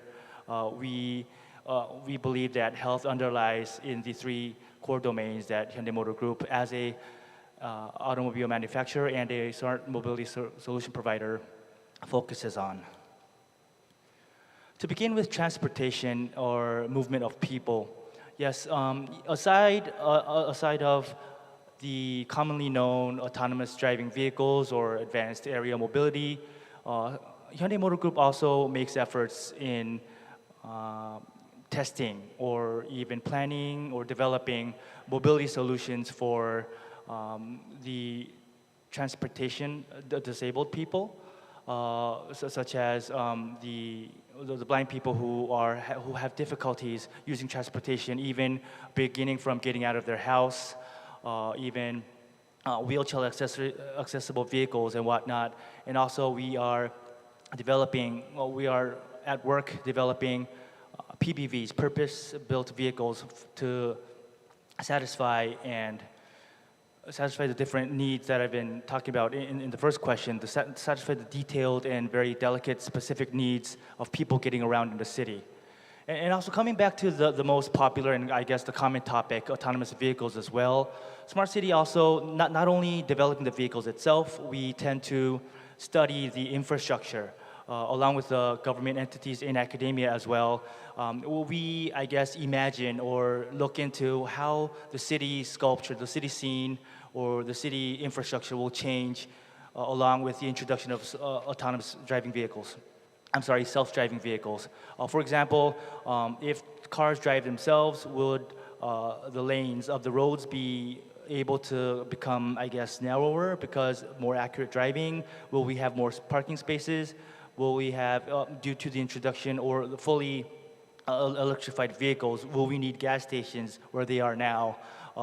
Does the curb next to the sidewalk, does it have to be lower or higher for people to access vehicles without an actual driver or even someone to help them get on a car? And also, how will this impact the statistics of the city? Whereas there are some assumptions, or I guess, assumptions where autonomous vehicles may lead to a decrease in traffic, especially in heavily trafficked cities such as San Francisco, New York, Seoul, due to autonomous vehicles being able to absorb nearby types or modals of different transportation modes. And also, mobility goes on to the movement of goods, logistics as well. We, of course, with technologies in areas such as logistics, warehouse solutions, robotics and whatnot, we also are working hard to bring a more seamless movement of goods, logistics solutions. Moving on to the third domain, which is energy. Aside of the commonly known hydrogen vehicles and electric vehicles that you already know and enjoy, we also have eco-friendly trucks or buses to pursue and continue to pursue the eco-friendly goals and our carbon neutral goals of Hyundai Motor Group's vision. Not only in our vehicles, but Hyundai Motor Group also are conducting numerous studies with academia and government entities as well as national level institutions for even solutions across the whole value chain, from producing clean hydrogen to storing them, transporting them, and even fueling them into our vehicles or even other facilities as well. This does not stop and goes on to us, Hyundai Motor Group, having to develop more advanced electric vehicle charging solutions as well. And these are the collective efforts that Hyundai Motor Group are mainly focused in. Like I've said, the three domains being transportation, logistics, and energy. But I would like to end my reply with, we have a long way to go. And if I may refer to Dr. Rifkin's keynote speech saying people being a cooperative species, number one, the future solutions that I have briefly introduced, well, we can't do this alone, of course. And number two being, these are only the three domains within a vast collection of domains that kind of sum up smart cities or even health cities. So we have a long way to go, and we would like to, I guess, pursue that journey with the academia and government entities as well. Thank you. Thank you. Thank you. Now may I turn to Vice President Choi of LG Electronics, which is a global home service company ranging from appliances to lifestyle services. So, Vice President Choi, your LG's plans about smart and healthy cities, please. I prepared an introduction video. Could you play on?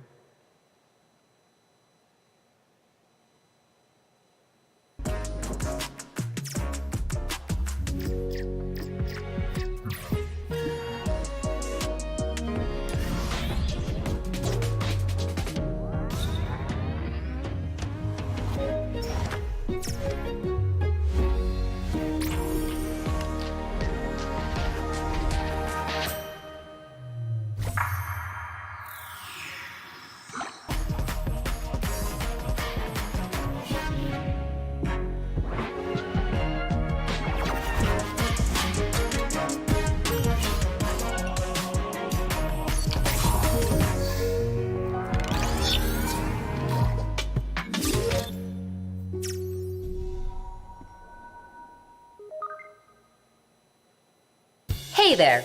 You probably know LG for our world best appliances. And you're right. For decades, our uniquely innovative products have been changing your home life. But did you know? We're already going well beyond that to bring all our innovations together to open up new possibilities and change the home itself.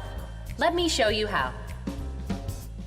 Like all good things, the idea is quite simple. It's all about unlocking the power of connectedness by integrating all those AI-empowered, IoT-enabled appliances with your home, so they can all work together intelligently to do so much more for you.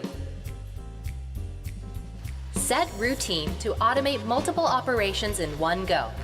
Like when you're coming home after a long day and you want everything set to just how you like it. Connect up your AC units and air purifiers with air quality sensors around your house and even weather feeds from the cloud. When you next need to freshen up, your home will know exactly what to do. Even taking care of all these connected appliances is made trouble-free with our proactive customer care that helps you get the most out of your products. From personalized tips and maintenance reminders to alerts that prevent problems in advance, Smart is all about staying ahead. Of course, getting all this to work is effortless thanks to simple and intuitive control with our LG ThinQ app, a smart platform for smart lifestyle, which gives you full control and insight over every aspect of your smart home, wherever you are. And with LG ThinQ, control is a truly interactive process of personalization, with its evolving intelligence learning about you and your living pattern, so your home adapts to your lifestyle, not the other way around. Because optimization, at the end of the day, should always be about you. Begin by producing your own electricity. Store your electricity in home ESS until peak hours. Convert it to heating or air conditioning. Plug it back into the main grid, or better yet, just leave it all to LG ThinQ Home and its predictive intelligence to work out the optimal combination. And we're talking real intelligence here, even when the going gets a little tough, like when the main grid goes down. Simply let LG ThinQ Home do its magic with its AI-powered optimization. And fine-tune your energy consumption. And voila! Saving energy is literally a breeze. Of course, from AC and TV to pool pumps and even electric vehicles, it shouldn't matter if it's from LG or one of our growing network of partners, because you should be free to choose whatever suits you best. Our job is simply to make sure your home runs the most efficient, most economic, and most sustainable power recipe at all times, come what may. So you're right. LG ThinQ Home is one smart home solution, probably the best you'll get. But at the same time, it's so much more than that. It's about a new and different way of living, enabled by the latest in AI and connectivity, taking care not just of yourself and your family, but also of the whole community, the planet Earth, and our shared future. 'Cause, you know, when we say innovation for a better life, we mean better for everyone and in every way. And that's LG ThinQ Home, a truly smart home for a truly better life. LG Electronics doing smart home business. We think about the smart home, the three aspects. The first one, it is the convenient, and the second one is the healthcare, and the third one is energy saving. So today I want to just introduce LG digital healthcare first. We are doing digital healthcare business, focusing on the two stage, the before going to hospital and after the coming from hospital, two stages. That stage happened in home, probably. So before going to hospital, it can be prevention, and after the coming from a hospital can be aftercare service. So nowadays we just developing at-home care service. It's the naming service of a name. So we just provide the many different kind of data from a hospital to our customer as a patient, and we can gather the vital data from the patient and hand over to hospital. At that time, not only just vital data, but the environmental data as well, such as temperature, humidity, that kind of data of home. Also, we can just transfer to a hospital. And that the vital data and the environmental data can be a lifelog data, and that can be just utilized for any kind of the research of healthcare the sectors. So that is the business area, and we are doing smart city business as well in the overseas. Firstly in Korea, we are doing with our just affiliate company, system integrator LG CNS together. We are doing smart Sejong City project and Busan Eco Delta City project as well. In overseas, we are doing Indonesia, Saudi Arabia, and Vietnam as well. So our just focus on smart city, it is the convenience and digital healthcare and energy, three aspect. And as you know, just LG stands for Life's Good, right? So our just world health, smart health city linked to the brand image, Life's Good. Thank you. We started a little late, so I don't think we have that much time. So I'm am very sorry, but I'm going to ask Commissioner Kim to be very brief in the remarks. Songdo Smart City has been very important, actively involved in the development of Songdo as an international city. Your leadership has been very important. So could you share your insights how you have built Incheon Songdo as a global international city, your leadership, I think, will be very important to share so that other cities can benchmark as a safe, healthy, and sustainable city.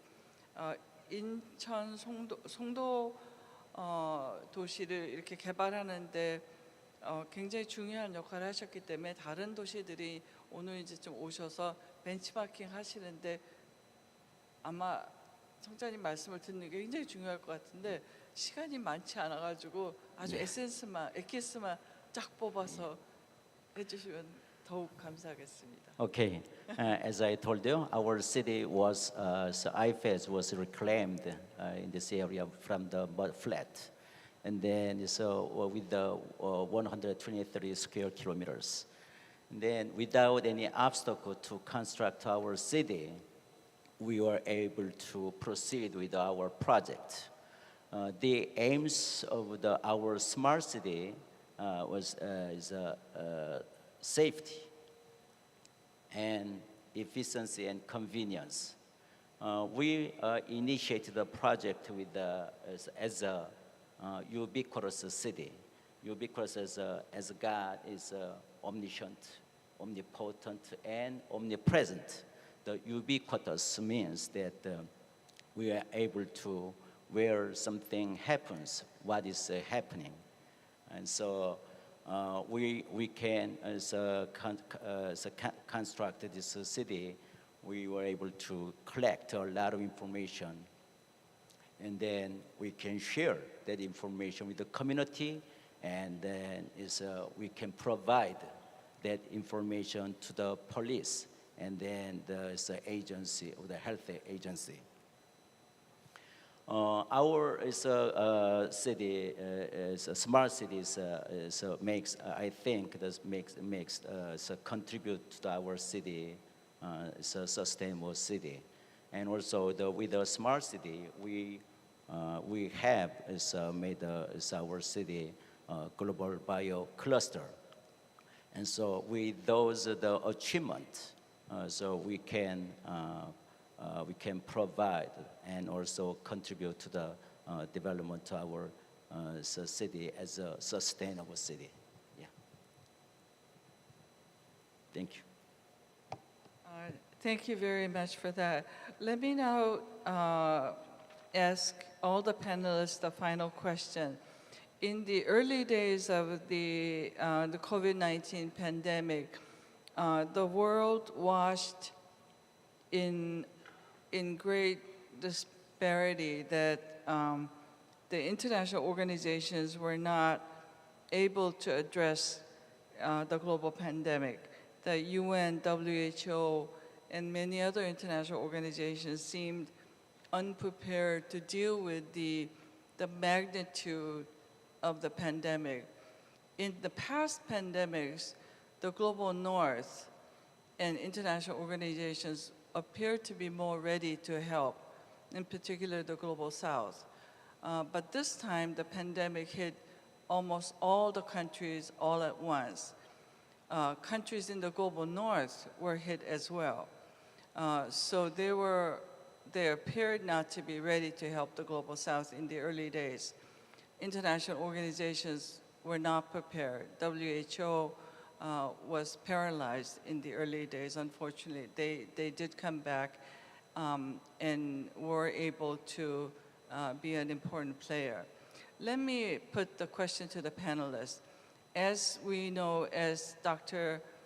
Rifkin said during his keynote, we know that the next pandemic is coming. We know that it's going to be different, but we know it's coming. It may be much bigger in magnitude. It's going to come quicker than the distance between this one and the last pandemic. In this forum, we're talking about cooperation among people, cooperation among cities. Do we still need international organizations, international governance to play a major role? Or are we going to see another way of governance among cities? Do we need to invent a new system? Yes or no? And why is your answer? Let me start with Dr. Rifkin first. Well, this is pretty interesting final question because it gets to the heart of our economic system. What went wrong here? So the pandemic struck, and all of a sudden, all over the world, people were saying, where are the ventilators? Where's the medicine? Where's the food? Where are the masks?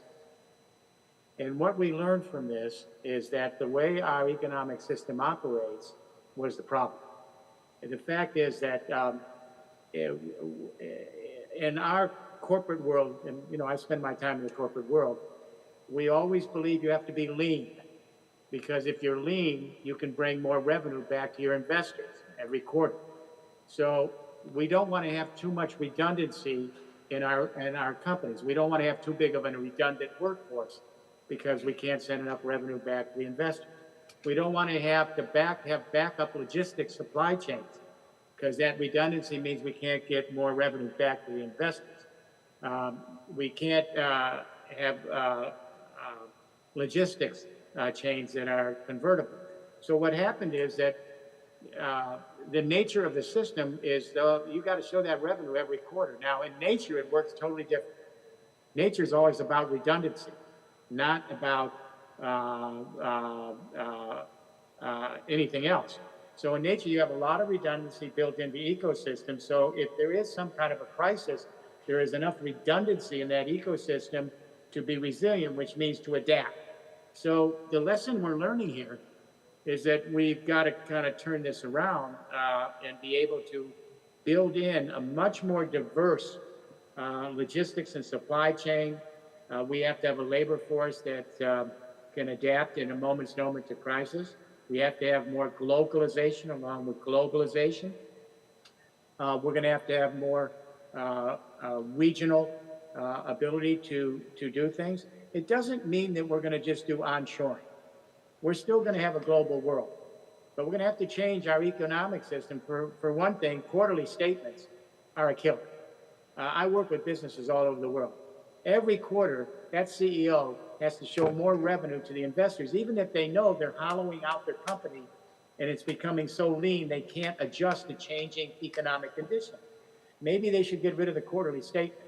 And I know a lot of CEOs I work with in Fortune 500 companies say right on, because they have to build an infrastructure and a system that's redundant, that allows them to have a lot of options in case there's a crisis. And that requires a rethinking of how we work on markets and what our investors should expect from companies. I think that's a big question you asked. And in the Age of Resilience, I deal with that quite a bit in the book. And I think it's going to be difficult for some investors to hear that, but for the global companies I work with, they understand what I'm talking about. Thank you very much. Now let me go in the different order. Commissioner Kim. Our society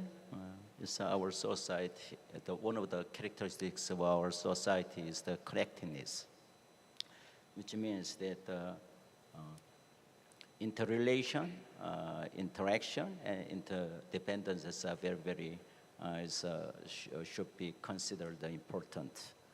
So not as between the geographical space, but also the institutions and some entities are very important to connect and interact and is interdependent. How to deal with some coming danger and crisis, and then that depends on how to preparedness and also our collaboration ability. Yeah. Vice President Choi. It is very difficult question for me, and I can say that it is not my company's opinion, it is my personal opinion. And back to the first stage of COVID-19, it was January 2020. At that time, I think information sharing was very important. The Chinese government, I'm not sure, they just didn't open the whole information to other countries.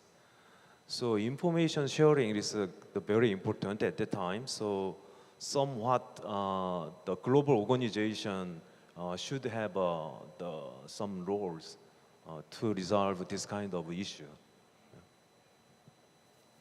Mr. Chung? Yes, to begin with answering the question directly, I do believe there will be, or we do need, a different kind of governance or structure or system among cities in the future, especially given the experience that Hyundai Motor Group has in its attempt to implement and deploy its future mobility solutions and energy solutions globally, and also trying to learn from the citizens in different cities around the world. We have learned that cooperation between cities is, I can't emphasize this enough, is very crucial due to two very opposite reasons. One being cities are very different from each other, and number two being cities are very similar to each other. For example, a lot of cities in similar regions share the same climate, the temperature, form of government, or have same needs in terms of infrastructure or even fighting poverty or whatnot. And at the same time, all cities share the common,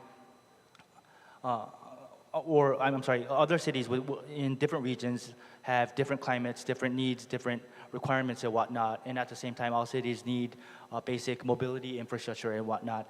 And so, again, emphasizing the cooperation and communication between cities will, I guess, inevitably become more significant in the future. And I believe that companies such as ourselves and the academia has to play their part in kind of pushing through the communications and making that happen between cities, of course, along with the cooperation with the government as well. I want to thank all the panelists. I would like to end with one thought. I hope we don't forget those who have not yet recovered from the COVID-19 pandemic. I am reminded of the young children who live in our urban slums, who live in disadvantaged surroundings, and in particular in the global south, because they could not go to schools. They lost their education, they lost their school meals, which meant that they lost their nutrition and have gone into stunting, which is a permanent loss in their lives. So the COVID-19 pandemic may be over for most of us living in the global north and in many parts of the world, but it's still an ongoing problem. So I hope we do not forget that. But I go back to what President Rifkin said about the blue planet that the astronauts saw from the moon. Blue symbolizes hope. So I hope, in spite of the pandemic, in spite of the difficulties and challenges that we have talked about today, the blue planet hopefully will give us hope in the future. Thank you very much, the audience and the panelists. Thank you.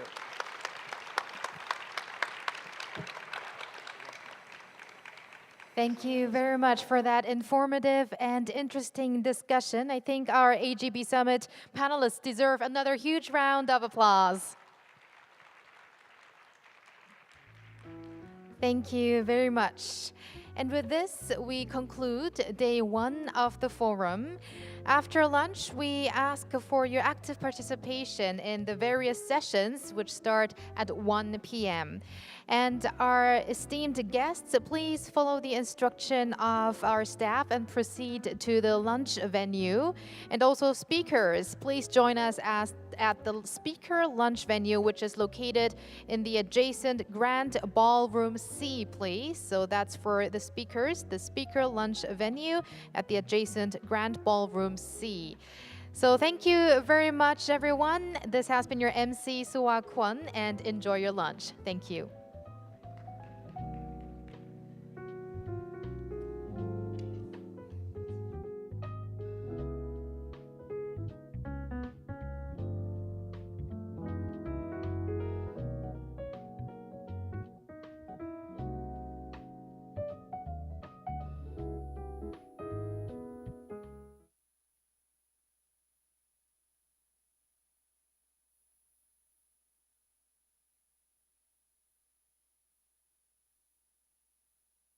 파크를 산책하고 레포츠를 즐기기 좋은 화창한 날씨이며 2025년 에이펙 인천 유치 도전을 발표하는 날입니다. 인천 아시안게임과 OECD 세계포럼 등 국제 행사를 성공적으로 개최해온 인천시가 2025년 국내에서 개최되는 에이펙 정상회의 유치에 도전합니다. 인천시는 물력투자, 혁신 디지털 경제, 포용적 지속 가능이라는 에이펙 비전에 가장 부합하는 도시입니다.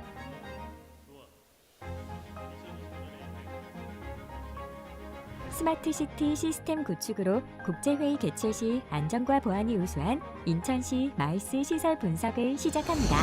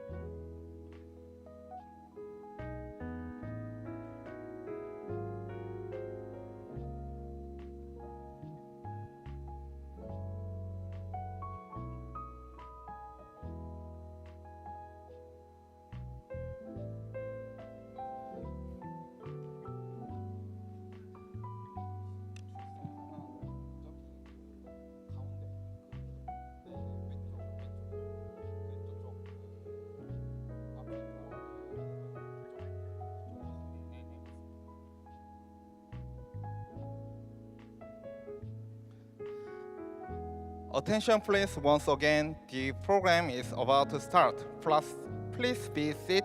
Thank you. 다시 한번 주목해 주십시오. 곧 프로그램을 시작하니 착석하여 주시기 바랍니다. 감사합니다.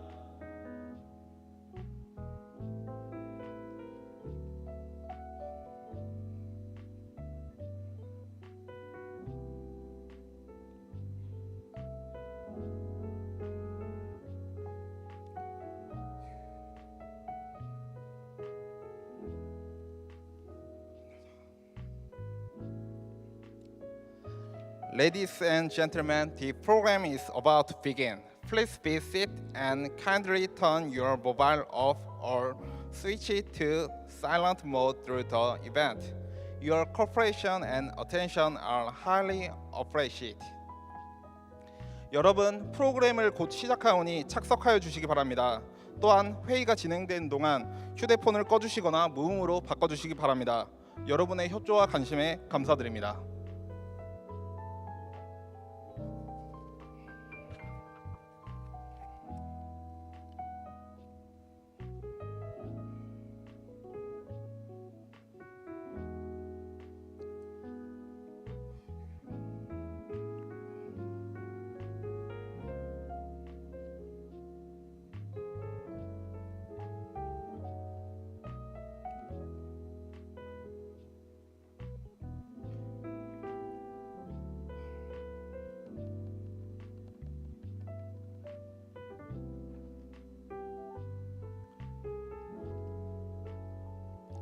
Good afternoon, ladies and gentlemen. My name is Byung-hee Jung, the moderator of this forum and Deputy Director of Chronic Disease Control Division of the KDCA. Before we begin the forum, I would like to quickly go through the program as follows.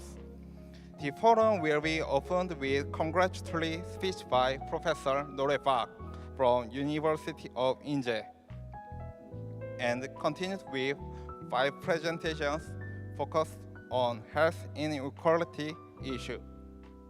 For the next, the panel discussion will be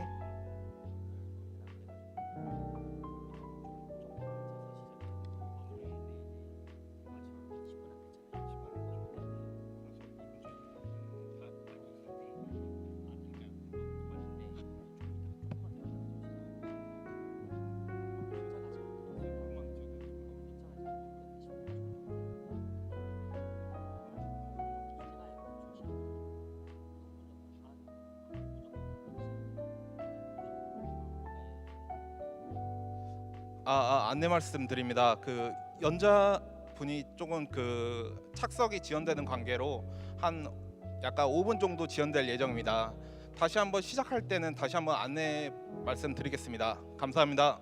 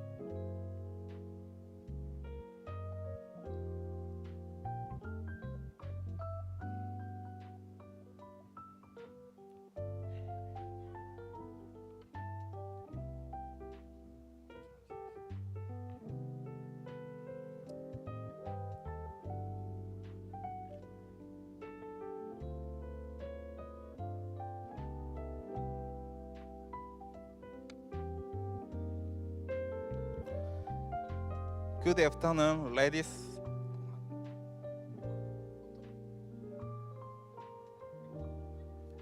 Good afternoon, ladies and gentlemen. My name is Byung-hee Jung, team moderator of this forum and deputy director of Chronic Disease Control Division of the KDCA. Before we begin the forum, I would like to quickly go through the program as follows. The forum will be opened with congratulatory speech by Professor Norae Park from University of Inje, and continued with 5 presentations focused on health inequality issues. For the next, the panel discussion will be proceeded. This forum will be ended by the ending remarks by the chair. Ladies and gentlemen, we will begin the forum titled Strategies to Tackle Health Inequalities at the Community Level and Best Practice. First of all, Professor Norae Park from Graduate School of Public Health Inje University will deliver congratulatory speech.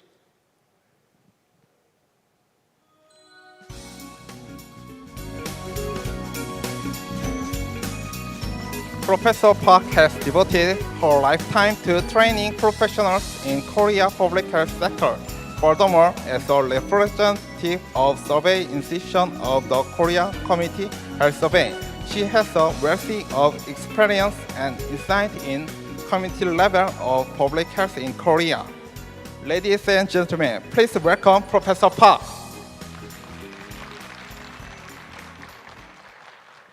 Good afternoon, all of you. It is very nice to see such a beautiful city in Songdo.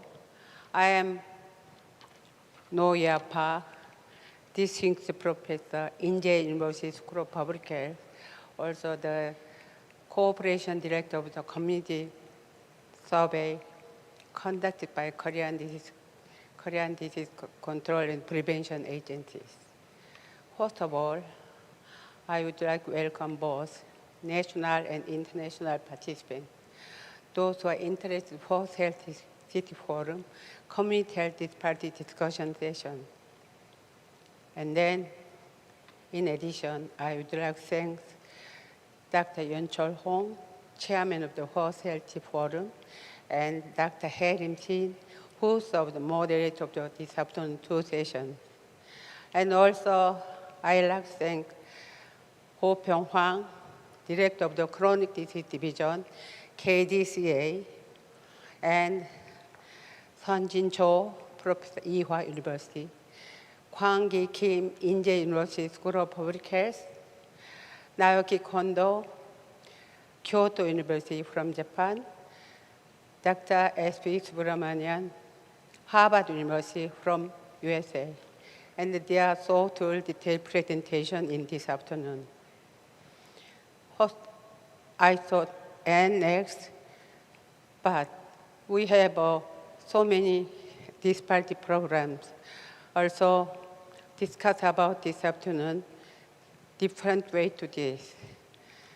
I think we have many disparity programs. For example, the disparity of the programs and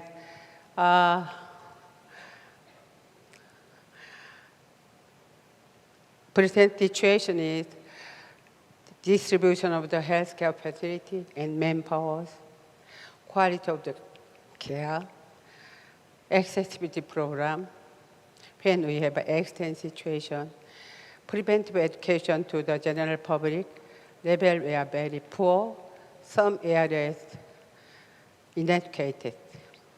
For example, Republic of Korea, we have 69,570 medical care facilities around the country, but still people are struggling to complain about accessibility program.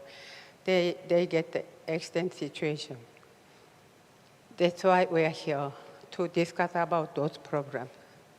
But there's a will, there's a way. We are willing to solve this, so there's a way. I always like Aristotle's quote, well begun is half done. In this sense, today's Fourth Health City Forum will reduce half of the community party, and it became a keystone. I hope today's meeting will be most fruitful time in our life.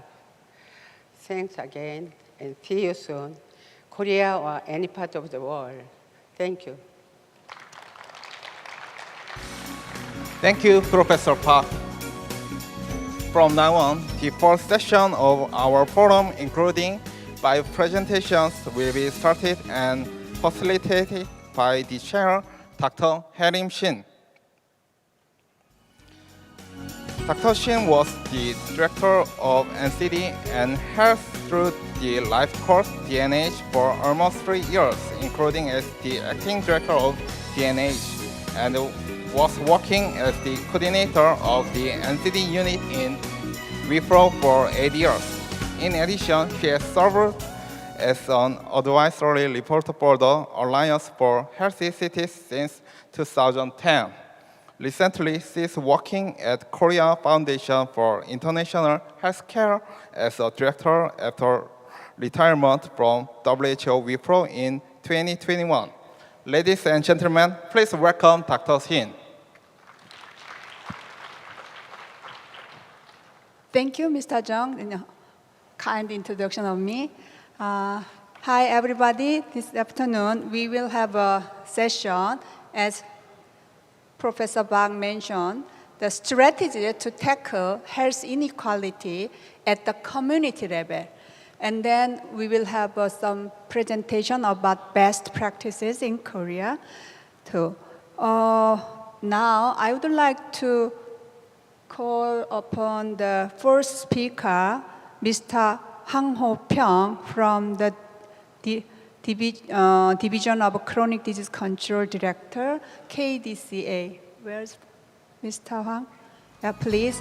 And before his presentation, I would like to say something about that. Our speakers will have 10 minutes for Korean speakers and 15 minutes for foreign speakers.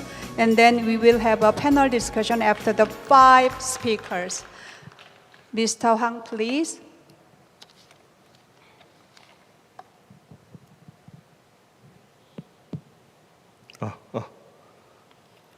Good afternoon. I am Hang Ho-pyong, the Director of Division of the Chronic Disease Control Division, KDCA.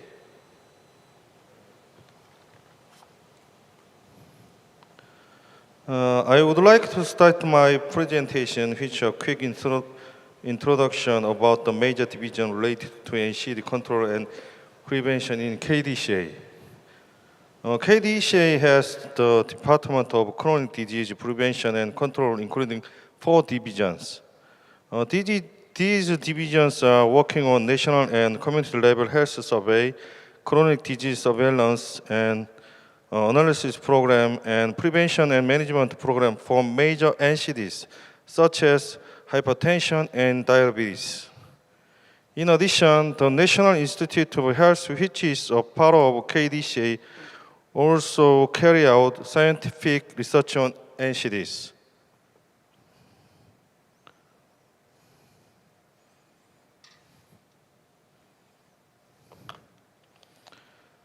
The Ministry of Health and Welfare, MOHW, also play a key role for NCD control and management.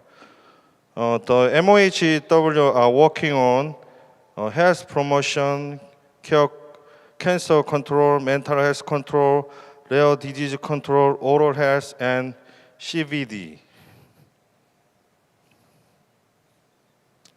Ministry of Education and Ministry of Environment also drive NCD policy dealing with adolescent health and environment health hazard issues. This slide is about the current status of NCD in Korea.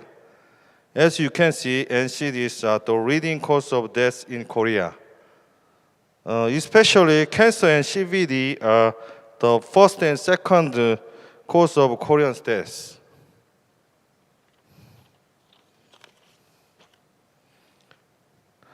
NCDs are causing economic burden too. That is about 82% of the total medical cost in 2021 came from the NCDs. Korea is one of the countries having high life expectancy, that is about 30 years old in 2020. However, healthy life expectancy of Korea is slightly over 70 years old. As you can see, around 10 years gap between two indicators exist in Korea. Due to this circumstance, KDCA has tried to find a way to reduce NCD-related national burden and improve quality of life among Koreans. For achieving this goal, KDCA has these 5 strategies.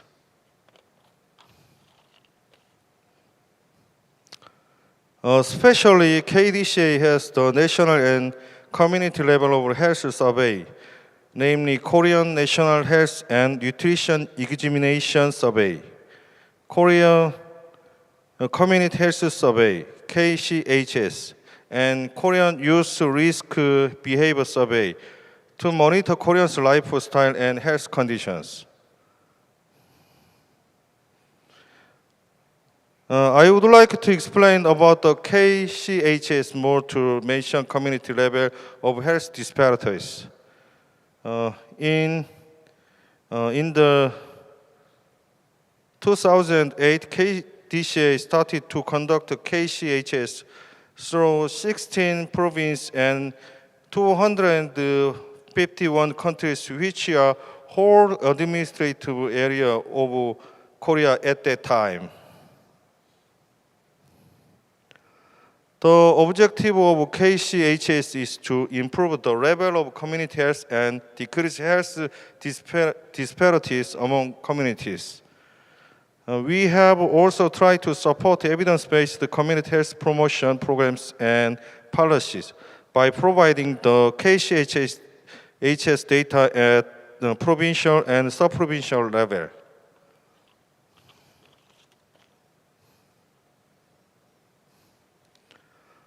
This is about the operation system of the KCHS. As you can see from the KDCS to around 1,200 interviewers, many organizations are involved in this survey. Here are the KCHS core questions for family and individual survey.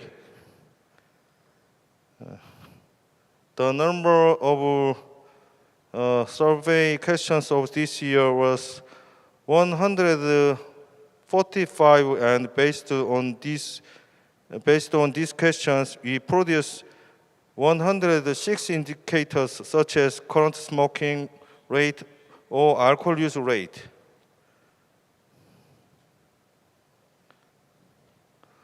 KDCA has published community health statistics at a glance, including health data of all provinces every year. The 258 sub-provinces also published their own community health statistics.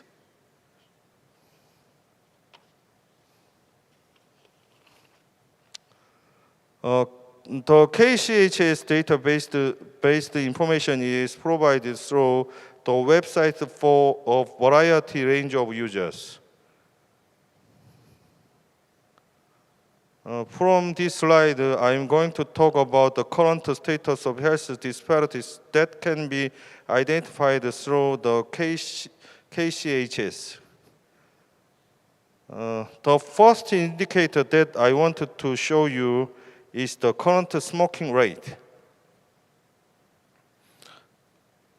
When you look at the GIS graphic from 2013 to 2022, we can identify the current smoking rate has been improved.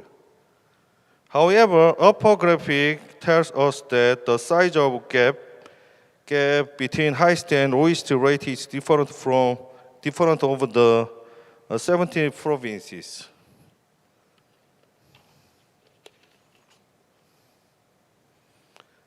High-risk drinking rate has been similar pattern with the current smoking rate.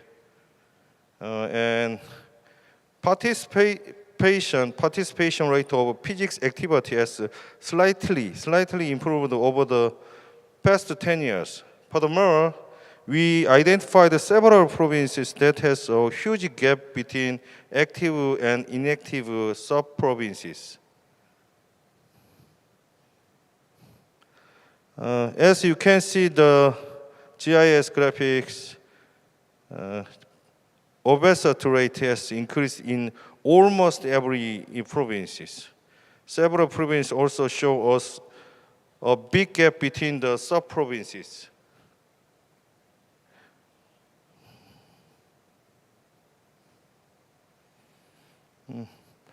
We believe that the local government make an effort to reduce health disparities that are identified through the KCHS data. However, many local governments could not resolve their problems for themselves due to the limited budget and knowledge issues.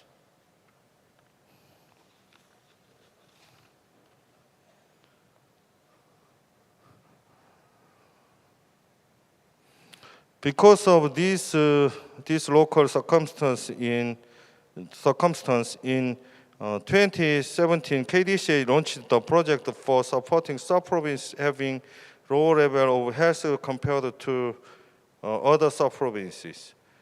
For the selected sub-province, KDCA and local government provide financial support.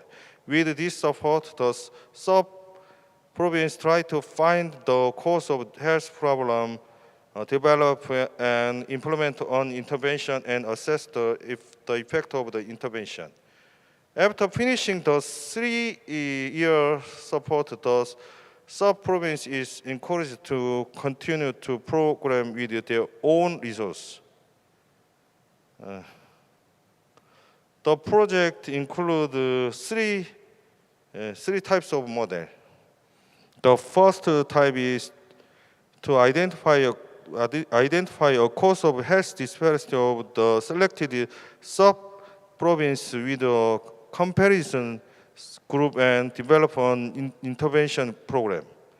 The second type is to identify a cause of health problem in the selected sub-province through in-depth research and suggest an effective way to solve the problem.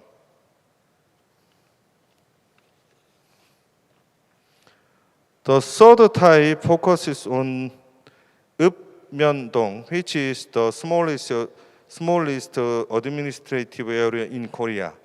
In this model, we can identify the cause of health disparity among the area and develop intervention to reduce the disparity. Since we started the project, a total of 42 regions have participated in the project. Among these, 20 regions have completed their project, and in 22 regions, the project is ongoing.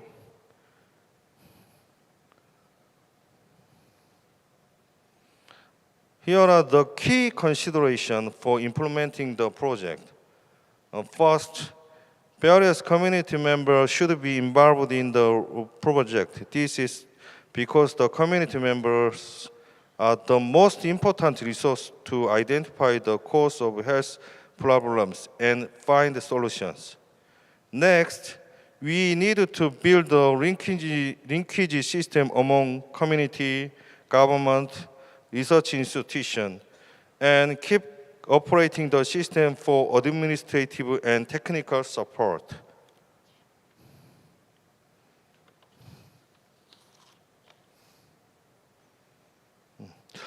Lastly, it is important to support continuously the region completing the 3-year project for keeping on their project. For example, central government provides financial and technical support, while local government provide institutional foundation and try to secure the budget.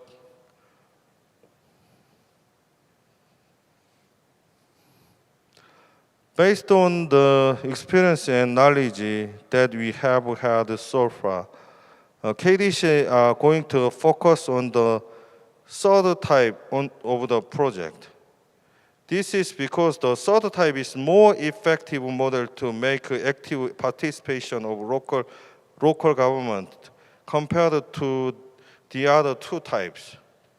Also, we are going to provide a technical support system such as operating advisory group to local government, where hoping to reduce health disparities. That's all for the explanation. Thank you you, for Mr. your attention. Yeah. Thank you. Sorry that I interrupt you because of the time is over. And your presentation is very well, and because of our Korea's NCD or including any health survey, surveillance and monitoring system is quite excellent. And then he also including the future plans for the health disparity reduction project. Thank you again, Mr. Hwang. And now I would like to invite second speaker, Mr. Naoki Kondo. He is a professor of Department of Social Epidemiology, Graduate School of Medicine and School of Public Health, Kyoto University from Japan. Dr. Kondo, please. Yeah. Could you keep the 15 minutes for your presentation?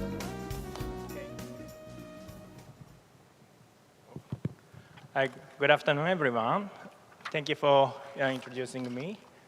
So I'm Naoki Kondo from Japan, and I'm a professor of social epidemiology. So I would like to share some of the experience of Japanese government and local government and researchers' collaborative work about reducing health disparities.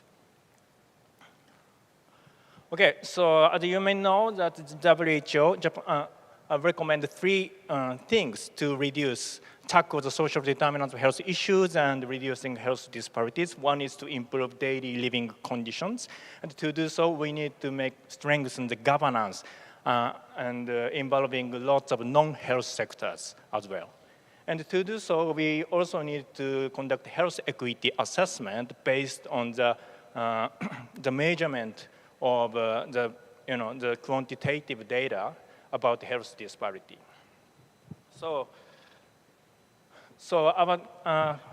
My talk is have 2 sessions, and one is about Japan's recent health promotion policies about reducing health disparity. And it's like a journey of 20 years of experience in Japan. And also we focus on the data-driven community-based interventions based on those national governmental policies. And also some, additional things to promote the community actions to reduce health disparity using some types of business models. This is too close to see my slides, so maybe I need to see this slide. Okay, so Japanese management of health promotion using the descriptive quantitative data started from 2001, when Japan started the Health Japan 21. And this year, the government started to set up 9 fields about the target of health promotion and start managing the activity by the quantitative data and setting the goals. And after the 10 years, so that first 10 years was not so much successful. So they couldn't achieve lots of goals. So why then the government at that time witnessed that new concerns for health disparity exist. So the next 10 years, so the government started set up the goal, adding the goal of reducing health disparity in addition to the extending healthy life expectancy also. So just focusing on not only the average health, but also disparities. And to do so, the government stressed about improving the quality of social environment as well, in addition to just providing the individualistic recommendations to improve your health behaviors. After the 10 years, so the life expectancy constantly improved, and also the health disparity also reduced to some extent. But in the final committee for the second term, Health Japan 21, also said that despite the steady improvement in healthy life expectancy, but we still have some health disparities across prefectures. So we need to do more effective way of reducing health inequality. And the discussions concluded the more stress to making the good social environment. For example, like making more social ties or social capital, and improve the access to health promoting opportunities. Then improving the quality of the social environment, more stress on the environment, and making cities in which people can enjoy the healthy life in natural. So what have done in that kind of activities in the community settings? Before in the first 10 years, so the government and many local, specialists focus on the individualistic approach. So the first time it's like a more medical model. That means the identify the high-risk people by health checkup and provide some health promoting opportunities like training or exercising, those things. But the older people doesn't want to be checked for their health status. Not so many people do so. So this kind of strategy doesn't successful so much. Then the government shifted the main strategy for more social model, so making good environment. And this is the current Japanese model and the central model for the older adult care, which is called the community-based integrated care system. So that is promoting the partnerships among care providers, citizens, and other community resources so that the local people can enjoy the healthy life within the community they are living in. The partnerships not only between the special care providers, but also the the local residents as well. Okay. So, for example, the current municipality government are very eager to expand this system. This activity is called Kayoi no Ba, or community salon programs. The volunteer older people run the community social gathering places by their own. And just the older people who are, for example, like living alone, can go easily to those community salons. Then just enjoy the social interactions. Not necessarily to do something, like a physical training or those things, just play games or crafting or those things. Then our intervention study revealed that participation in this community salon halved the risk for the long-term care needs. So that's the quite massive impact. So I was doubt about this, this is too big impact. So what happened? The secret was that the socially vulnerable people are more likely to participate in that kind of activity compared to the previously done, like training programs or those things. You can see that the low-income people are more likely to go to the salon activities. So that may be the reason, one of the reasons. So social and vulnerable people are likely to have more risk to be frailty. So this kind of activity can reach to those people. So that can contribute to the reducing health disparity. And the local government, how local government manage this kind of activities. You cannot make the salons at the same time in all regions. So you need to prioritize the places for the intervention and supporting the local people's activities. So this is a case by the Kobe city. Kobe city is a huge city in Japan, and it's famous for the Kobe beef, so you may know the name of the city. And so the vertical, each row means its community district name within the Kobe city. And each column means some indicators, for example, like long-term care risks and community resources to address the risks. Then the colored those indicators by the rank. And then you can see remarkably that some areas have very high risk and low resources. So there is so much gap. So you can see that this area should be prioritized for the interventions. So this is quite an easy way to show what you should be prioritize for the local municipality practitioners. They are very busy. So you need some good tool like this. This figure also shows another heat map showing the changes in the indicator by regions.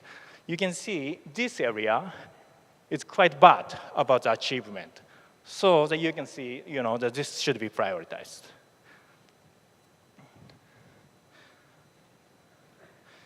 So actually, for example, in the Matsuura city, this is a very small city in Kyushu Island.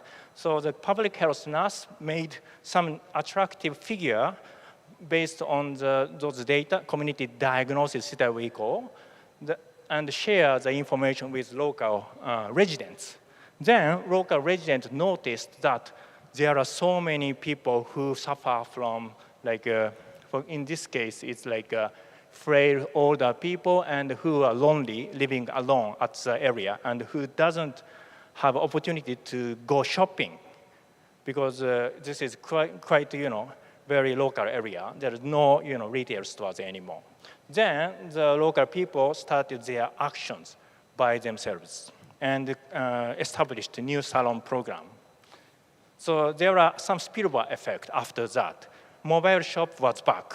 Before that, this area, there are huge speed of depopulation, so the mobile shop stopped coming here. Then, after that, public health nurse called the mobile shop. So someday, for example, like every Monday, they have some social gatherings, activities in some public space. So you can come and you can sell a lot. Then, the local people enjoy shopping as well. So this is one case of successful case, and we doubted that this, effective way of utilization can be the good model for all the municipalities or not. So we conducted some quasi-experimental study and published 2 papers. And the data was based on our project. It's called the Japan Gerontological Evaluation Study, which was a longitudinal study we started from 2010, involving more than 100,000 older people worldwide in Japan. And so we provided its so-called community diagnosis sheet for all municipalities that provides the information about the sub-regional level, status of health conditions and social resources to address it, those things.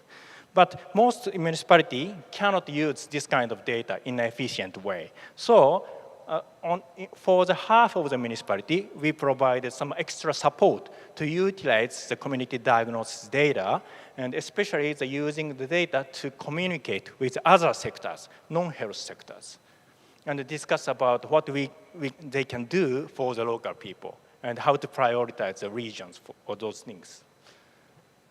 For the latter half, another half, we just provided the community diagnosis data and see what happened for 3 years.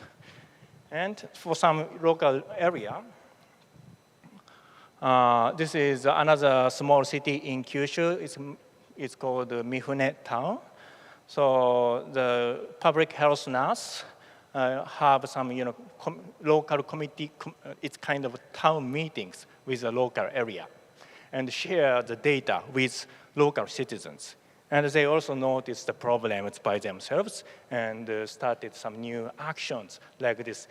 The local citizens launched new activity for the community revitalizing community, a community revitalizing committee, like that. Then they started new salons. This area already had the salon programs, but still they have lots of older people who are living homebounded. It's like a social withdrawal status. Then they noticed that we need more, more fun type salons, so that can, invite more lonely people as well. Then they utilized the local abandoned primary school. That was the school that these older people went when they were childhood, and started new school type salons. And in the lunchtime, they also provided school lunch, funded by the fund from another non-health sectors. It's like a farming promotion department, like that. Okay, let's go. Oh, sorry. And this kind of activity was also theorized by the community organizing, and it's called Community Coalition Action Theory. For example, in this time, the support agency supported one key sector which can promote the coalition across without various sectors. Then the members of the coalition can build more skills for policy planning, leadership assessment, and partnership building. Then collaborative synergy is emerging and developing, and community capacity is increasing, and some healthy actions are happening, and health equity can be achieved, like that. What happened after 3 years? The social participation of older people in the intervention community is increasing compared to the control communities. So the activity actually increased the social participation. And the important thing is that is effective not only for rich people, but also the poor people too, low-income people. And also the mortality reduced compared to the control group in intervention community in men. And similarly, the effect was not different by income levels. So far, so this data-based community building activity can be effective in reducing health disparities, or at least you can provide some effective intervention to socially vulnerable people as well. Then the national government tried to promote this kind of activity more, and now established the new incentivizing policy for the local government. And the central government asked the local community to send the performance indicators. It's like 30 or 40 indicators. And the central government calculates the total score and pay back according to the score. So the municipality government they like to provide the data and to get the incentive and the payment back. And the central government can manage what kind of activity is effective and controlling the local behavior by changing the weight of the performance indicators by its topics, or like that. So this is like a data-based, like a harmonized communication system between the central government and the local government.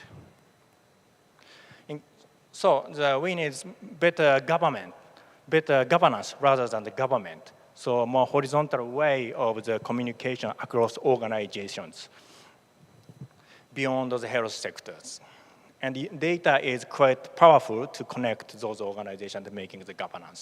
And the incentivizing program to promote those autonomic and innovative action is very important in my thinking. Thank you very much. Thank you, Professor Kondo.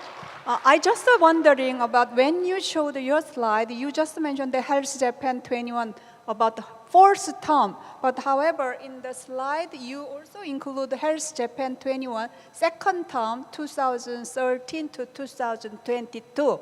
So is it a mistake or what does it mean that you just mentioned the fourth term Health Japan 21, not the second term? It's second. Yeah. Sorry, that might be wrong. Yeah, that it was second term. Oh yeah, second term. Thank you. And thank you. I also heard that you have a better result among the lower income groups, and then from the longitudinal study, you have a good outcome of the mortality. Thank you very much for your achievement. Thank you. Yeah, let's move to the third speaker. Dr. Subramanian from Harvard University.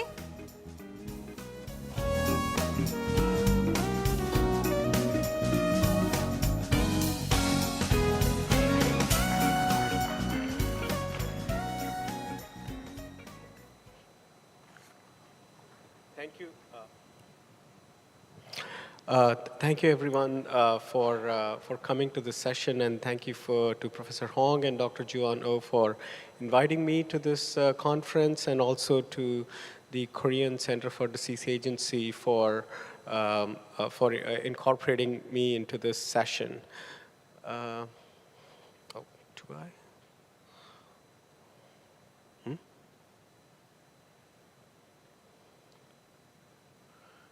How do I move the slide?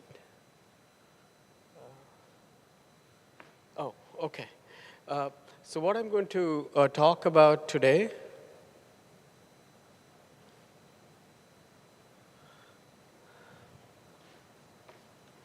back.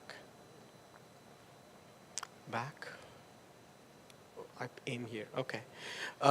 So I'm going to talk today about a program in India which was focused on, it was called aspirational districts. So out of the 700 districts in India, about 100 of them were selected for a more intense intervention.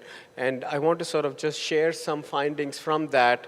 How did that fare vis-a-vis the SDG indicators that currently we are mapping or assessing the progress of the same? I just want to acknowledge a few people here who were involved with this work. So broadly speaking, public policy practice, I feel, has kind of three questions that we tend to have to answer in one form or the other. One is, how do we decide which policy should be prioritized and which one should get focus, which one should be the one picked up for intervention, because there are so many issues and it's really important. So that's number one.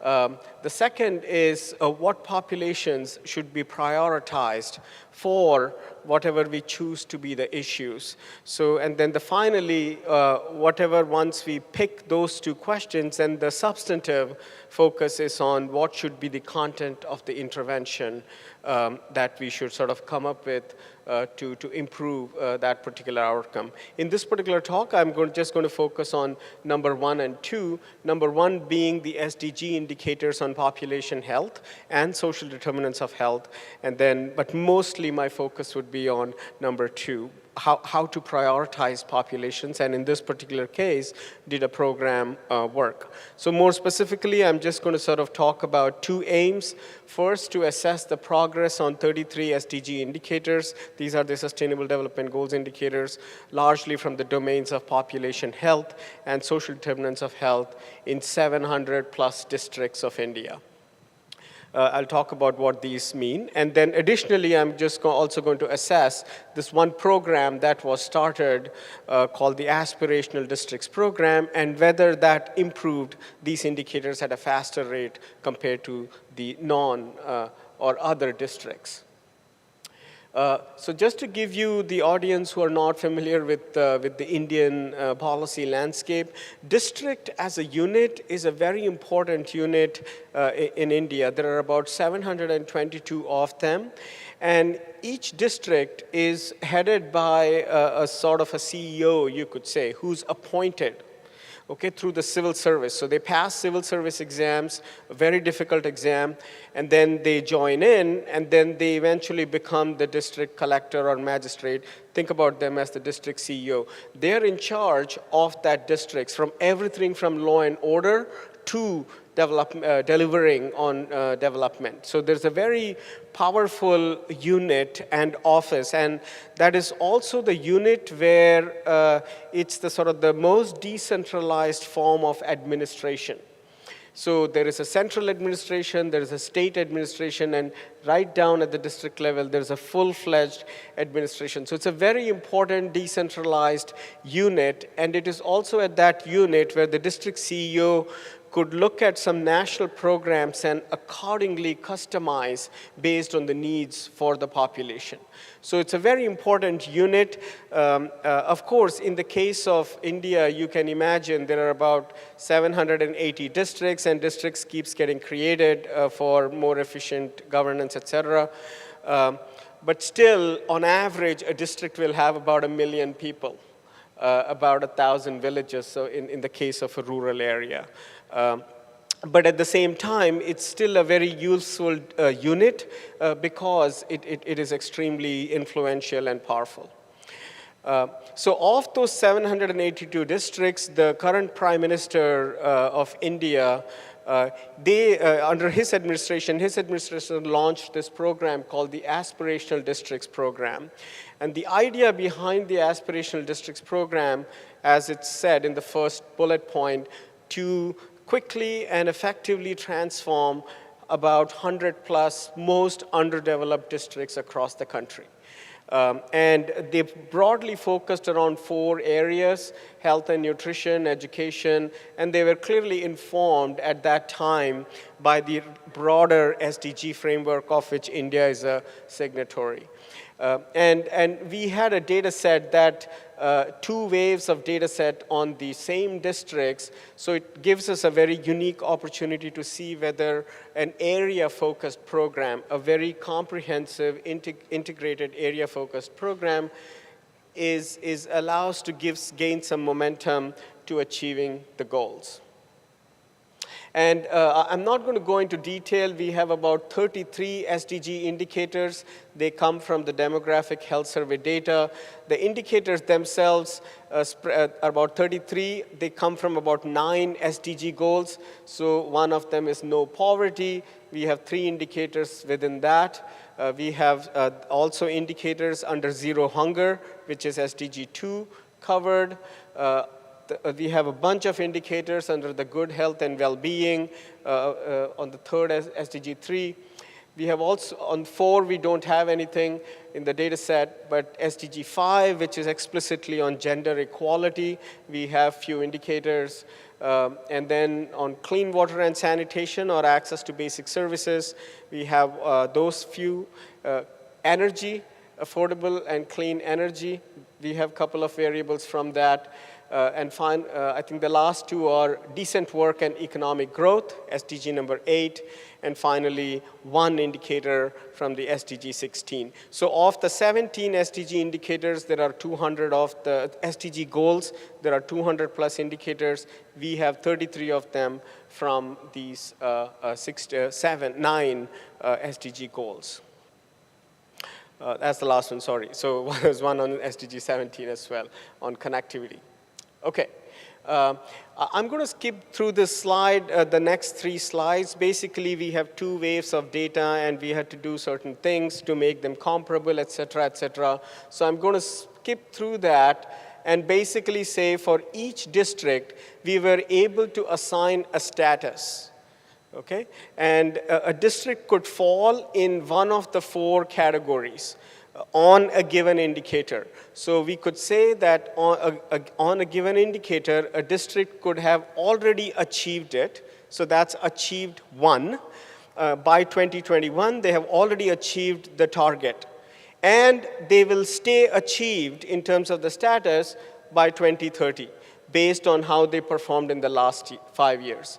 Achieved 2 are districts that have achieved the target by 2021, but in the last 5 years, they experienced a decline, like a worsening. So that status can get undone. That's achieved number 2. And then we have a third set, which is a district is on target based on what happened in the last 5 years and their current levels to meeting the target by 2030. And then finally, we have the district that could be off target. They have not met their goal in 2021, and based on the last 5-year performance or change, they are unlikely to meet. If that stays the same, they will not meet the goals in 2030. For those districts that are not meeting the goal by 2030, we additionally also computed when will they meet the goal, so by 2035 or before, or after 2035, and so on, as you can see. Just to give a sense of how close they are, because 2030 is a random, arbitrary year. So if some districts are achieving by 2035, probably it's okay, or 30. But if they are achieving well after 2041, then clearly something will have to be done immediately. Okay, so that's the background, and what's the quick report, one at the all India level. So there's only of the 33 indicators on one of them, which is adolescent pregnancy. So the number of girls, proportion of girls who have become pregnant at a very, very, very young age, which is 10 to 14. India has already achieved as a nation, as a country, that particular goal, and they will stay achieved based on the last 5 years. About 13 of the indicators are on target to meeting the goals by 2030, and they kind of range in various goals, but by and large, they relate to things like improved sanitation, birth registration, neonatal mortality, that's an important one, under 5 mortality. So this is not for just for overall India as a country. Multidimensional poverty, they are on track if the last 5 years are an indication. On the remaining 19 or so indicators, India is off target. They will not meet the target as a country on all these indicators. And a big chunk of these indicators relates to gender equality related indicators and also nutrition related indicators. As you can see, we have things like anemia or stunting or wasting and overweight and so on. And on the gender equality side, we have like partner violence, child marriage, and so on. And also some health, like the health insurance and so on. And this I'll just skip. When will they meet? And for some of them, it's really far out in terms of where India stands currently. Obviously, as you can guess, just because a variable has a status of achieved or on target for India as a country does not mean that all districts in India have that status. Because you can achieve the all India status just by focusing on the good ones, because I can keep putting money and the average will change. But so what I want to show you is the variation. What you see on the column are the 33 indicators, okay? And what you see on the x-axis here is the number of districts. So there are about 700 districts, as I said, and this is the count of the districts, and I have just sorted the data in terms of the count of the districts. So if you go from the top to the bottom, the more green means a vast majority of the districts are on target to have achieved, or they are on target.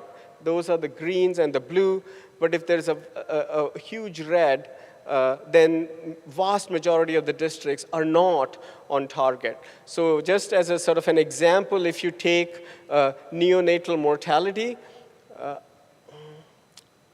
it's somewhere in the middle. Like, as I said, India is on track to be meeting its goal on neonatal mortality, but almost 250 districts in India are not on target for meeting neonatal mortality. which is a very basic indicator, or for that matter, even under 5 mortality. The pointer is not working, but you can see. So here is one sort of deep dive example of multidimensional poverty. That's the map of districts of India. And as you can see on multidimensional poverty, a vast number of districts have achieved or on target. And the red ones are the ones which are off target. But as I said, if you look at neonatal mortality, even though India is on target for a vast majority of the districts, they are completely off target. But again, as the previous speaker, Dr. Kondo, mentioned, these kind of sort of maps could help. Where should the money be focused? So that's sort of one. And there are some other sort of insights that we got. So think about for each of the district, they have potentially 33 indicators for each one of them. And this is a map of the percentage of indicators that are achieved in a given district. So as you can see, there is not a single district in India where all 33 have been achieved. The maximum it goes is 13, which is in the state of Kerala and South. And this gives you the percentage of SDG indicators that are on target. And again, in no single districts, all 33 indicators are on target. The highest it goes is 23 out of 33. And finally, if you look at the percentage of indicators that are off target, again with a denominator of n of 33, there are some districts where 27 of the 33, these are the top 5, top 4, they are off target. So if you have to really, really see which districts to pick on a broad collection of indicators, then these 4 would be the candidate districts for those. So the last part of the thing is, so did the aspirational districts program work? That's the story for all India, all the districts. So aspirational districts, just to sort of give you a sense, there are about 100 of them. So this is a picture of just not 700, it just goes to 112, which is the number of aspirational districts. And the percentages looks more or less similar to overall distribution. Let me show, probably this is more meaningful.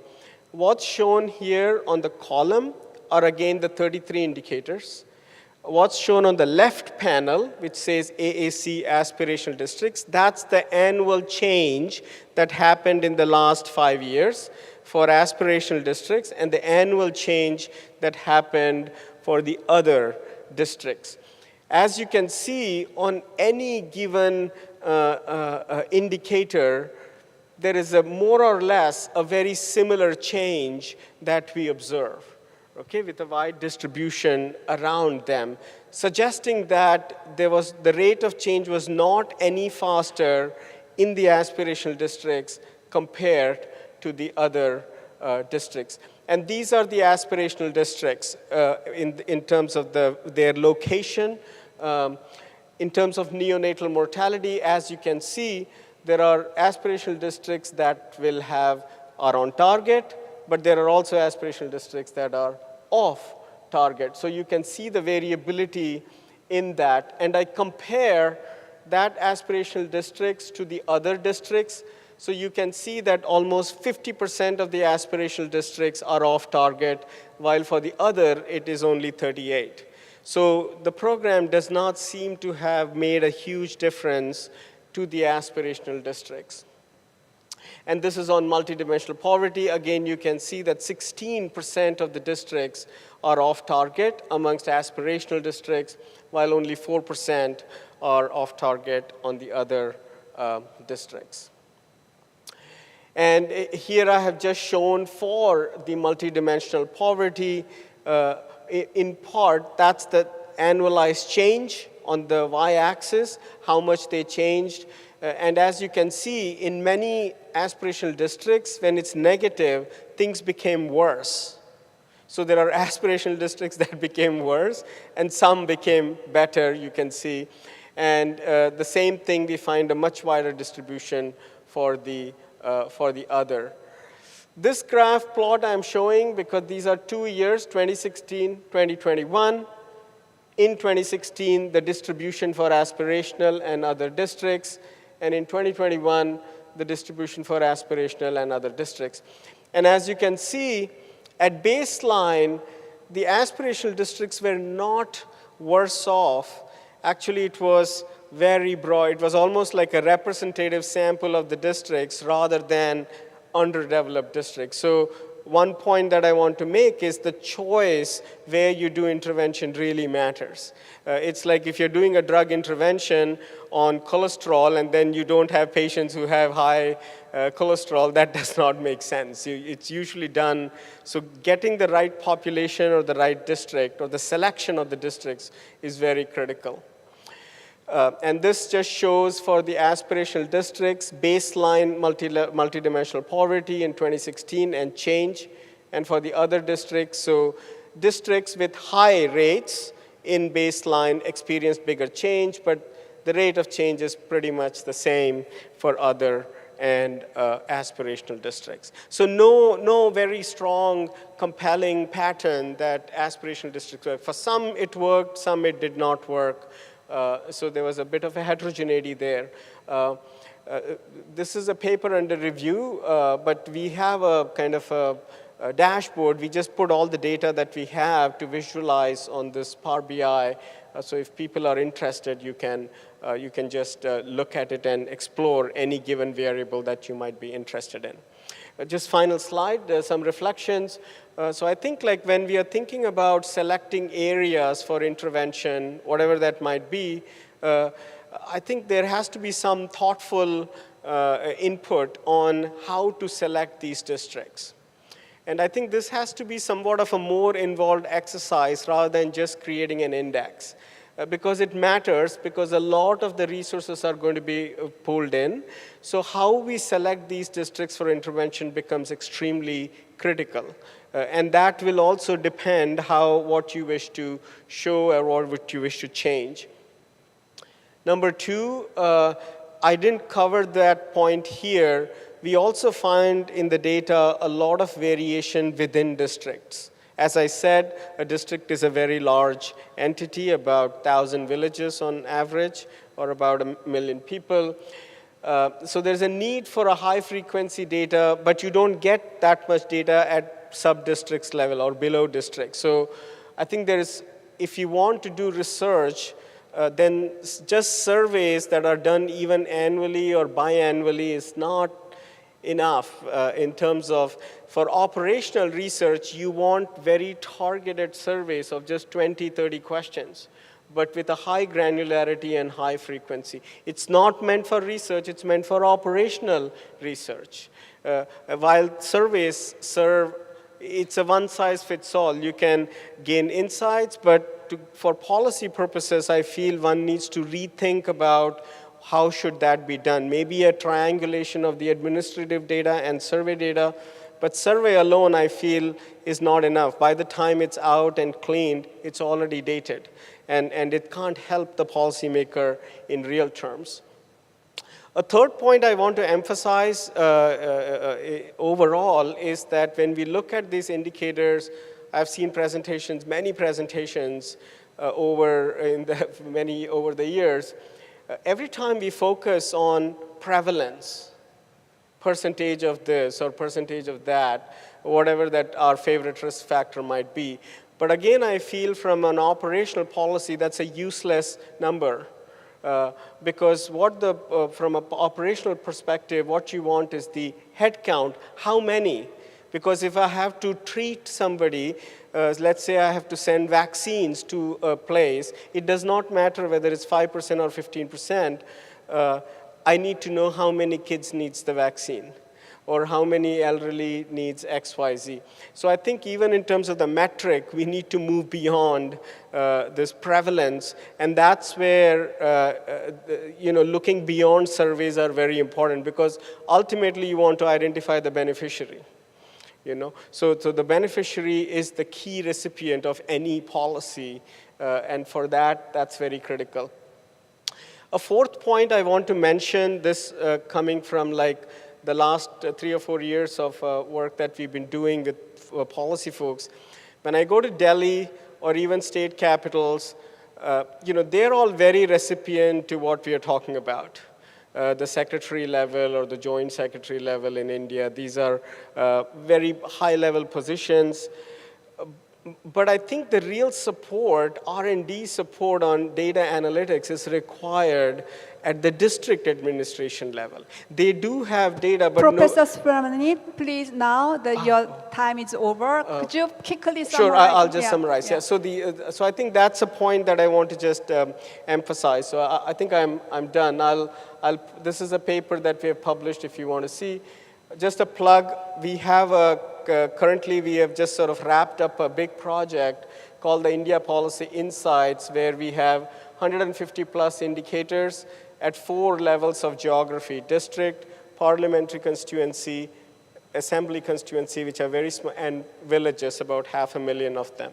Thank you so much. Thank you. Thank you very much. So he used the India data. It's a huge country, using the selected SDGs and indicators in India. Thank you very much. So now we are behind the schedule, almost 30 minutes behind schedule. So now I'm inviting the next speaker. Who will do that? Professor Sunjin Oh.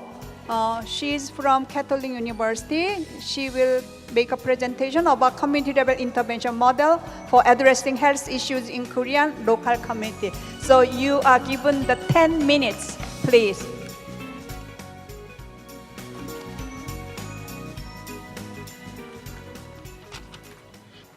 Thank you, Dr. Shin, for introducing me.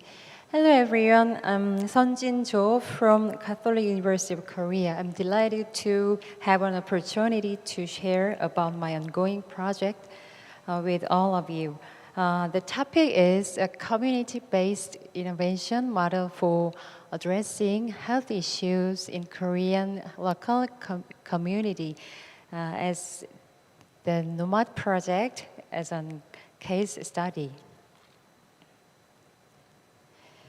Yeah, this is in this presentation, I'd like to briefly explain the background of the NOMAD project for reducing high-risk drinking and alcohol-related harm.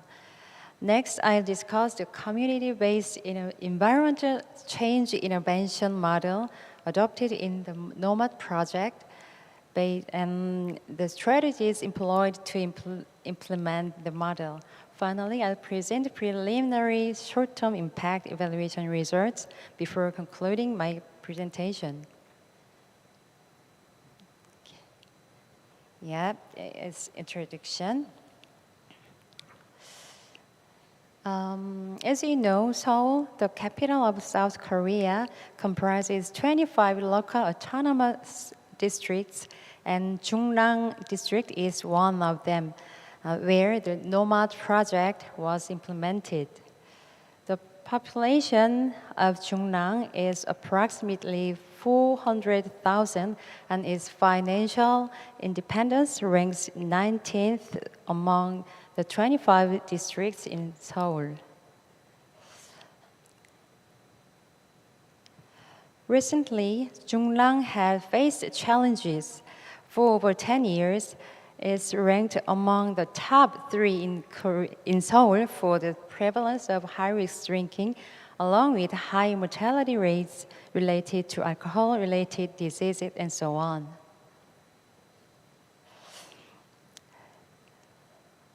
Sorry. Yeah. Yep.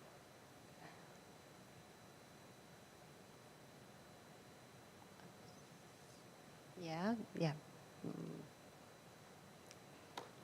The Jungnam Public Health Center, feeling limited by services targeting high-risk drinkers, eventually realized that the individual-level approaches were not sufficient and they needed a community-level approach. This led to discussions with an academic group regarding this issue, and I was a member of the discussion group. After some time of discussions had begun, the KDCA has announced a call for selecting local autonomous districts eligible for research funding in in-depth study on local health issue and innovation research. So eventually, Jungnam was selected as a recipient for the research funding, enabling the initiation of innovations to reduce high-risk drinking and alcohol-related harm in the local community. Then what innovation model might have been needed for the Jungnam district? As mentioned earlier, they recognized a community-level approach was needed rather than interventions focused solely on individuals. So we decided to adopt evidence-based models like SAFER by WHO or community trial project by holders and others. We focus on interventions feasible at the community level, except for interventions feasible at the national level, such as taxation policies and so on. And in response to demand from the public health center, additional interventions such as school prevention education for children were incorporated. But doubts arose regarding whether environmental strategies could reduce not only alcohol-related harm, but also high-risk drinking. So we analyzed the correlation between the time series of high-risk drinking prevalence and the variables of alcohol-related harms. And the results, they indicated that applying environmental strategies is worth considering for our purpose. So we've taken the shape of the Jungnam community-based innovation, environmental change innovation model. The left part of this picture is the main model based on evidence-based innovations, and the right part is the expanded model reflecting the additional needs for the public health center. Let me take a quick pause. I'll show you the poster we've been using. This is our standard poster template, and we've customized those white letters to suit the special resources involved. Our project is named No Mad, No More Alcohol Drunk.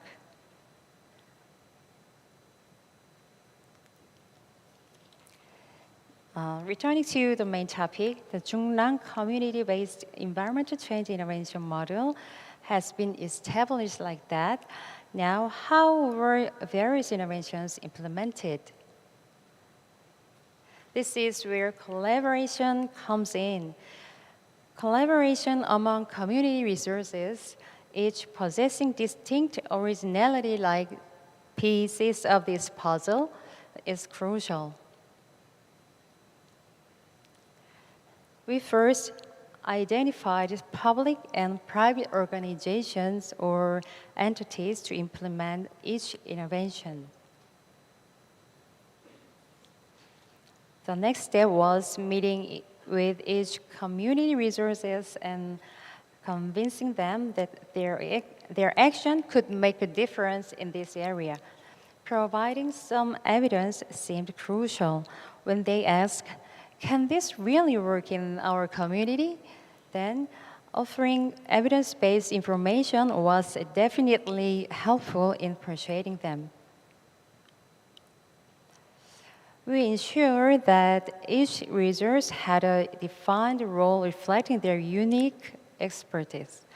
For instance, when the police conducted a campaign against drunk driving in school zone, the local medical association was not asked to participate just because they were involved in community collaboration. The role of local community association was clearly defined to intervene in high-risk drinking cases directly related to patient health at their local clinics.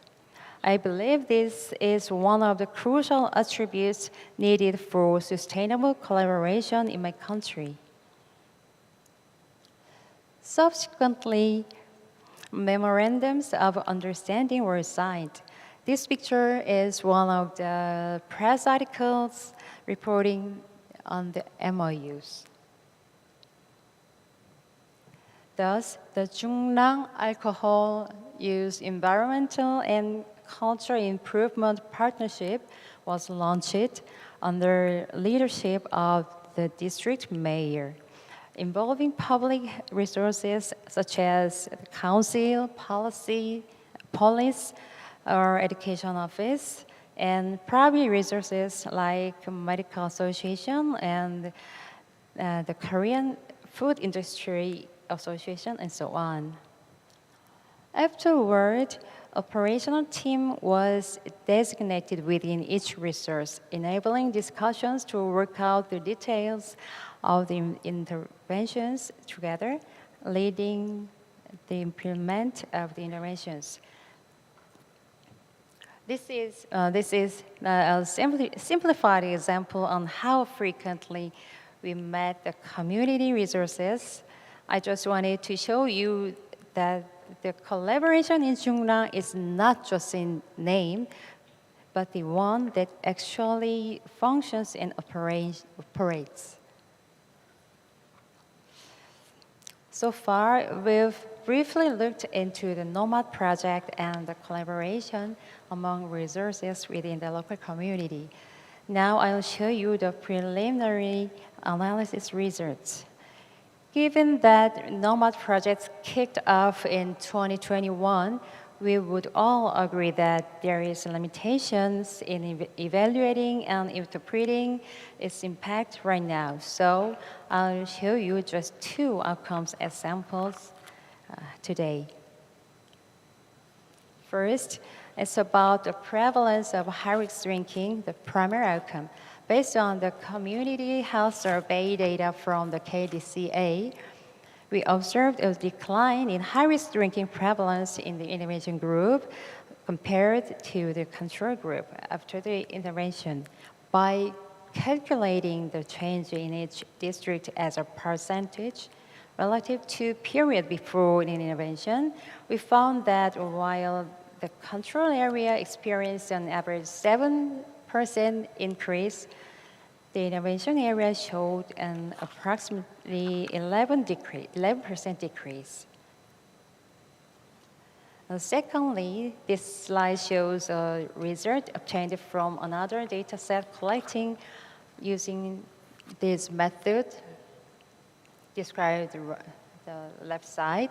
Compared to 12 months ago, there has been a significant decrease in the prevalence of being a passenger in a vehicle with a driver under the influence of alcohol in the intervention group. Now, wrapping up my presentation, I'd like to discuss the implication of my study. The NOMAD project marks the initiation of environmental change strategies to address alcohol-related issues at the community level in Korea. Those approach is highly significant in two aspects. First, it is based on cross-sector and multi-resource collaboration. And second, such collaboration demonstrates the potential to impact alcohol-related problems in the community. Actually, this is the third year since the NOMAD project kicked off, and the financial support for this project will terminate in December of this year. I really hope that the collaboration continues in this area, Jungnam, even after that, enabling a longitudinal evaluation of its impact. This could potentially provide an evidence for more communities to initiate similar collaborations within their region. Yeah, this is my last slide. Thank you. Thank you, Professor Cho. I'm very glad to hear that your approach with the whole of district government and also the whole of district stakeholders are getting together and then make efforts to improve your disparity. Thank you, Professor. Now I would like to last speaker, Professor Kim Kwang-gi, who is now the invited professor of Ewha Women's University. Dr. Kim, it's your floor. Yeah. Good afternoon. Thank you very much for your nice introduction. I'm going to talking about the community empowerment to address inequity in obesity through community engagement, a case study of Seong City. I'd like to thank KDCI having me a chance to share my project in Seong City. I'm going to make a presentation in a very brief way because I have a very limited time available, 10 minutes. These are colleagues who are very passionate and excellence in the project. Background of the project, health security is set as being of national importance. Overarching objective of health plan HB 23, which is equivalent to healthy people in US, include promotion of health equity. But at the local level, local government is a very early stage to deal with this issue. However, the KDCI has, I believe, the leader to identify best by policy model being applied to promote health equity between small area, which means neighborhood within a city level. Seong had been funded by KDCI as a city to address a difference in prevalence rate of obesity between neighborhood, Mokgamdong on the project, and Eunhaeng-dong.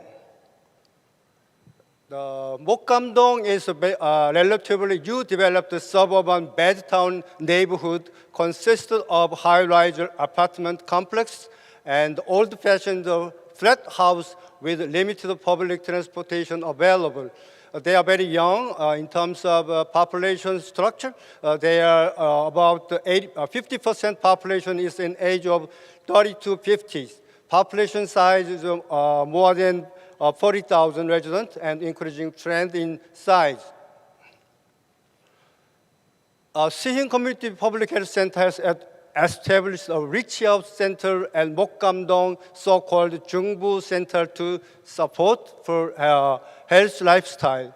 India University Graduate School of Public Health had joined to support the 3-year project in terms of planning, implementation, and evaluations. We have two objectives. One is to reduce the gap in prevalence rate in obesity between Mokgamdong and Eunhaeng-dong. The other one is to develop materials to translate lessons learned into practice for the other neighborhood reach out centers in Seong City to use. These objectives in operational definitions. First year, we employed various methodology to identify the determinant of obesity and community asset the Mokgamdong has in terms of socio-ecological model. We recognize the determinant of obesity in Mokgamdong as consisting of health, eating behavior, physical activity, lifestyle, including sleeping time and screen time. Also, we had found to have a community organization with which the community engagement model was able to operate and increased in social capital. Taking this community diagnostic information into consideration, we developed a working model for implementation, so-called community engagement. They are derived from the theoretical perspective, just like setting approaches, social marketing, community organization. With this model, we assumed the Sing City is gonna be a place with health environment in which everybody was given more chance to be healthy. This is a component of the model we developed. As you can see, we have 59 programs in 10 areas, which is a very big one, including health promoting apartment, health promoting kindergarten, and community organization, things like that. For research design, we have pre-post tests with experimental and control group, and also we have the aim framework to evaluate. The second year, during the implementation period, we had the COVID-19 pandemic barriers, which is a social distance policy and human resource management policy. So we have to modify the model, reducing to 39 programs in 10 areas from 59 programs. This is also, we implemented during the January 2021 and through the September 2022. These 10 areas and some list of programs we did. This is a snapshot of the progress implemented. And the third year, 2022, we have an evaluation framework, and we set criteria within the aim framework. We did DID analysis to evaluate efficacy of the model in terms of performance indicator. These are some the criteria and objective of the aim framework. I'm gonna skip. Here we can see the DID analysis indicate difference in prevalence rate of obesity and rate of walking regularly has decreased within between two neighborhoods, but rate of taking less salt is become wider gap. I'm gonna skip these two. Okay. This is material for division of the project. The conclusion, overall objective of the project was successful in achieving reduction in prevalence rate of obesity. Also, this is accounted by increase in rate of walking regularly. We have some challenge. I want how to sustain the program implement without the technical support by academia.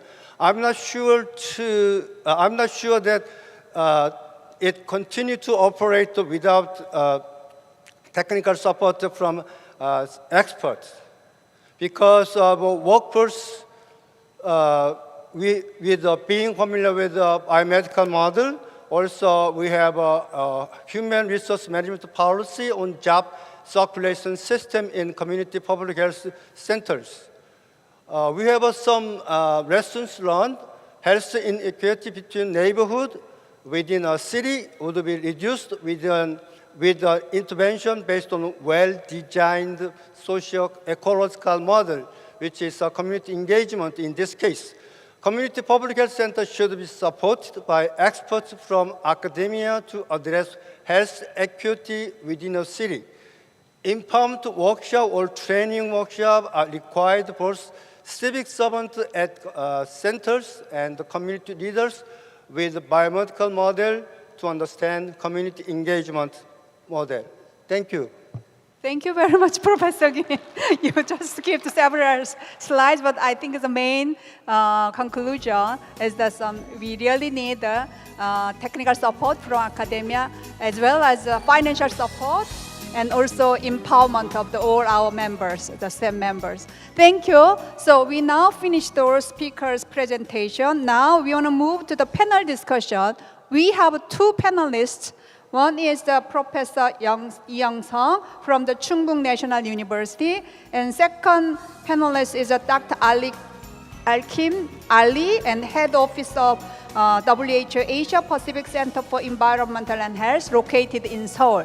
So may I ask you, both of you, about about 2 points, only 2 points, sorry, because we are behind of the schedule, 2 points about the lessons learned from this session.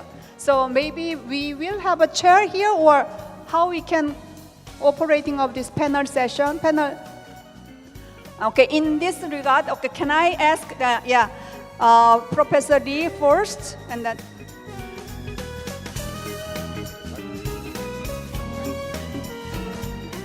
예, 방금 소개받은 이영성입니다. 오늘 지역사회 단위에서 이 소위 보건의료 불평등 문제를 어떻게 접근할 건지에 대한 전략에 대한 이야기입니다. 제가 지난 30년 동안 경험한 두 가지 포인트를 요약해서 말씀드리면, 하나는 우리가 흔히 지표로서 이야기하는 그 작은 집단, small area variation에서 말하는 인디비주얼 단위에서의 지표와, 그리고 population 데이터에서 던져주는 어떤 그런 거를 어떻게 잘 조화롭게 그 갭을 줄일 거냐가 핵심이라고 봅니다. 최근에 코비드-19 크라이시스에서 백신을 맞고 사망을 한 사례에 대한 보상 문제에서 우리가 지극히 과학적인 접근은 population 데이터밖에 없다. 의외로 그 한 개인의 인디비주얼에서의 이벤트를 설명할 많은 그 지표들이 필요한데 그 부분은 많이 모자란다는 거죠. 이 부분을 특히 커뮤니티 레벨에서 어떻게 해결할 거냐, 저는 거기에서 지역사회 주민들의 참여를 끌어낼 게 대단히 중요하다고 생각합니다.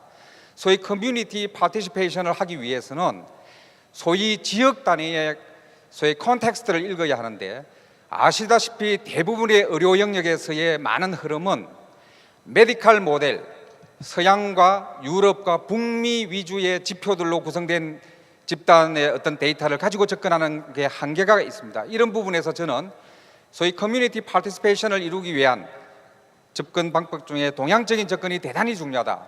마치 동양인이 갖고 있는 컨텍스트에 흔히 우리가 말하는 체면 문화라는 게 있습니다. 바로 이런 집단이 갖고 있는 나 개인의 어떤 이해보다 집단이 갖고 있는 이해에 대한 것을 좀 더 집중하면 많은 스몰 에리어 베리에이션에 대한 문제를 풀 수 있는 어떤 해답을 찾을 수 있다.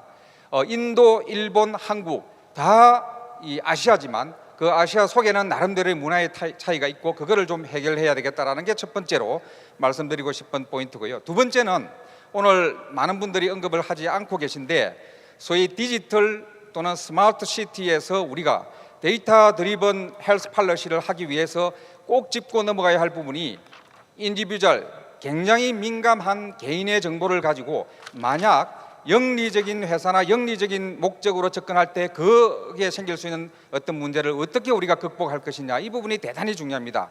바로 며칠 전에 챗 GPT를 만든 오픈 AI의 대표이사 샘 알트만이 해고됐습니다. 아마 그 비하인드 스토리에는 아마도 통제할 수 없는 과학기술의 발전에 따르는 엄청난 위험을 어떻게 대응할 것인지에 대한 문제로 아마 그런 사건이 벌어진 걸로 알고 있는데, 마치 우리가 핵무기 개발에 있어서 오펜하이머가 고민했던 그런 문제를 지금 시대에 고민하지 않을까. 저는 스마트 시티나 디지털 시티라는 어떤 그런 화두로 더 어쩌면 불평등 문제를 해결하기 위해서 접근하는 그 개인들이 스마트 시티나 데이터 드리븐 헬스 팔러시에서 오히려 피해를 보는, 마치 영리회사, 제약회사의 실험의 대상이 될 수 있을 수도 있다는 그런 위험에 대한 것을 우리는 반드시 인지하고 거기에 대한 프로텍션 할 수 있는 메커니즘도 함께 개발해가면서 이런 논의를 해야 된다고 생각합니다. 이상 두 가지 포인트를 마치겠습니다. 감사합니다. 감사합니다. Thank you very much, Professor Lee. And may I invite Dr. Ali?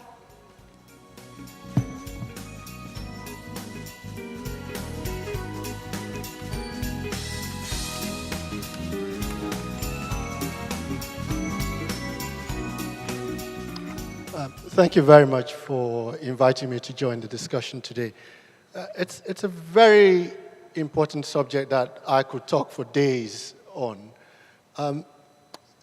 Keeping it to 2 points, I think the starting point is understanding the nature of the problem enough. And that's come from all the various conversations we've had about surveys and looking at headcount burden, going beyond prevalence data. Once we understand the size and the nature of the problem, then we've got to do the right things by translating that knowledge into action right at the forefront. And for me, if you ask me to pick a very critical part of doing what's the right thing to do, is that to deal with inequalities, you don't just focus on the most disadvantaged. You have to work across the whole population spectrum, work across life cycles, and across all ages.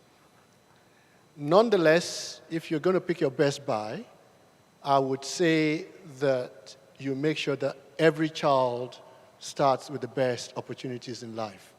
That is the best investment we can make in a universally proportionate way as we deal with the issues of inequity. I'll leave you with one other specific issue, which is that, yes, the medical model might be deficient. However, the access to services that are important to health and well-being is a very critical and necessary thing to tackle when you're dealing with inequalities. Because as one of the professors showed, yes, you can have public health services and other services around. If people can't reach it easily, if people have difficulty in accessing it because of culture, age, ability level, etc., then you would have been doing them a lot of disservice. So for me, it's about universal proportionalism, life costs, starting with children, and making sure people have access to the right services when they need it most. Thank you. Thank you very much. So excellent panel, the two panels we did. Let me have a conclusion of this session. So in order to develop the strategies to tackle health inequities at the community level, Professor Lee also emphasized community participation. So in order to do the community participation, we need to have a very accessible to the services, as Ali mentioned.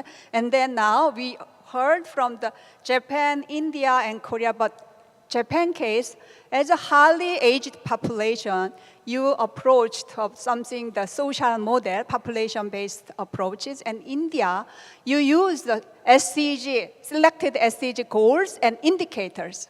So why not? We can consider in Korea's presentations from Korea, we didn't hear about the SDG and indicators. So in Korea also we can utilize the SDG goals and targets and indicators to tackle the health inequalities in the community level. Thank you very much all the participants and the audience in here, and the special thanks to the speakers and panelists. Thank you very much. And then Dr. Professor Bang Nore for the congratulatory remark. Thank you.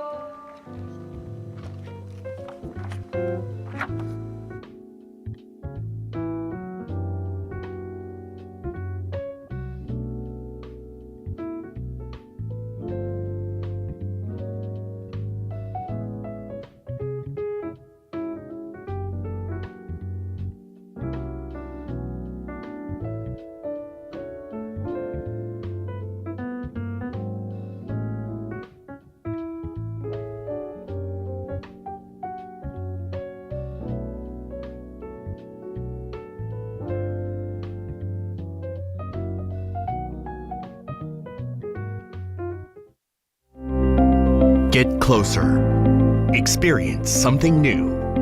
Feel the heartbeat in Incheon. In Incheon, a city stepping out into the world, you can meet change, the world, and the future ahead of others. Experience it, Incheon, your global business hub. Capturing global attention as a business-friendly city, Incheon is equipped with excellent business infrastructure that spans across industries, from cutting-edge facilities to a robust logistics system. They create a perfect stage for faster and more convenient one-stop business solutions. Located in the heart of the Northeast Asian economic bloc, which comprises 20% of the world economy, and in the center of South Korea's capital region, where 2/3 of the country's population reside, Incheon is an ideal location, well connected with 147 major cities of over 1 million population within a 3-hour flight. It provides the perfect conditions for businesses, both domestically and internationally.